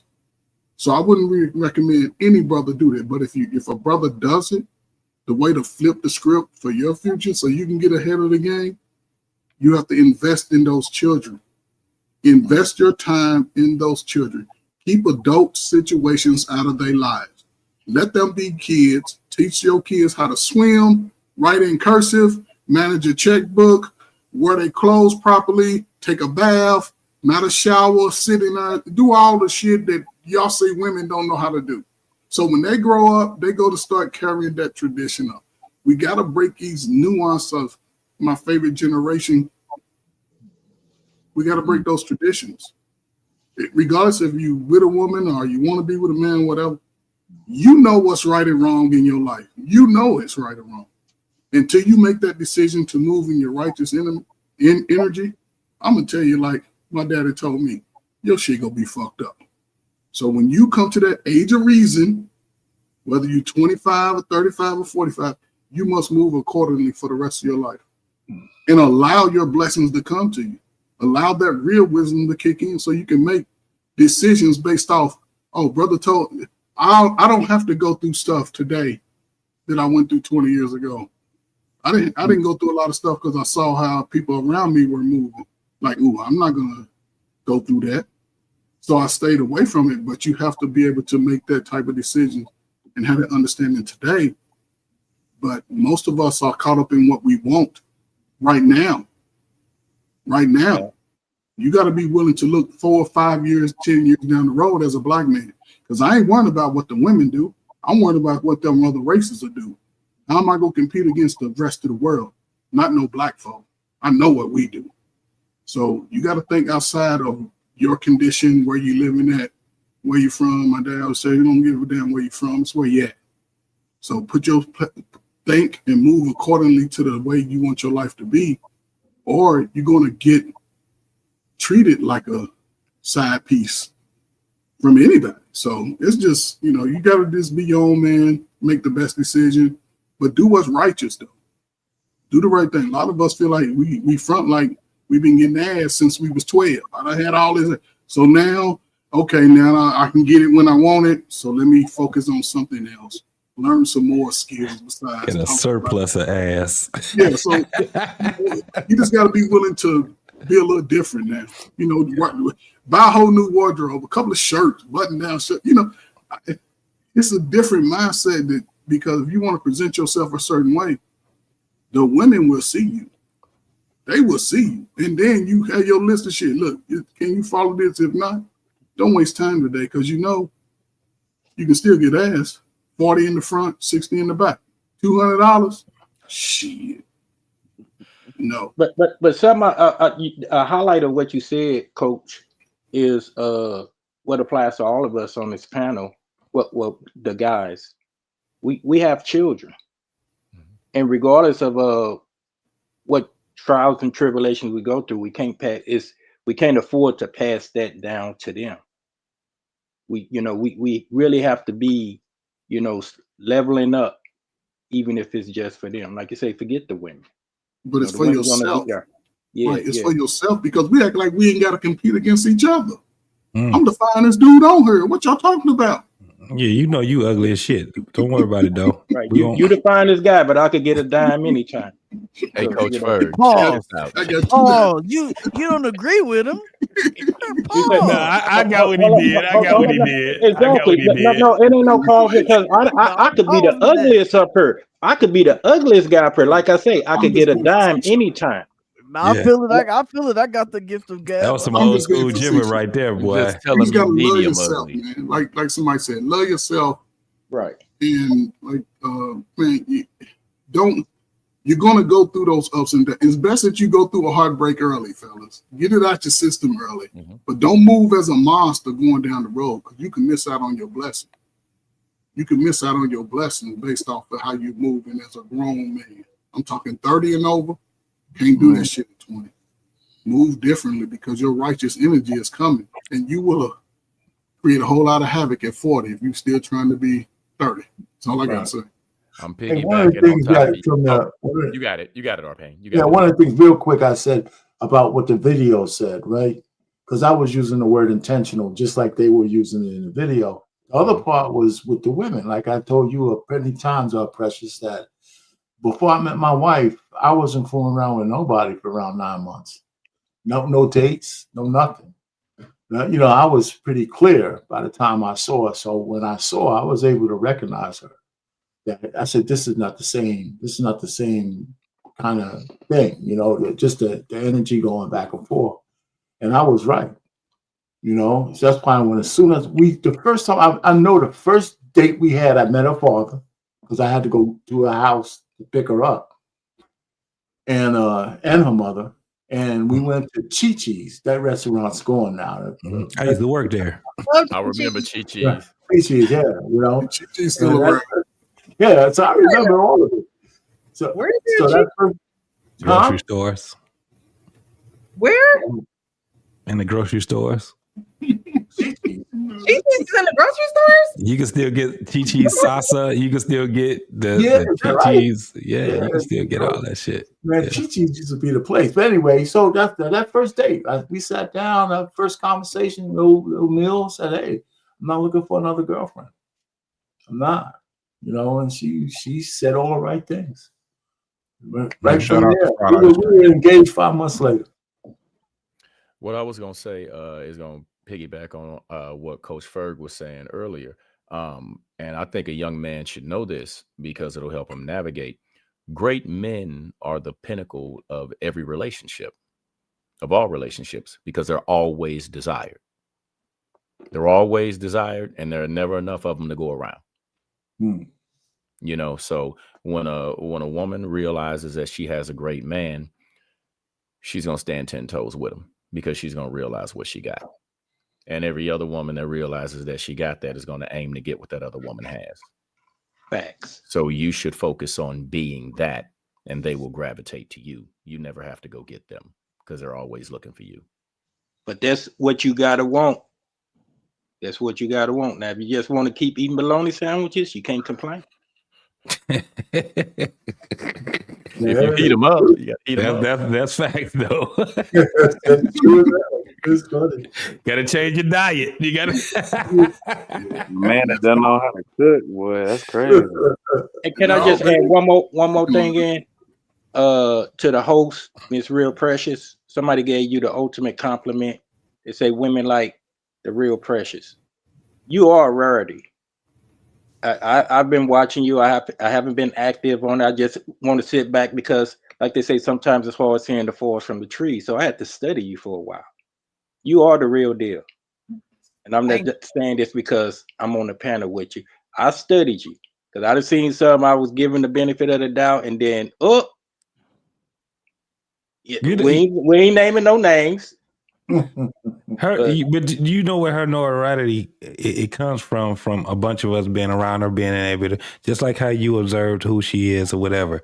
When she says something, she says it is powerful. She get in and get out. She don't sit back and put and make things like where it's just about her, right? So it's a dope thing, and I love that you do. And all these brothers that's on this panel, I don't know too many brothers that have not complimented her based off of how she's did her platform. Even when she was on other people's platforms, a lot of guys seen that was the loudest thing ever, was her being reserved, being able to observe people and things like that. So that was more of the loudest thing to us than all the other ones where you had women that was talking and saying, well, let me tell you something about you, or let me give you she was just like, no, this is my thoughts, right? It's not, this is what I feel, or this is how it should be. She's like, no, this is from my thoughts. And she'll say things, and then she can sit back and tell you, I don't agree with it because of this, this, and this. And then people just respect it. You know what I'm saying? It's kind of like how when you have men, the same way. You have men that just being respected by other men for the simple ways that we just observe things, we look at it, and then we'll say, okay, this is how I see it from my lens. So that's the dopest thing in the world. Real Precious, you are the real deal. No doubt about it. I just had to piggyback off of that shit. And we salute you. Big facts. Big facts, man. For real, for real. I don't always agree. I do not always agree. However, we should live in harmony. Us as Black men and women and just people in general, you should learn to live in harmony with your neighbor. You should learn to live in harmony with those you say you want to love or you want to be with. In And so discourse. if that takes sitting back and just listening and observing and absorbing, then that's just what that takes. But a lot of people can't just sit back. They can't just, observe. They can't absorb because they get offended because the hurt is not flushed out of their system. I've learned, believe me, I wasn't always the one who just sat back and just observed. And no, I had to go through the process and the maturation process. Yes, you have to go through that process. And as a woman, if you want to be, he who finds a wife finds a good thing. A good thing just don't pop up on the scene. But y'all have said it time and time and time again. If you want to be a good thing, you got to practice it.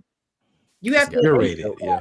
But that's funny. That saying what she has right there is indicative of what's wrong. Because even when we were in the back, the first thing I said to you is I see you absorbing the stuff that all the men say, and even though you don't agree, you know what I'm saying?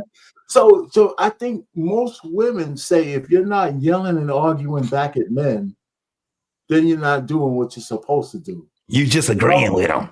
Right. So it's not agreeing. So that's what I'm saying. The decorum is the thing that gets lost on people. Understanding is not the same thing as agreeing, right? So people say, if you understand and you're not, you don't have to agree, but if you understand, then there's a path towards understanding. Exactly what I was about to say, Arpain. Like, you know what I'm saying? Just because she's sitting back, chilling, listening, trying to understand, don't mean she agree with everything. That's right. But what I wanted to say to you, Lady D, was if you like the vibe over here, make sure you like, comment, subscribe over here. You know what I'm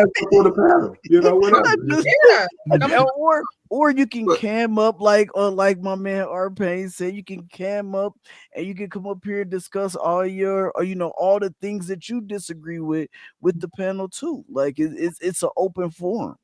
It is. Yeah. But I won't take no disrespect. So as soon as you start disrespectful, you out. Because I don't do this for the views and the drama and all that. I do it because I believe our community do need these conversations. And there are people who are willing to listen. There are people who are willing to, they may never, King Asia Mars, did you man? I don't think I don't know if I've ever seen you in the chat or even knew that, you were watching. There's a lot of people that are saying, oh, I've been watching you, and I'm taking it back because I don't realize that. I don't, I know I'm on these panels and I know I'm on YouTube and things of that nature, but y'all the crew. So it's almost like we just in a room just having a conversation and then the cameras are rolling. I'm not thinking about giving the world a show.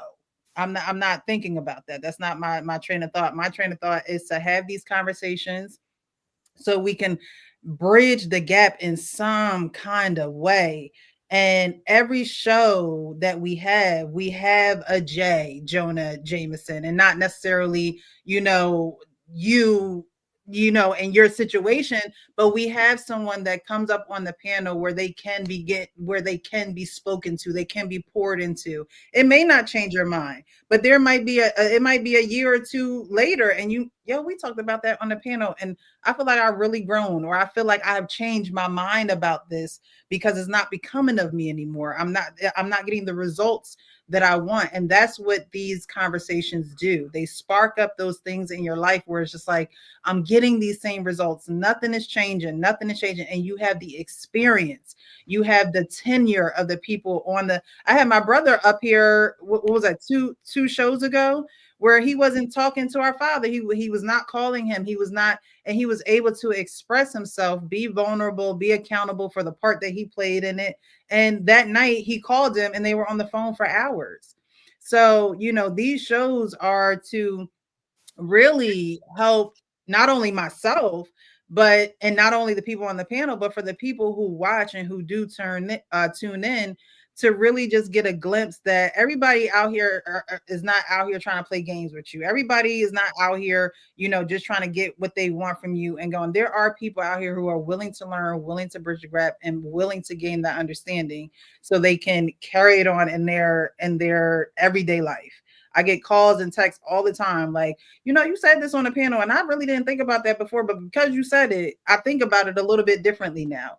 And that's all I've ever tried. I've been doing this for a while. Back on my personal Facebook page years ago. You know, it was the Couch Chronicles at that time. You know, that's all I ever tried to do. I'm just here to make you think. That's it, and that's all. And but that's the difference. That's the difference between men and women, because, and I'm gonna use my brother because he was open and honest about his life, and this is the difference. We don't really know each other, but iron sharpens iron. You know, we men hold each other accountable to some degree. You know, we can only give you words of wisdom. We can't force it. You got nuggets, and you're going to continue to get nuggets throughout your life. Whenever you ready for that change, you have to sort of do a 180, completely different from the way you've been living, because you got the results that you look back and say, those are fucked up results. I don't like those results. So at some point, when that light bulb click on, this to any man, you must be willing to step away from it and keep your shadow in front of you at that point. And I think that's where men do, because women, if you don't align with what they feelings are, they'll bully your ass into feeling that way. They'll shame a woman. Girl, I can't believe you are listening to these men. If y'all would listen to y'all daddies, a lot of y'all wouldn't be in those bad situations. A lot of y'all would know how to. Well, look, I ain't gonna say. I don't want to say because y'all say the daddy wasn't around. Yes, that goes to show how your mama was moving, because she knew she wasn't in a relationship. She knew she wasn't dating. She was in the back seat of the car, being fast. But I'll digress from it. But this Coach is Ferg, she was dating. She wasn't being courted. There you go. As men get older, they come to that. They want to come out of that. They want to come out of that being subjugated all the time. And believe me, most men are not running around here from whatever age putting each other down. We might joke on each other, but we ain't putting each other down. And men, when they get beat up at some point, they gonna fight back. And this is where young men are, because they've been told by the women that they ain't shit. You tell an 18, 21, 22-year-old dude he ain't shit, but yet he can still get some coochie. You ain't got no value. So, brother, listen, man, you in a unique space, man. Just take it in stride. I wouldn't recommend. Don't have no more damn babies out of wedlock. That should have set you back another 30 years. Don't do it. Take care of our children while they're young, be in their life, force it. And believe me, when you get about 40, 45, all of that money will start coming back to your pocket. Then you can get to that next level, but you can't be just spending. You have to start thinking about, okay, the next 4 or 5 years, the next part of my life, what is it going to look like? Because if I am alone, it's a difference between being alone and lonely. So, salute to the brothers, man. Said, yes, I have this acronym, you know, HOT, honest, open, and transparent. And that's one thing I do value about the panel as well, because if you're watching, then you're able to experience someone being hot, honest, open, and transparent. And that's the best you can be. It's the best you can be. Jay, you don't know me from a can of paint. I don't know how long you've been watching. I don't know how you found my channel and things of that nature. But being honest, open, and transparent doesn't get you attacked here. And a lot of times when you go on these panels, you can be honest, open, and I hope you don't feel attacked, because I know all of these men come from a loving place. They have the way that they deliver their message. However, they're coming from a loving place. But I do love that you guys have the comfortability to be able to be hot, honest, open, and transparent. And that's all I've ever asked. So thank you, and I appreciate that. Yeah, I got confidence. He definitely. I don't think he's in a lost place. We're just in a lost society, and he's navigating it. And I got confidence just from hearing the way he speak that he will find his way out of it. He's gonna put the purpose before the profit. You have children. I think that is where your focus is at right now. That's prize number one. Correct, Jay? Yeah, children always first. Right. So you in the right direction right there. So to bring this to a close, I wanted to close out to ask you guys. We talk about wifey material, but there are some women who don't know what it means to be a wife. They've never seen it. They never have had a conversation about it. No one has ever poured into them or been an example of it. So I want to ask you guys, what is helpmate material? Because that's what the wife is to her husband, to her man, to her significant other. She is his helpmate. And a lot of times women don't want to help further the message or help build a man's confidence, ego, a plate, iron his clothes. Like there's a lot that women say is a lot when it comes to helping. So I wanted to get you guys' perspective, and a lot of you on the panel are married or do have significant others, or there's some people that have left that were in that position. But what is your definition of helpmate material? Box number one, peace of mind. First on the top of the list, you got to give me peace of mind. I'll let them fill in the rest. Yeah, for me, it's really my wife was naturally submissive. Respect came easy for her, right? There was no leadership challenge. It wasn't, hey, I'm a leader, you got to follow me. We never had those kind of conversations. But she had this uncanny and has this uncanny ability to just have a natural respect, both when I'm around or not around, just the way she moved. Because I observed a lot of stuff she did, when we went out in gatherings with other, around other people, how she interacted with other men or didn't interact with them at all. But so respect is at the top of the list, just a natural submission. The food and the serving and all that was natural to her. I mean, she still does that today, but it's easy for her, because I cook myself. I cook a lot too. So I mean, it's one of those things. I think for men, respect is the biggest thing for me. Of course, exclusivity and all the rest of those things that go along with it. Yeah. So it was just a natural thing. And when a woman knows how to do that without worrying about how her peers look, how it looks to her peers and stuff like that, then you got something. I mean, that's the way it is. I mean, she doesn't have a whole bunch of single friends that she's hanging out with, or was hanging out with now. She's got her friends are all graybeards, now, right? They're all old too. But it was one of those things. It carried us all the way through, and so you kind of know when you talk to her. I had enough relationships with other women to know that she was different. And I just chose wisely. Okay. And I'll end it there. Well, I agree. I concur with you, R-Pain, man. I think respect is at the top. Integrity right up under that. Compromise over sacrifice. and service over selfishness. My rule, I told y'all last time, don't ever ask me for anything that you're not willing to give. And if you do those things, we should work out. Okay. That's Aaron? it. I land my plane.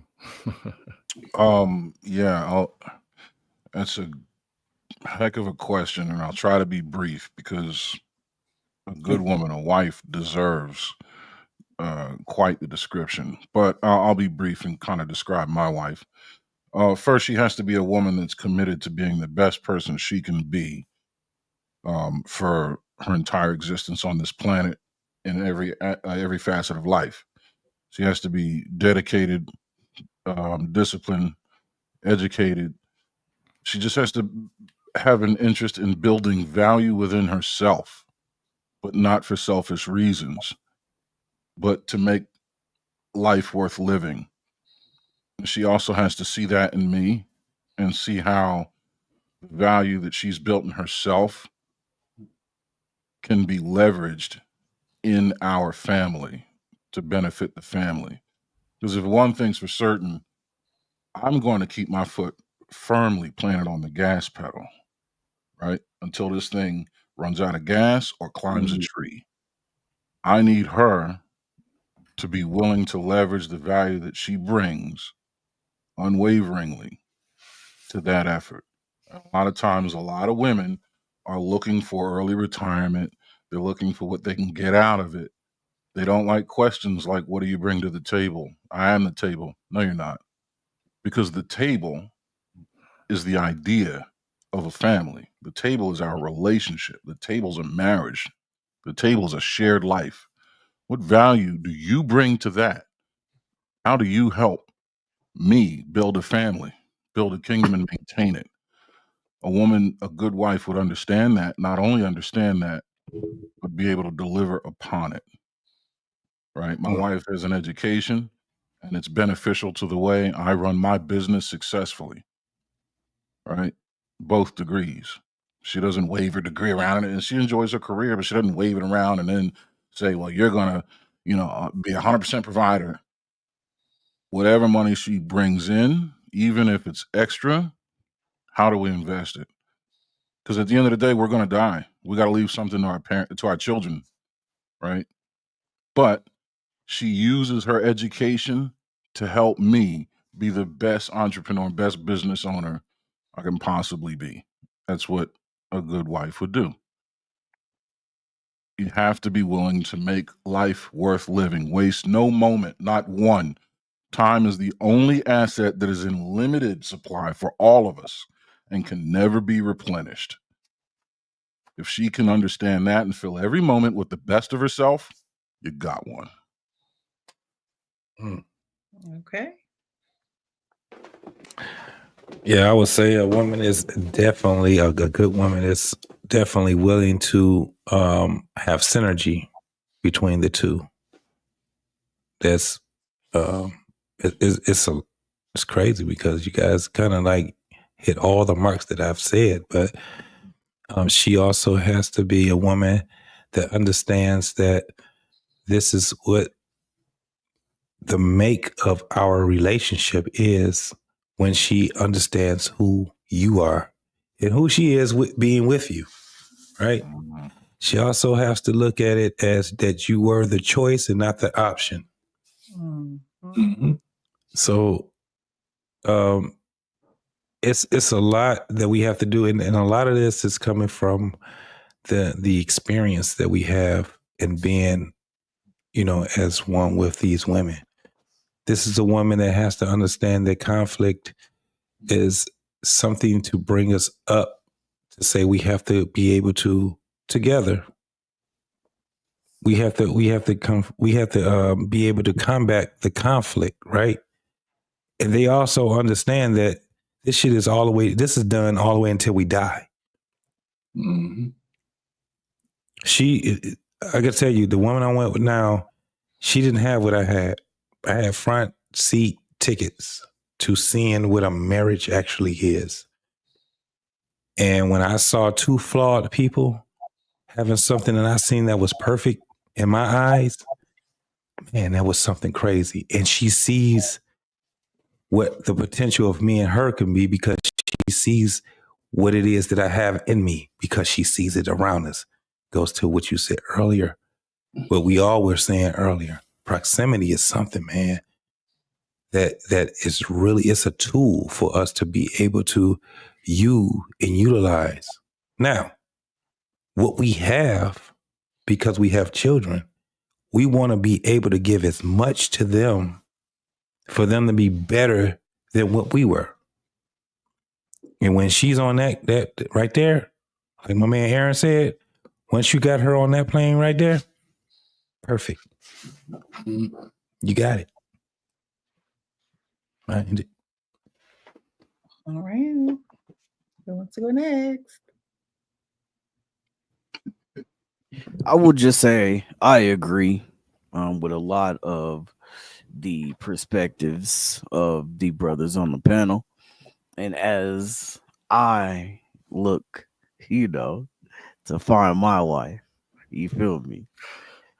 That, these are going to be a lot of the traits and a lot of the intrinsic values that I will be looking for, that I am looking for, and things like that. And so I definitely appreciate, that's why I love being on these panels with y'all, just because y'all give such good perspective. Brother Aaron, my first time meeting you tonight, but the things that you just laid out, the perspective you just laid out, the things you just said, absolutely right. Things that I think about all the time when it comes to a woman adding to, and not just wanting to take. The woman wanting to see the best, want the best for you, see the best for you. A woman willing to go in there with you, just got a whole bunch of feedback, but a woman to go in there with you to get the outcome that you guys both want together. You know what I'm saying? And it's not gonna be pretty every day. It's not gonna be all roses every day, but it's somebody who gonna go through that shit, fight with you, and it doesn't mean that it gotta be the most excruciating thing. Don't mean it gotta be the hardest thing, but just somebody that's willing to rock with you through everything that y'all on the path that y'all got set for yourself. And so that's what I'm looking for. That's what I like. Um, of course, respect is definitely first on the list, man. But everything that you brother said, man, is just good shit, man, for real. Totally agree. Totally agree. A lot of times, I think, trying to find a significant other is very hard work. And a lot of things that y'all pointed out is very true. Um, you know, uh, and it would be a great help for a lot of men to have a helpmate as such. It's just the way how today is set up. There's not a lot of women that were trained to be wives in the first place. Their mothers and their grandmothers were in the streets, and and you see this firsthand with a lot of great men, you know, uh, that are married, like Dr. Dre, who gave their woman the world, but it still kind of backfired on to begin with. So like I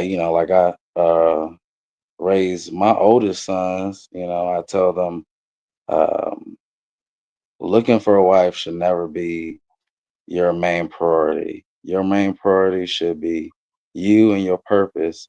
And if you happen to stumble upon somebody that's good for you, then by all means, cuff her up. But for the most part, as long as you staying focused on yourself, you won't burn yourself as much. You'll have more success in this life. All right. Which burger did you go? I think, other brothers hit on it, respect and cooperation. I love the fact that my wife respects me and she cooperates with our game plan. You know, we discuss things and she carries them out a little bit more efficient than I do. But I do a lot of the dirty work. You know, my wife hardly ever leaves the house. I think she left the house today for the first time in about 12 days. I'm running around. I do everything outside the house. I love to do that, though. I get to shop. I get to see stuff I like. I'm telling her trends, what's happening. And she takes care of a lot of the things on the inside. She cooks. She makes my plate. Sometimes she's too anxious to make my plate out. The question like, what you cook over, you know, but I think everybody has to get to that space where we all heard the old saying, the diamond in the rough, right? That applies to both men and women. Mm-hmm. You know what I'm saying? And I think sometimes we don't understand that because it even says in that good book, as we all read sometimes, that a good woman is not an easy task to find. And a good man, well, should be something that's not easy to find because a good man will stand out amongst all the other bad apples and vice versa. So I've always tried to just be that guy that stood out. I couldn't pretend to be nothing else. Some women didn't like light-skinned, bald-head, ugly dudes. Some loved them. But I focus on the ones that saw me. Even when I was in my younger days, I'd have gave y'all help. I couldn't really do nothing with me when I had her and I was 30 pounds lighter. But even then, I understood that not everybody's going to be my cup of tea also. You know what I'm saying? And it wasn't I didn't discriminate against nobody's complexion because I liked all the options. When I go to the fruit store, I want to see all the fruit. I want to be, you know, but I think today people stop looking at, to me, stop owning other people's experiences as your own. Go through that experience for yourself. But now we're at an age where we should use our third eye and look at it a little different than what we've seen it as before. What as we say, our parents taught us or didn't teach us. They taught you, you just didn't listen. When you saw that coochie, when you saw that hammer, you said, forget all that, I'm going in. But we have to live with those. And now I'm gonna go hard. Yeah, and that's the catch-22 because they tell us if we don't perform, then they shame us. So they bring it on themselves. So, but I think, you know, young man, and this again, I said I got a 21-year-old son. He's moving according to what I was trying to tell him most of his life, even when he didn't want to hear it. But I see him moving in that capacity now. He's 21. He makes about $42,000 a year. He has no problem with the ladies. And the dude is 5'7", soaking wet. Might be 5'6". He works out. I like him already. He works out every day. He focuses on himself. And, you know, he's going to have to navigate women also. But if you just, it's a catch-22 to them because they're showing you everything at once. Then they say, treat you like a lady. Treat them like. So you just got to figure it out. I would say, listen to although we don't know you or whatever, sometimes that's the best advice. You know what I'm saying? And you just, and take take the meat, spit out the bone. Man, we get passionate. We say things differently than our friends would. So just listen to some of the messages. Just hold it in your bank, even if it don't apply to your life today. Just hold it in your little pocket, put it away. At some point, that shit gonna come around. You're gonna need it. Like somebody said something, and you can apply it then. So again, man, just continue to, brothers. We doing all right, man. We are all right out here. The world is ours now, and the women are seeing it crumble. This feminist movement is damn near get ready to hit the fan. And brothers, as long as y'all out here trying to work hard, letting the world know that y'all here, y'all will be rewarded. Because in 2028, when that Olympics hit, it's gonna be women from all over the world looking at strong, in shape brothers. So get out there do your push-ups, your sit-ups, lose that little extra gut, You know what I'm saying? Especially if you're single, because if I ever get out there again, it's over for y'all young dudes. It's over. Hey, real precious. I rebuke that last comment. I'm telling you right now. I rebuke it. I don't want to see it no more. Ooh, it's all about the chocolate now. Hey, we got something to bring to the table, okay? Coach Berg, hey, don't come on over and come roofing with me for a couple months, so we get you right. Where you at? Good. Oh my What part of the country you at? Oklahoma. Oh shit! No wonder you out there struggling, boy. Nobody, you the only one out there. No wonder. I see why you over here mad. Hey, Jay Jonah, man, shout out to you, bro, for soaking up game, man. In the beginning, it was a little back and forth, but bro, at the end, man, you came full circle, man, and you just chilled, man. You listened, bro. So I just want to send a shout out to you for that, bro. That's what a man do, man. So shout out to you for that, bro. I appreciate it, man. Like I said, I was raised by my daddy and uncle, so and one nothing but dudes around, man. My dad didn't like me hanging around my mama and my aunties. Right. Jay, how did you find out about my channel? I usually ask everyone who I don't know how they found out about it.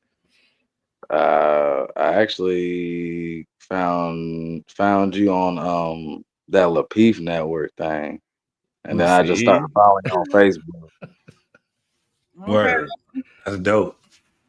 I was on Lapeef panels for a little bit.